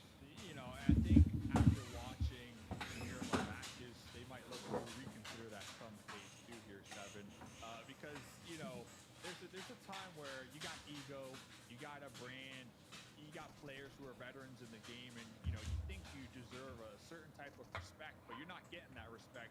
I think there's a time where you're just like, okay, it is what it is. Let's just go somewhere else at that point, right? I think come phase 2, I think it is going to be that. What the fuck? Wait, are we lagging here?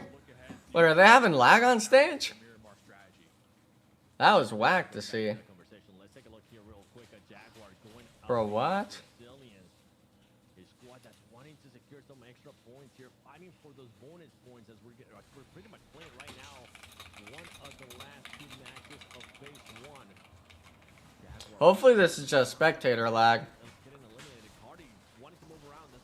Ooh. And going back to what you were saying, Dave, in regards to Team Liquid, that's the main reason why I kind of rage so hard with just pointless hot drops. If this squad, if it was under different circumstances, right? Let's say that they're in a position currently within top 4. We see how crazy those teams have been playing. We see the point difference that those teams have been playing. So you can't afford maybe to end up losing in one spot. The fact that this squad is currently in 10th place, and their main worry is about defending what's theirs, that just goes to show that they're currently not in the right mentality. They're currently not in a winning mentality where you have to be able to adjust. A perfect example of this goes to Alpha 7. Alpha 7 was one of those teams that would get into ego fights for the longest time. Hot drop in here, we're not I like Maryland's spot. whatever happens, happens. They learn from it, and they were now being able to be global champions of PMWC 2024. You have to progress. You can't just keep this mentality and this ego of just like, oh man, we have to defend it. If not, they're just gonna think we're wussies, whatever the case might be. That's just not the case, and they better change that strategy going into phase 2, because when we get to finals, guess what? If you don't change that strategy, those other teams with the bonus points, it's going to be looking a lot different, and you're going to be thinking back, and you're saying, you know what, maybe we shouldn't have hot dropped. Losing so many points, man. Totally agree. Losing. I mean, listen, they got Ayala. The next circle goes up. There's a ton of players around you. I mean, best case scenario, you survive a little longer, but you're not even going to be within placement points range, right? So hopefully, you know, to kind of put a bow on it, Team Liquid, they kind of drop that ego mentality come phase number 2 next week when it comes to Miramar specifically. That way they can kind of, you know, just bounce back and get some points and get those bonus points for the finals. Because we're looking at other teams. So Team Liquid sitting at 74 points, you know, 75 at this game. Meanwhile, we're looking at the top. Wolves are at 170.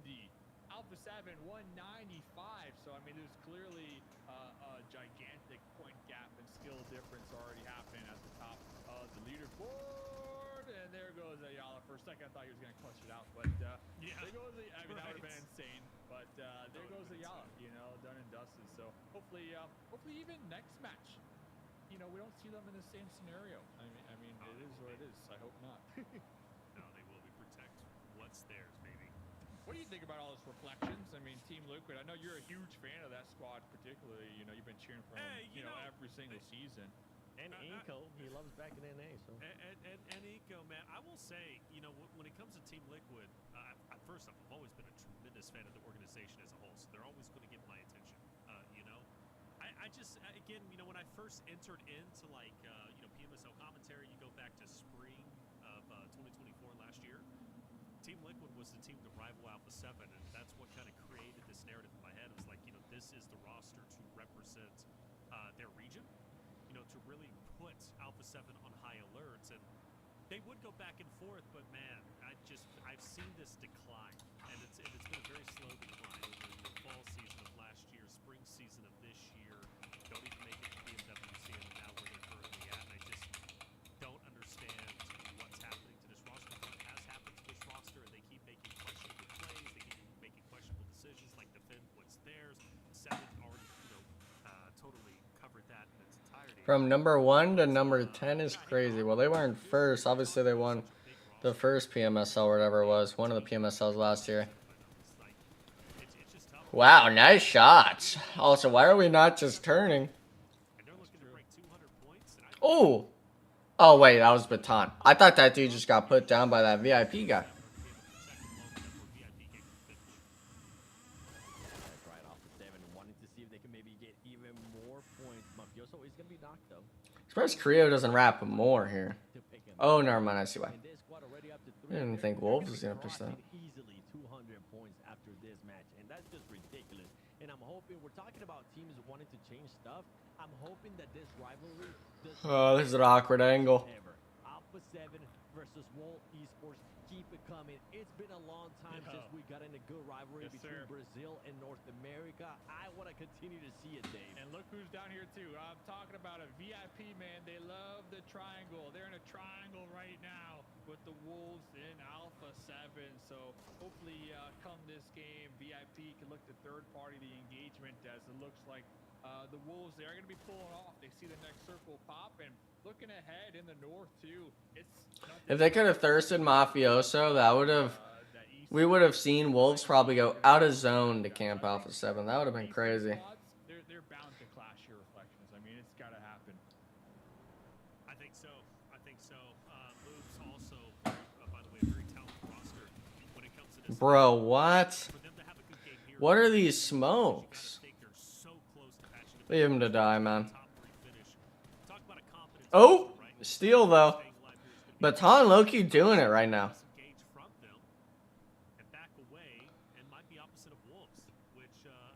Well, Kayla, I mean, if you're here, you're loving to see that. Obviously, 3 of the elims, 4 of the elims actually, are on baton currently. 1v3 at the starts. Very impressive, but I want to see how this mid game is, especially on Miramar. Miramar was usually the maps I was seeing Wolves really struggle with keeping 4 up, but obviously yesterday they went back to back, so.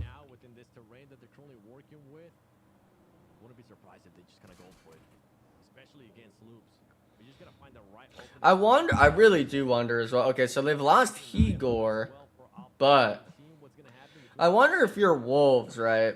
And you have someone like Coops on your team. Is Coops finally just letting Baton, you know, get his fire going? Because right now, this dude is low-key cooking.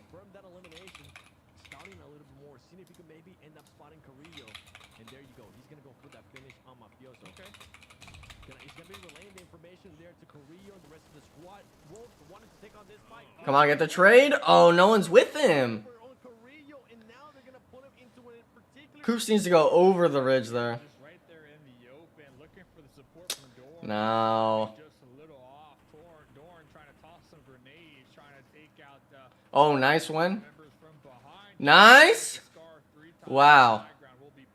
Wait, you know last. Wait, just go to Coops. Wait, just go for Coops. Baton's fine. Oh, maybe not. Oh, that ain't looking money, though. Oh, never mind. He dodged it.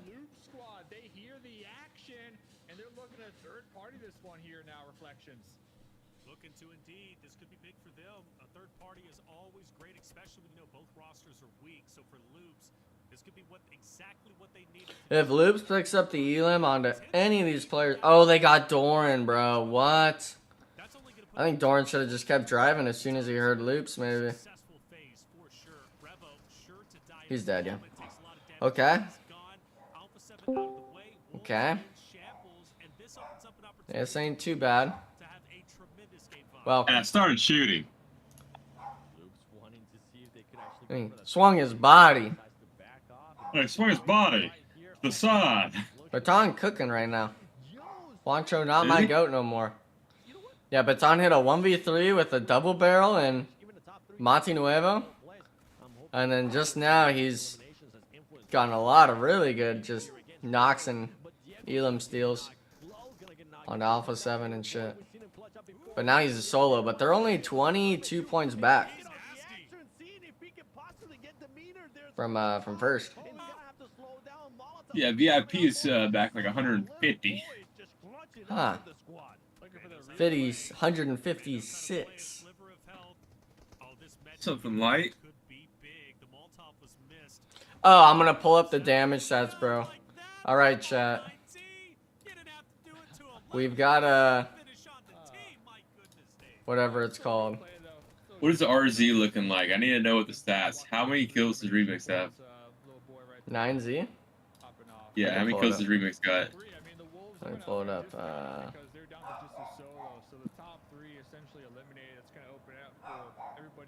He's got the lowest, actually. It's 12 on him, 14 Milos, 15 on Reyes, and then 20 on Colgoat.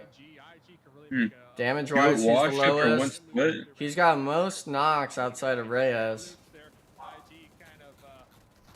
Wait, is that? Wait, no, hold up. I read the wrong column. No, he still almost has most knocks, though. Milos is beating him. Now, let me look at the stats for Team Jaguar, baby. Splat, baby. Team Jaguar? This dude's got 1 elim. How much damage do you think he got? Total damage. 437. Which, by the way, I'll pull up damage stats right now. I'll read you the second lowest number for a guy that's played all the matches. 1,257 is the second lowest damage. How much do you think this guy got with 1 elim? 892. So, Inko7, who's only played 2 games, by the way, in this, 362 damage. He's not lowest damage. Splat has 187 total damage. He's done 11 damage a game, basically. Bro, how do you just not land a shot? That is Like, one just- like UMP bullet at range. At range. And his one elim was yesterday on Miramar. He shot a guy as he was running around the corner, and his teammates were shooting him as well. So he just, you know, got the last bullet in. You know, like thirsted anyone? Like, dude, like. No, like he. And his team, Shoot it down, guy. going into like the last game yesterday, they were like 9-10. Like one of their guys. Wait, force win? M2M was. Pure RNG? Oh no, man. Oh no, yesterday they had the cliffside spot like on that far west part. You know, like west of Monty, there's that shit. You get so many of those zones where you can play the cliffside and everyone else just dies. They had control of the cliffside before everyone else, and they only had like 5 elims. Yeah, no, teams are just, or NA teams just very bad at confirming kills because they're scared. Well, VIP, They have to control unfortunately, them, they're like, they're not afraid to actually go do anything. They just wait. Like just there's no pressure applying from those teams. SON's more just, they don't seem to really have like a solid game plan coming into some of these matches. And then X-Force for the most part has just been like caught out on rotate. We're getting caught out while we're trying to rotate, so then it's like we don't know what we want to do. We're getting power spots but not able to farm because we misplay it.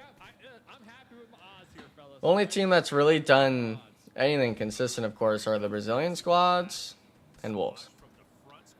And then Inco's like, I mean, they're just griefing Team Liquid. They've dropped every game at that compound, like southeast of Hacienda, you know, that everyone likes to split loot. They've 4-man dropped both teams every Miramar. Every Miramar. They're just cucking each other. Wait, 4v4v4v4. Wait, show me splat, bro. Show me the splat deeps, bro.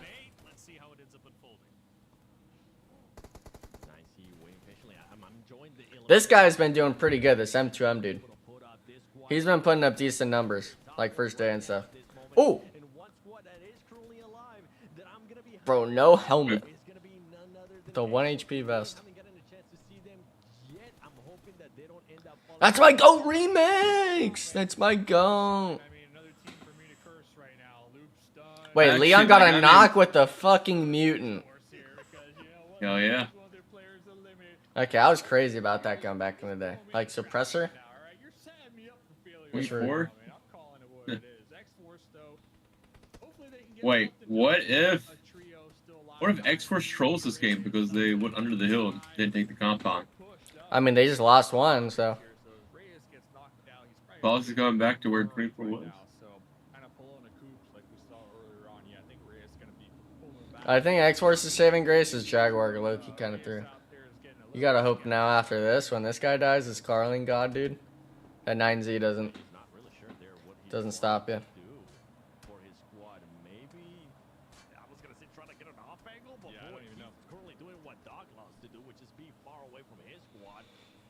Doesn't end up working out. Luckily for him, now the squad is going to get a little bit closer. Jaguar's going to get spotted. That nade should be able to hit it. There you go.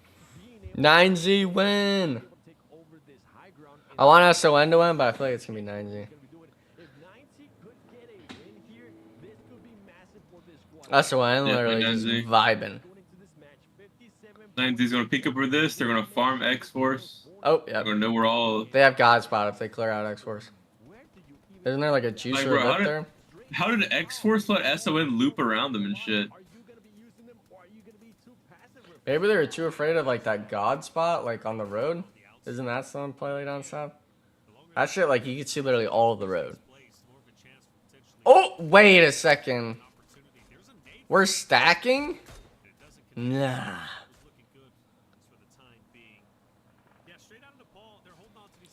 We went back and stacked there. I don't know about that one. Why go back? Because you don't have an exit out of there.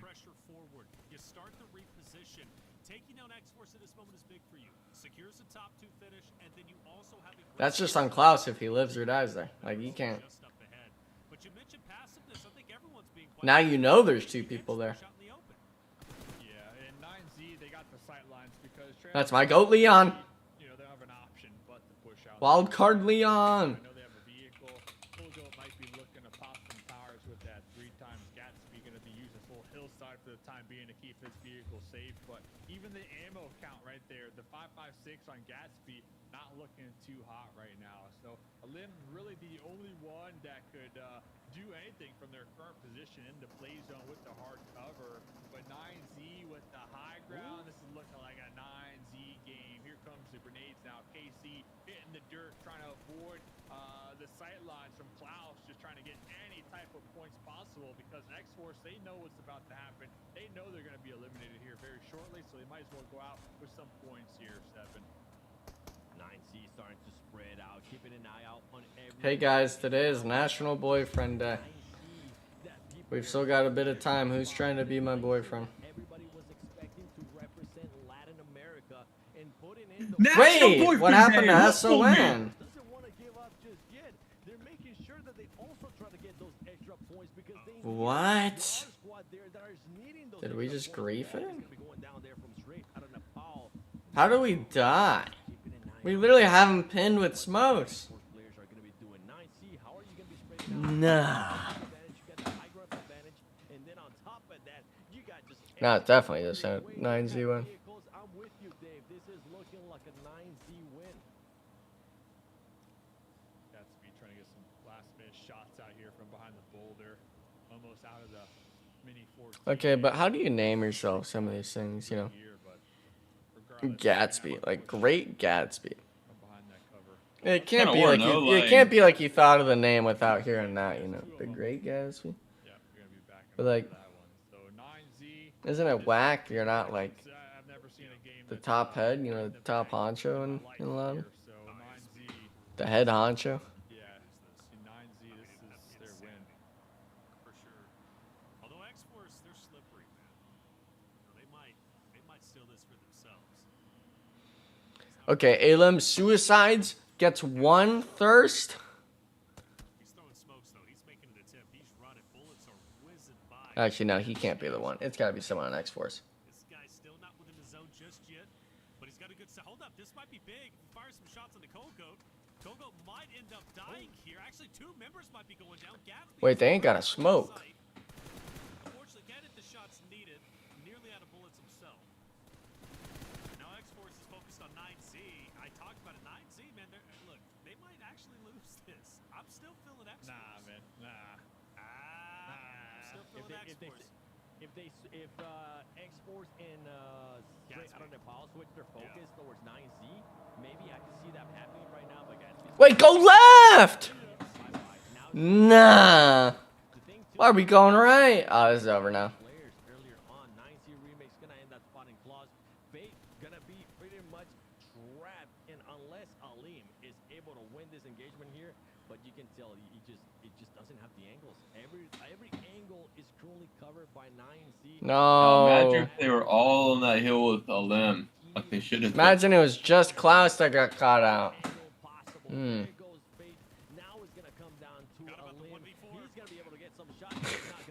Fucking reflections, man. The 1v4? Nah, man, I can't give you the hope like that. America's fall split. This is the performances, boys, that I wanted to see out of this squad. The dynasty has been cemented. 9Z has managed to take their first winner chicken dinner in sensational fashion all day. They've been quiet, but finally This divorced dad dude's way too good, bro. to get a tremendous win and protect what is theirs, their dynasty in PMSL America's fall season. Beautifully done. Question is, how many elims did they get? I actually don't know, so I'm going to be quite surprised at the very end and who ended up picking up the most. Because X-Force did have quite a few whenever we had a chance to kind of peek in on their viewers, right? So, or excuse me, on their players. But we do know that there were some rosters that also dropped the ball during that map number 5. I don't think the standings are going to change up too much, but it still is a big win for the 9Z. But how a team from Rage Regions playing in SA and NA? Hear me out. How do we tell him? How about it's not only white people in America? Crazy concept. The melting pot of the world. Oh! I was looking peace and X-Force for a second there in that clip. I think there was a little bit of lag earlier on. I don't know if it was just the spectators they had or if it was client side, Dude, but cars were like glitching. I saw it. ooh, We saw those player cams right there from 9Z, kind of similar to Maryland kind of threw this, but really gives you like an insight on what's actually happening at the land, and you can just see 9Z after getting that win, just how relieved they were to finally get. okay, but 9Z goes back to back and they salvage the head start points, which we were trying to get the head start points per phase to be more, but they couldn't clear it in time.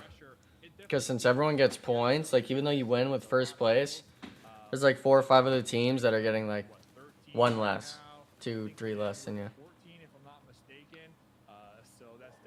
Also, I want that jacket, that PMSL America's jacket, bro. I told Chow, bro, send it over. So definitely a team game right there, and they were holding it down, big dog. They were holding it down. Huge game. You didn't believe in them, man. You didn't believe in them. All right, you said X-Force. Reflections. I'm calling you. Look, this is what I'm doing. I'm creating suspense. Can they do it? Surely not. X-Force has got it, right? 9Z, I knew they had it all along. Come on, and I knew they had 15 eliminations. I'll be back.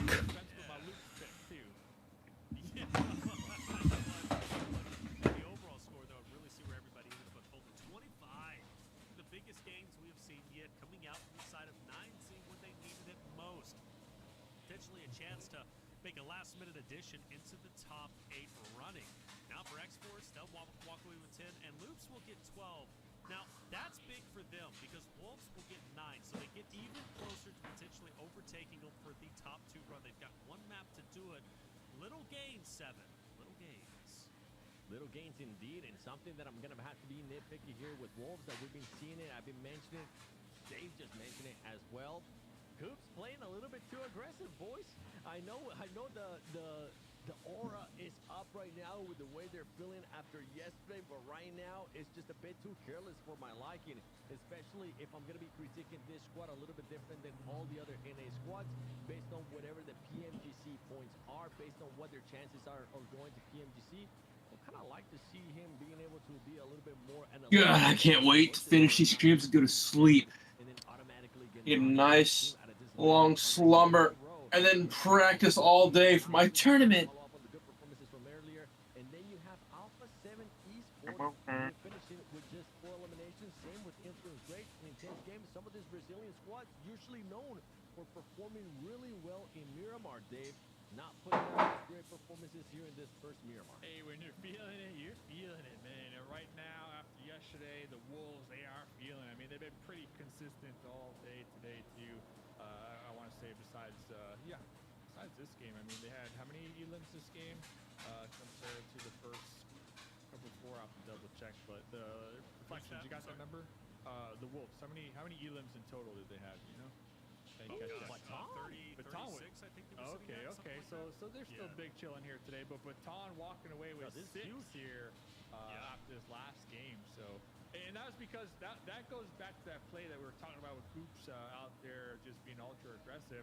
Baton was in the back line, you know, with the grenades on the Alpha 7, was in the back line with the support, kind of just cleaning it up. And I think if Baton would have popped up couple seconds earlier, I think Coops would have survived a little longer. So that's why I think the timing, 7, just a little off. Like, I get the play, but the timing was just a little off right there. Yeah, not even timing. And to be completely honest, I don't even get that play. Let's take a look at the overall rank here. Loops does end up moving up, passing Influence Rage 152 points. I want to take a look at what's going on towards the other side because Jaguar has now moved up. And look what 9Z has been able to do, boys, with that kind of performance. This squad came into this match in 14th place, and they just jumped up massively, Reflections, all the way up to 8th place. Yeah, huge, right, for 9Z Globin. So 25-point gain will definitely elevate you up the standings. Top 8, let's see where they land after this final game. Maryland Esports also themselves jumping up to 7th. That's big considering where they started the day. So for 9Z, Maryland, 2 of our top gainers in terms of standings go. For Loops, though, can they catch up the Wolves? It's very, very possible. this last game, and it's also possible, let's say Alpha 7 drops off early, Wolves can have a tremendous game and even get first place. A lot of storylines going into the final game for sure. It is the final game for Phase 1. Final chance to get those, bonus points heading into the finals. Who's going to get the most of them? Well, we have some front runners, but we don't have any guarantees, right? That's why these games are played. And who knows who's going to end up taking the next one. But hey, it's going to be an exciting one for sure. Miramar, game number 6, the final game for Phase 1. Get your predictions in the chat. Who's taking it? Not only in our standings, but who is going to be taking it whenever it comes down to our, obviously, our final game. And I do believe we have an interview to send it to. It's going to be Fate. So let's see what Fate had to say as we head into our final game. Hey guys, I'm here right now with Fate from X-Force, and I want to start asking for you about the hot drop with Maryland, because you guys are always hot dropping each other on Arango. And is that something that is going to happen until the end of the tournament? Yeah, it's going to happen until the end. We are not going to give up pre-match. I know this last match was the last match of the last. Oh my God, it's X-Force Fate. Wait, what did he say in the interview? Just miscommunication issues, but it happened. So far, we're 2-1 on them, so it's all right. I'm not really worried about it. Wait, on who? Okay, and you're actually not worried because you guys are having good team fights, but I think the major problem here is the end game. So what do you think you're lacking right now? What do you think you need to change to get better results at the end of the games? I think we just need more time as a team, because if we're being honest, only me and 24 have really been together for the past months. Claus was basically practicing with us for maybe a little bit less than a month after tying series, and Alim, again, he came in last second, but he has been performing. He hasn't been playing very well, which has surprised all of us. I was able to talk to him one-on-one, and he told me that he does want to get better, and he's been playing on the phone outside of the matches, at the hotel, and honestly, it's been a blessing for sure. Yeah, that's nice. And about the team, it's real quick right now. Do you think that Valek not being here is affecting your team as a whole? Yeah, definitely. I do think so, because Valek's comms were very good. It helped us a lot. It also helped keep everybody in check. He was like that, anchor that we needed, so definitely. So I hope you get better results from now on. Good luck and thank you.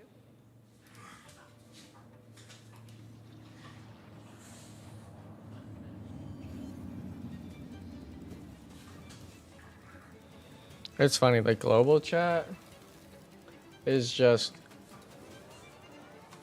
it's always brain rot. Always makes me laugh.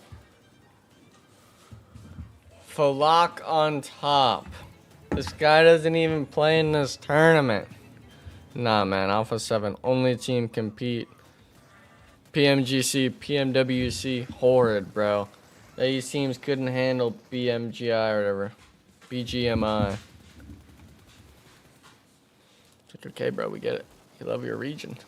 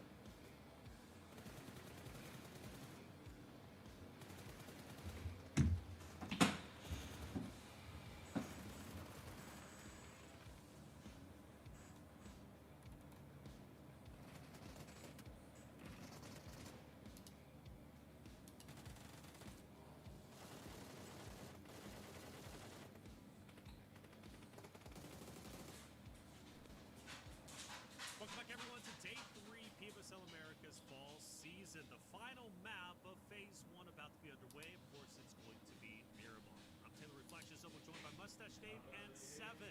We got some big stories right in terms of our standings for Alpha 7. They're still very comfortably in first place, but it doesn't guarantee them a first place finish. Wolves are behind them, so an early exit could open up the door for Wolves to overtake them. For Loops, well, same story. They're looking to take over Wolves' position if they fall early. For the rest, well, the top 8 run is still very close to it.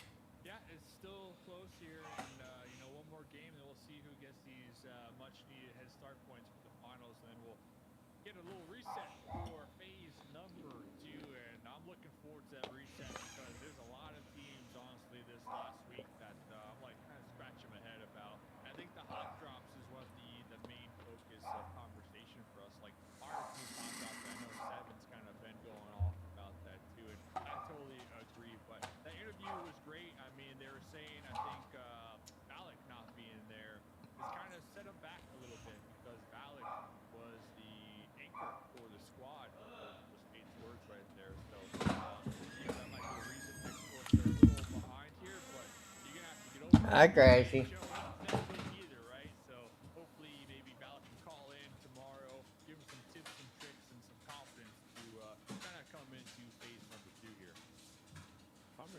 If I remember right, I think Valak wanted to go, but they decided to fly out the coast instead. So now maybe they might be questioning that move. And I honestly completely stopped listening to that interview after they said that they will continue the hot drops.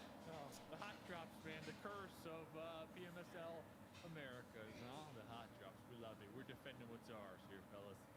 Yep, defending what's ours, and well, what is that? We're still trying to figure it out.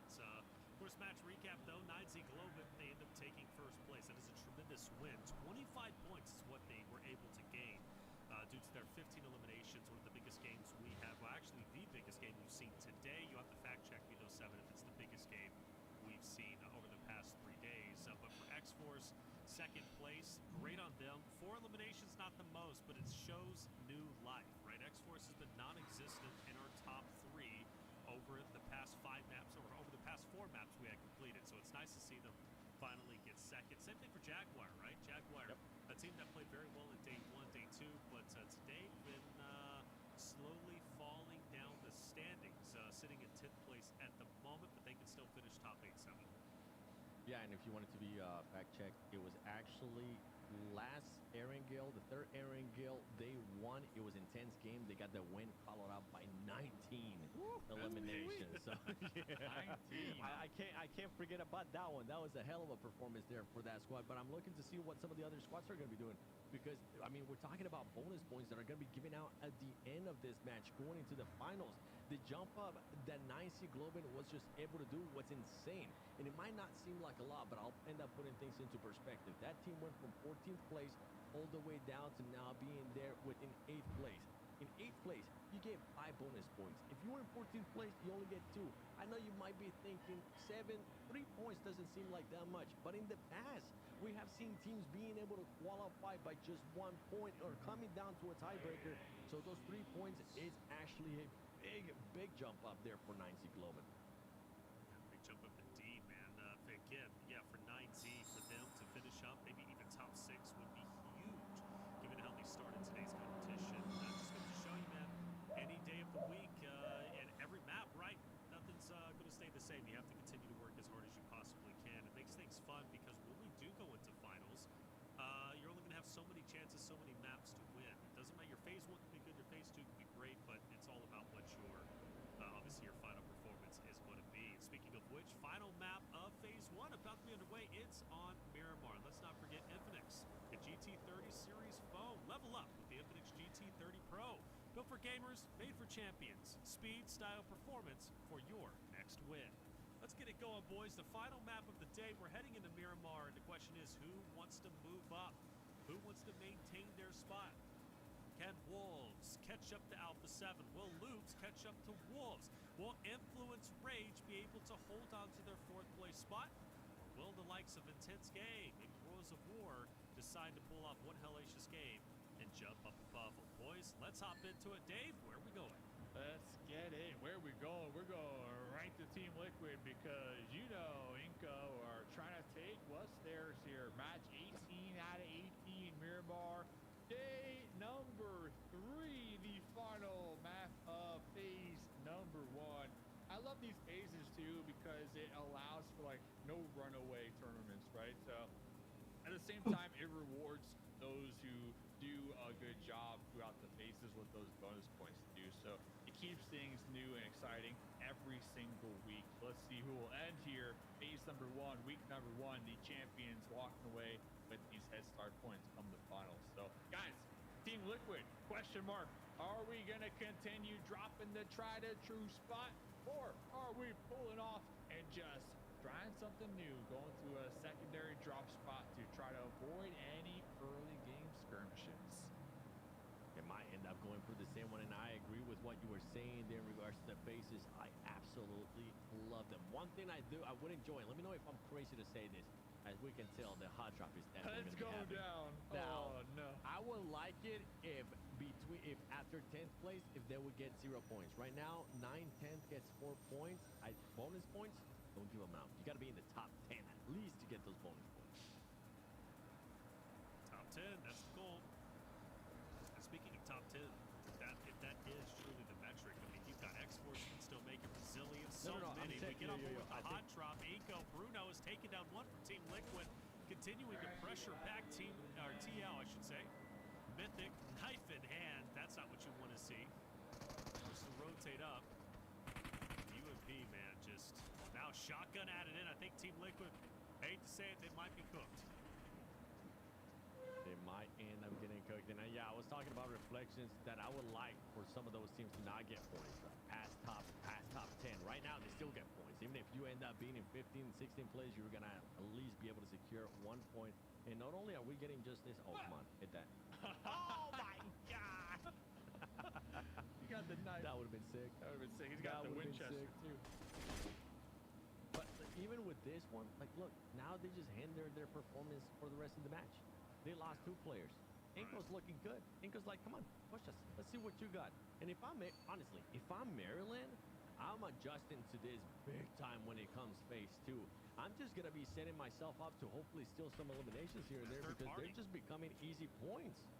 Yeah, third party, right? I mean, why not? Because you're absolutely correct. Easy points indeed. I mean, that's potentially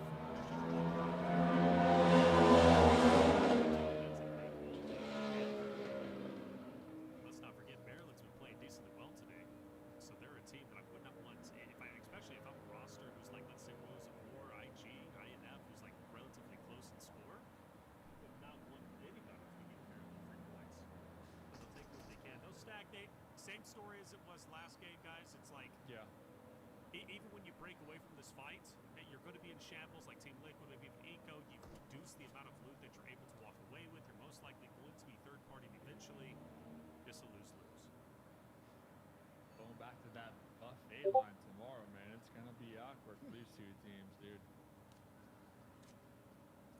Might not even look at each other in the eyes. Not gonna look at each other at all. Team Liquid defending what's theirs. Down 2, Inko with the numbers advantage here. Inko not looking to press the envelope too much here. They're just waiting for Team Liquid to push up those stairs to take them out here. Meanwhile, over here, Ray out of Nepal getting some early game elimination points too, to be exact. Who's gonna fight? Who's gonna push? This is just, you're killing me, Smalls.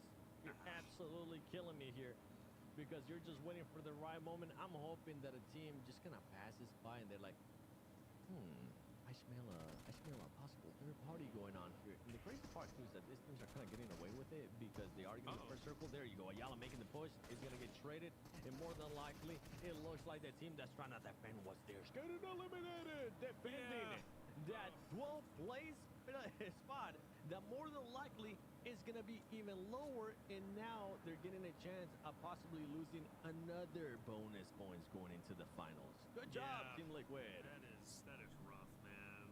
Normally I'm not like this, but it's like it's just a pointless fight to even watch in general. I mean, like, why are we there? I don't get it. For Eco though, you want top 10? Well, you're in 10th place right now. You're hoping Jaguar also falls behind. But for Team Liquid out of the way now opens up the door for X-Force, right, to push up past them, which most likely is going to happen. Yeah, some adjustments need to be made going into the next phase for sure. Team Liquid, from spring season last year to where we are now, fall season 2025, not the same team at all. Not at all. It hurts. It hurts to see. I'm with you. I'm there with your reflections. I remember this squad's being up to par there with Alpha 7 in the spring split. It was a big fall off. We were like, okay, maybe they'll be able to bounce back. That's not the case here. They have done some changes in regards to the roster after phase 1. It's not going to end up working out for this squad. And honestly, if I'm looking at what right now is happening there with the leaderboard, I wouldn't be surprised if X-Force ends up passing them by. If X-Force tries to go for another extra bonus points when we end up going towards the finals, now, straight out of Nepal, this squad has absolutely nothing to lose. Be aggressive. Show me what you got. It's not the time to go for a win. It's time to go for some aggressive plays here that you can collect some data on, go back to bot review, and see what you can improve on going into phase 2, Dave. Show me what you got here. Let's pull up the map, why don't we? Let's check out what these teams are looking at here as Alpha 7, we see them. So pretty much I'm looking at this whole slice of the pie.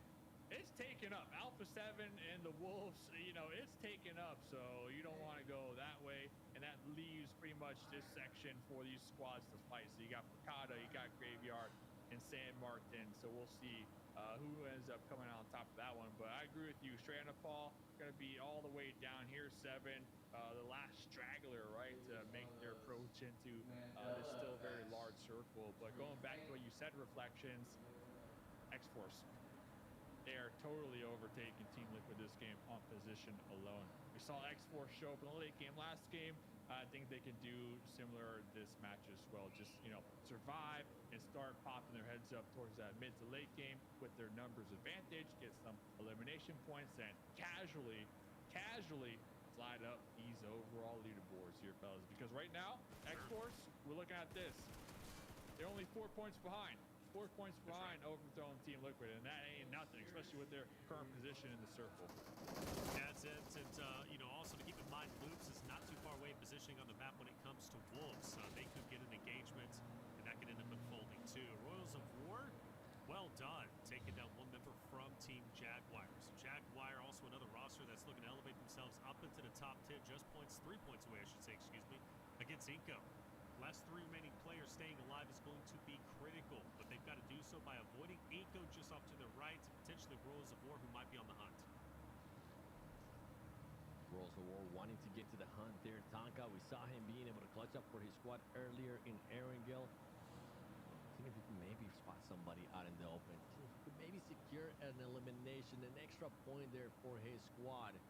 Miramar being a little bit slower here. Yep. Even though we had a hot drop, those two teams took so long to fight. It doesn't even matter as we do get the new circle here popping, and X-Force is going to be in a great position here, Dave. Yeah, X-Force still in a really dominant position on the high ground too, right? I mean, we see they got the hillside, so they're going to have some nice angles to work with. IG, though, I want to see them group up over here because we're starting to see teams collapse, and we might see a clash over here once again between the 2 big dogs of the lobby, the first and second place team. So the stragglers in the back line, Doran and Baton, they're trying to group up as quickly as possible because you already know Coop's in the front line. He is itching to take the fight up against Alpha 7 again here. It might happen. From a distance, does he actually fire? It's possible. Does he connect? It's Carrillo. Anything is possible in that regard. But he'll just keep him at bay. I don't know, Hagar. I wouldn't jump out of the car, man. I definitely wouldn't tempt fate if I was him. But either way, you go down low for Revo. Also setting up opposite of that of Wolves. Shutting this team down now is big. You stop all chances of them catching up to you, and you all but secure first place. Therefore, securing all the points, right? The bonus points, the max amount that you can possibly get.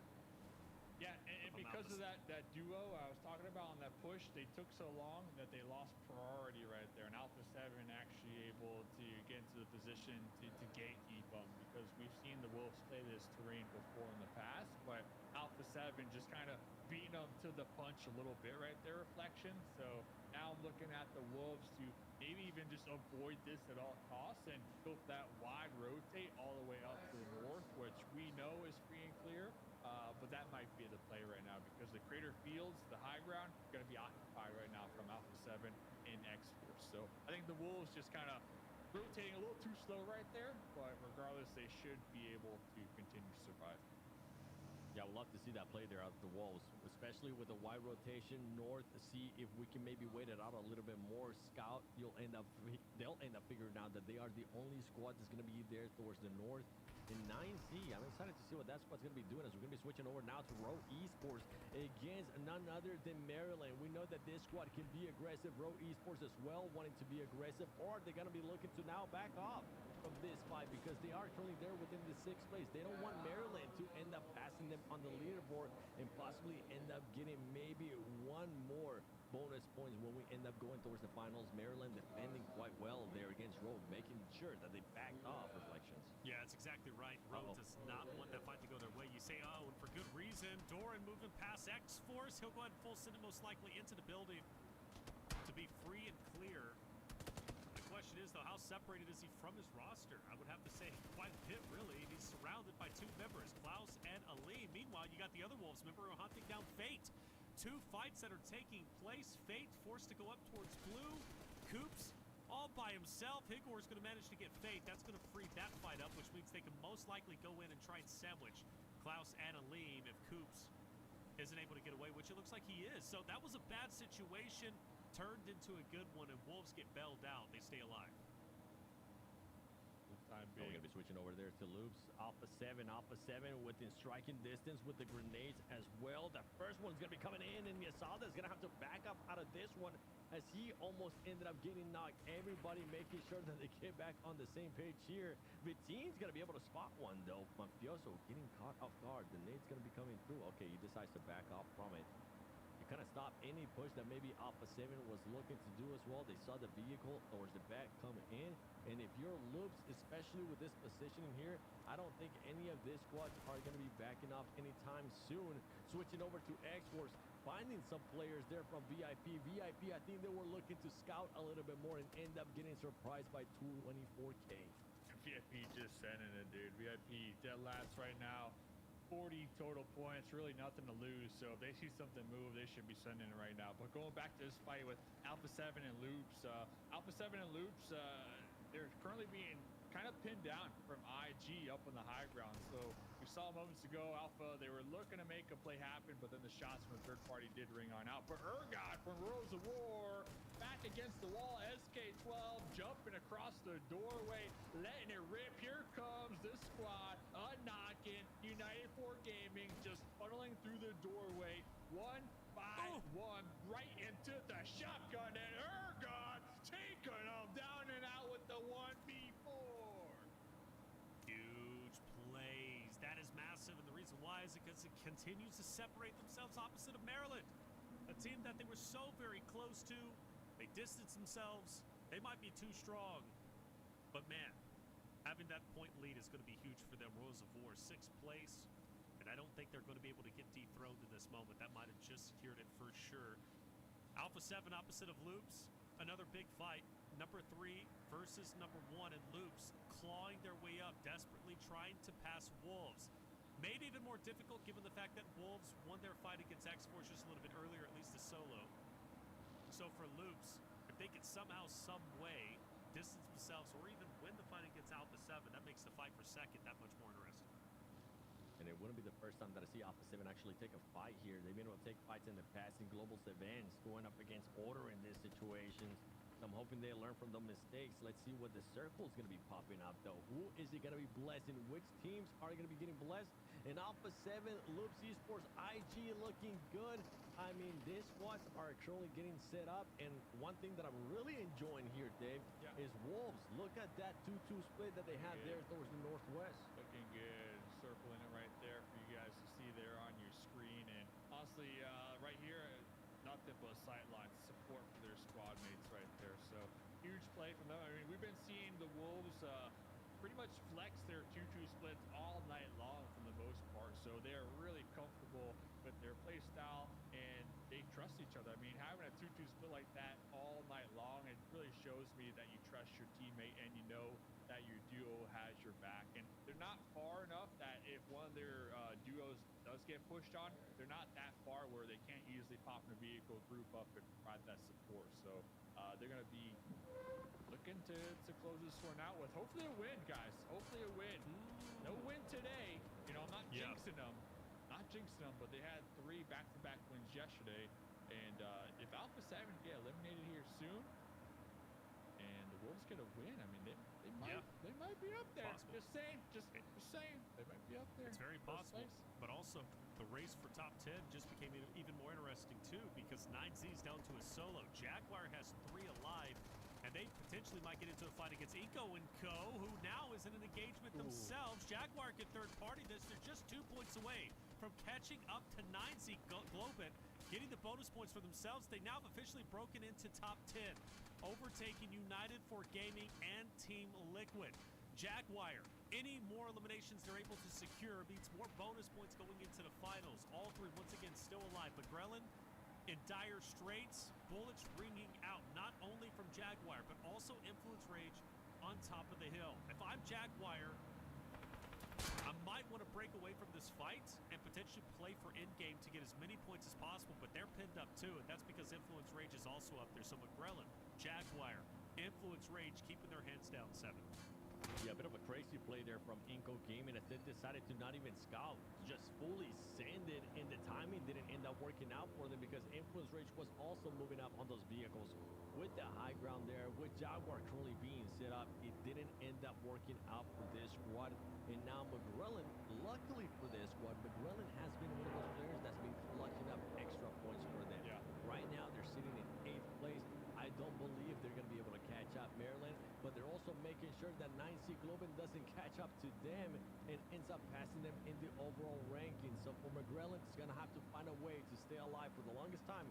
And if there's a possibility, Dave, for him to just steal an elimination here and there, to go for it. Yeah, McGrellan's been clutching out all night long, that last player alive from the squad to try to get some type of placement points. Urgod over here.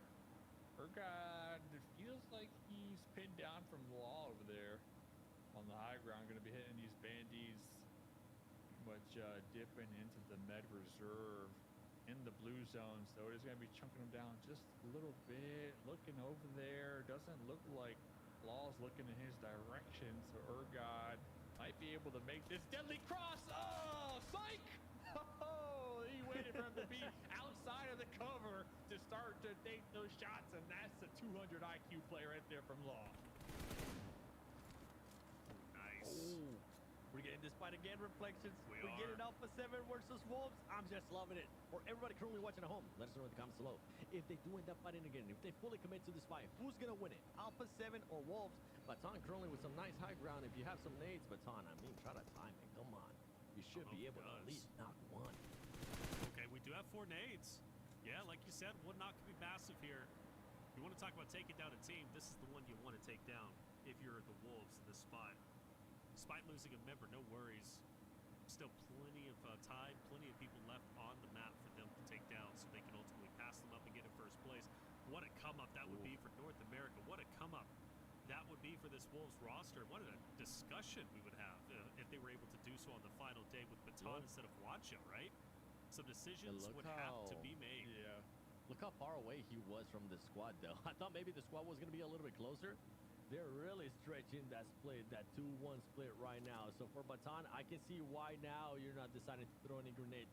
Why he's slowing it down a bit. But Baton, you were saying it, you were giving props, their Reflections. I'm with you.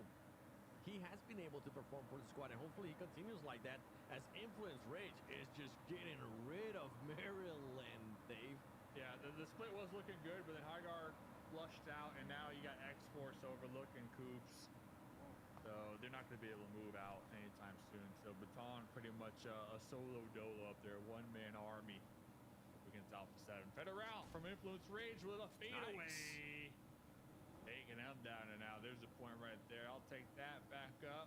Continue on my merry way. Influence climbing up. They are not too far behind Loops Esports, right on the heels. Loops Esports right ahead of them, but Influence make that another elimination. Influence might be breaking top 3 right now. Loops out there on the outside of the play zone, trying to find somewhere to crawl in, trying to find some type of hard cover without being sandwiched from IG. But we might see Loops and Influence clash here very shortly for that 3rd place spot. Very well could. Very well could. This is going to be fun. Loops is only 1 point up of Influence Rage. IG still could make things fun if they can pass up INF. This is coming down to the wire on our last day for Phase 1 for sure. And you can tell the teams feel it. They're getting into these fights, but they're also not overextending. They're not wanting to be overly aggressive, potentially drop down. Would not be ideal. Go down to our next stage to see who's going to be blessed by zone in about 18 seconds. Everybody posturing for their next potential route. I don't even know where they go, to be honest with you. There's not a lot of cover up ahead outside of the natural terrain, Dave. Coops and Dorn open for a blessing here in the final game of the evening. Pizza. They got their fingers crossed, and it does look like it pretty much centers on up. So I'm really looking at INF down there. They know that there's a team over here. So if I'm INF, I might look to just take that one fight before making my approach in, and that would be the fight that decides 3rd place. So I do want to ask, I mean, Alpha 7, yeah, they got the man advantage. Baton is by himself up here, but he commands such a presence that Alpha 7 surely can't feel too comfortable to rotate off of the spot, and they're going to have to. Baton's going to be the first one in blue, but I think he commands enough respect that Alpha 7 might be a little bit too worried to rotate out. They got Mafioso in the zone, though, so I mean, they can just pop in their vehicles and just send it to Mafioso to the hard cover. Baton could take some shots, but realistically, I mean, is he going to hit all 3 of them? I mean, maybe if they pile up in a US and he blows it up, but I think Baton has a tall challenge ahead of him right now. Yeah, if anything, I'm going to be looking at how Baton is going to get back with the team and how he's going to be making that rotation. I know he has a buggy to him. He still has scoops, and Dorian now VIP is making a just full-on push to export, and they're having to pay for it as Jaguar was also keeping an eye on them. I can't wait to see what VIP is going to be able to do, if they're even going to survive with 1 player left. Loops Esports now making a push as well into the zone, and they're getting away with it right now, but this is going to end up just backfiring, especially Baton keeps an eye on. Mafioso is able to spot him. Alpha 7 is now going to have to readjust in regards to what they're going to be doing here. Loops is starting to go down, Reflections. They are. Dude, what in the world? Only 1 player left. But then again, does this help Baton? Because Rebel and them are on the move.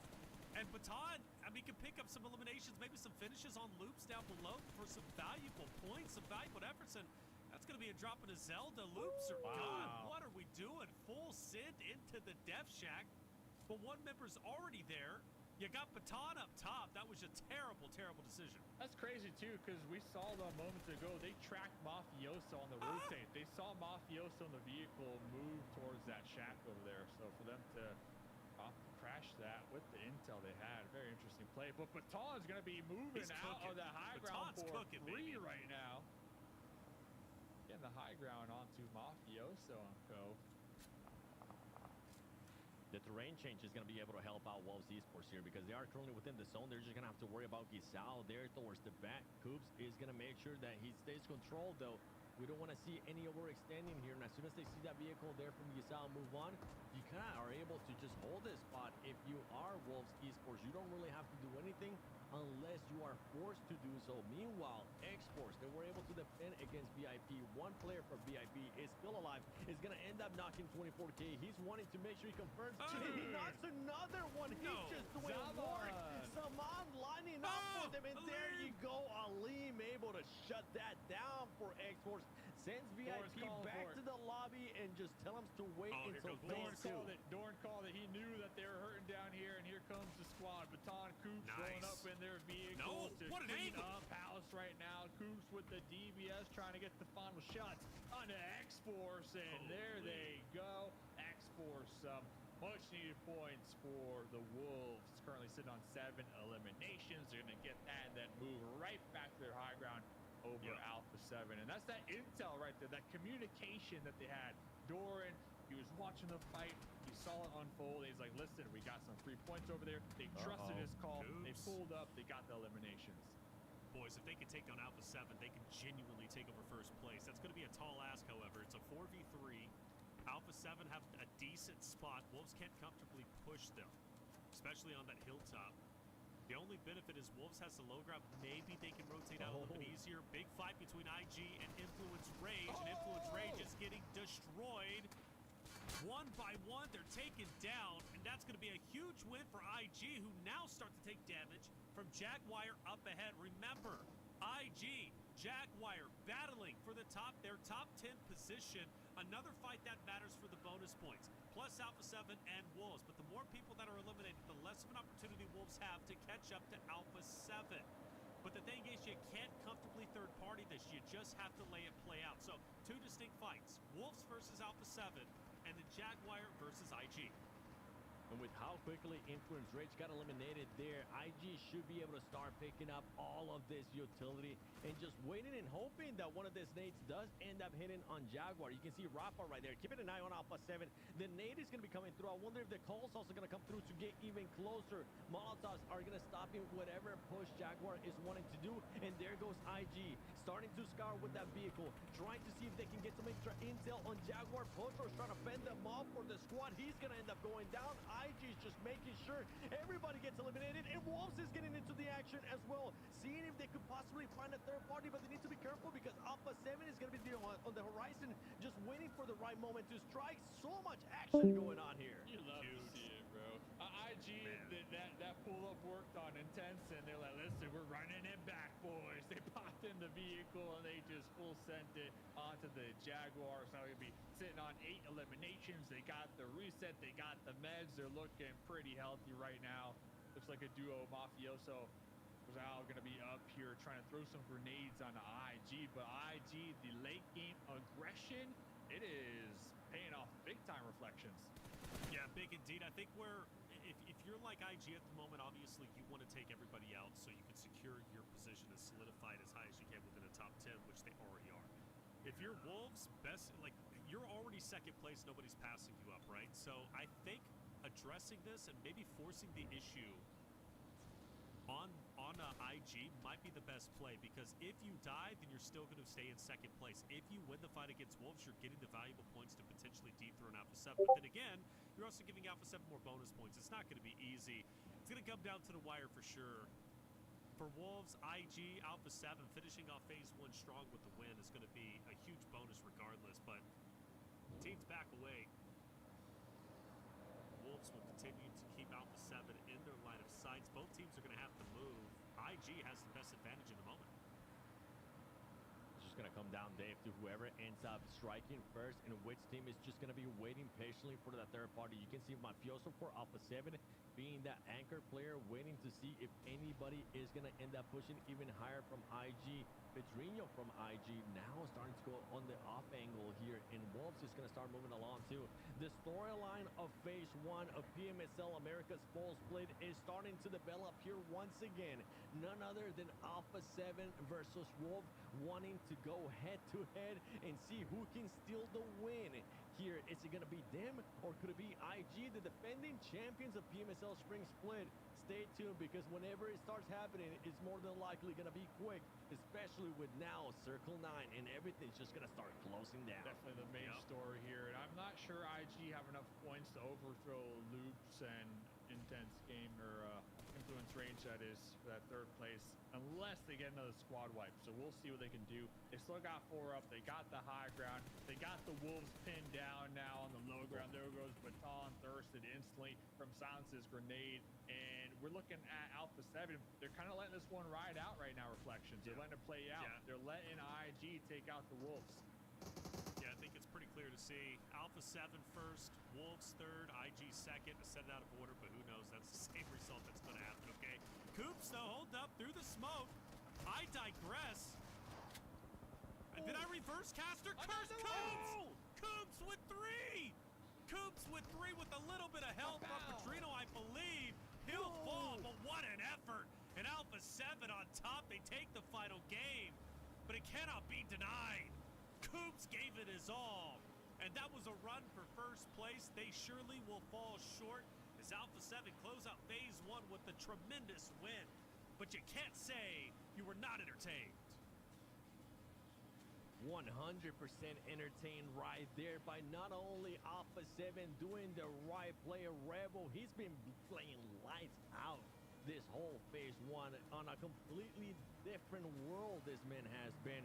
But I gotta give credit to Coops there at the end. Yeah. I really thought he was gonna clutch it, Dave. I was just like it.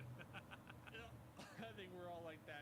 He's still getting some points though, or at least getting some knocks, making it look too easy with that DVS. But it was a challenge. I mean, IG had the high ground, right? So it came down to the wire though. My question is though, IG, last time we saw the overalls, they were like in 5th. They went to 4th. Did they get enough done here this game to potentially take over that 3rd place, right? Because we know Alpha 7, Wolves, first, second. But that 3rd place spot was wide open between Loops, between Influence, between Intense Games. So my question is really who's going to be taking that 3rd place spot here for phase number 1. Yeah, it's a question, isn't it? I mean, 12 eliminations, that's a That's huge. big game for Intense Game. Yeah, I mean, that might They might have done it. for sure. And you know, shout out to Wolves for putting up a tremendous fight. They're going to finish behind Alpha 7, but I think just barely. Like, just barely. Giving me good faith Hold going up. to the next phase. That's going to be crazy. Yeah, this was when IG And really then that started to get worked, and they're like, interesting. hey, let's run it back, boys. And they did it for right sure. to the Jaguars. I mean, For they sure. had that momentum going. They were feeling it. They had strategy that was working, and they just kept rinsing and repeating right there. But Coops with the game sense, the quick sensitivity right there. My dude almost had a spot wipe. But Alpha 7, the champions here, walking away with the winner chicken dinner here. Not many elims, though. Not many Two. elims. Two. But you know what? That's all right, man. Two They got the win. elims, got the win. And, you know, the most important thing was to keep Wolves at bay. Keep Wolves from getting those bonuses. Because you think, man, Alpha 7 finish off much earlier. You know, they miss out on the 10 bonus points for the winner chicken dinner. Wolves very well pass up Alpha 7 based off that performance. Because Wolves picked up 10 elims for themselves.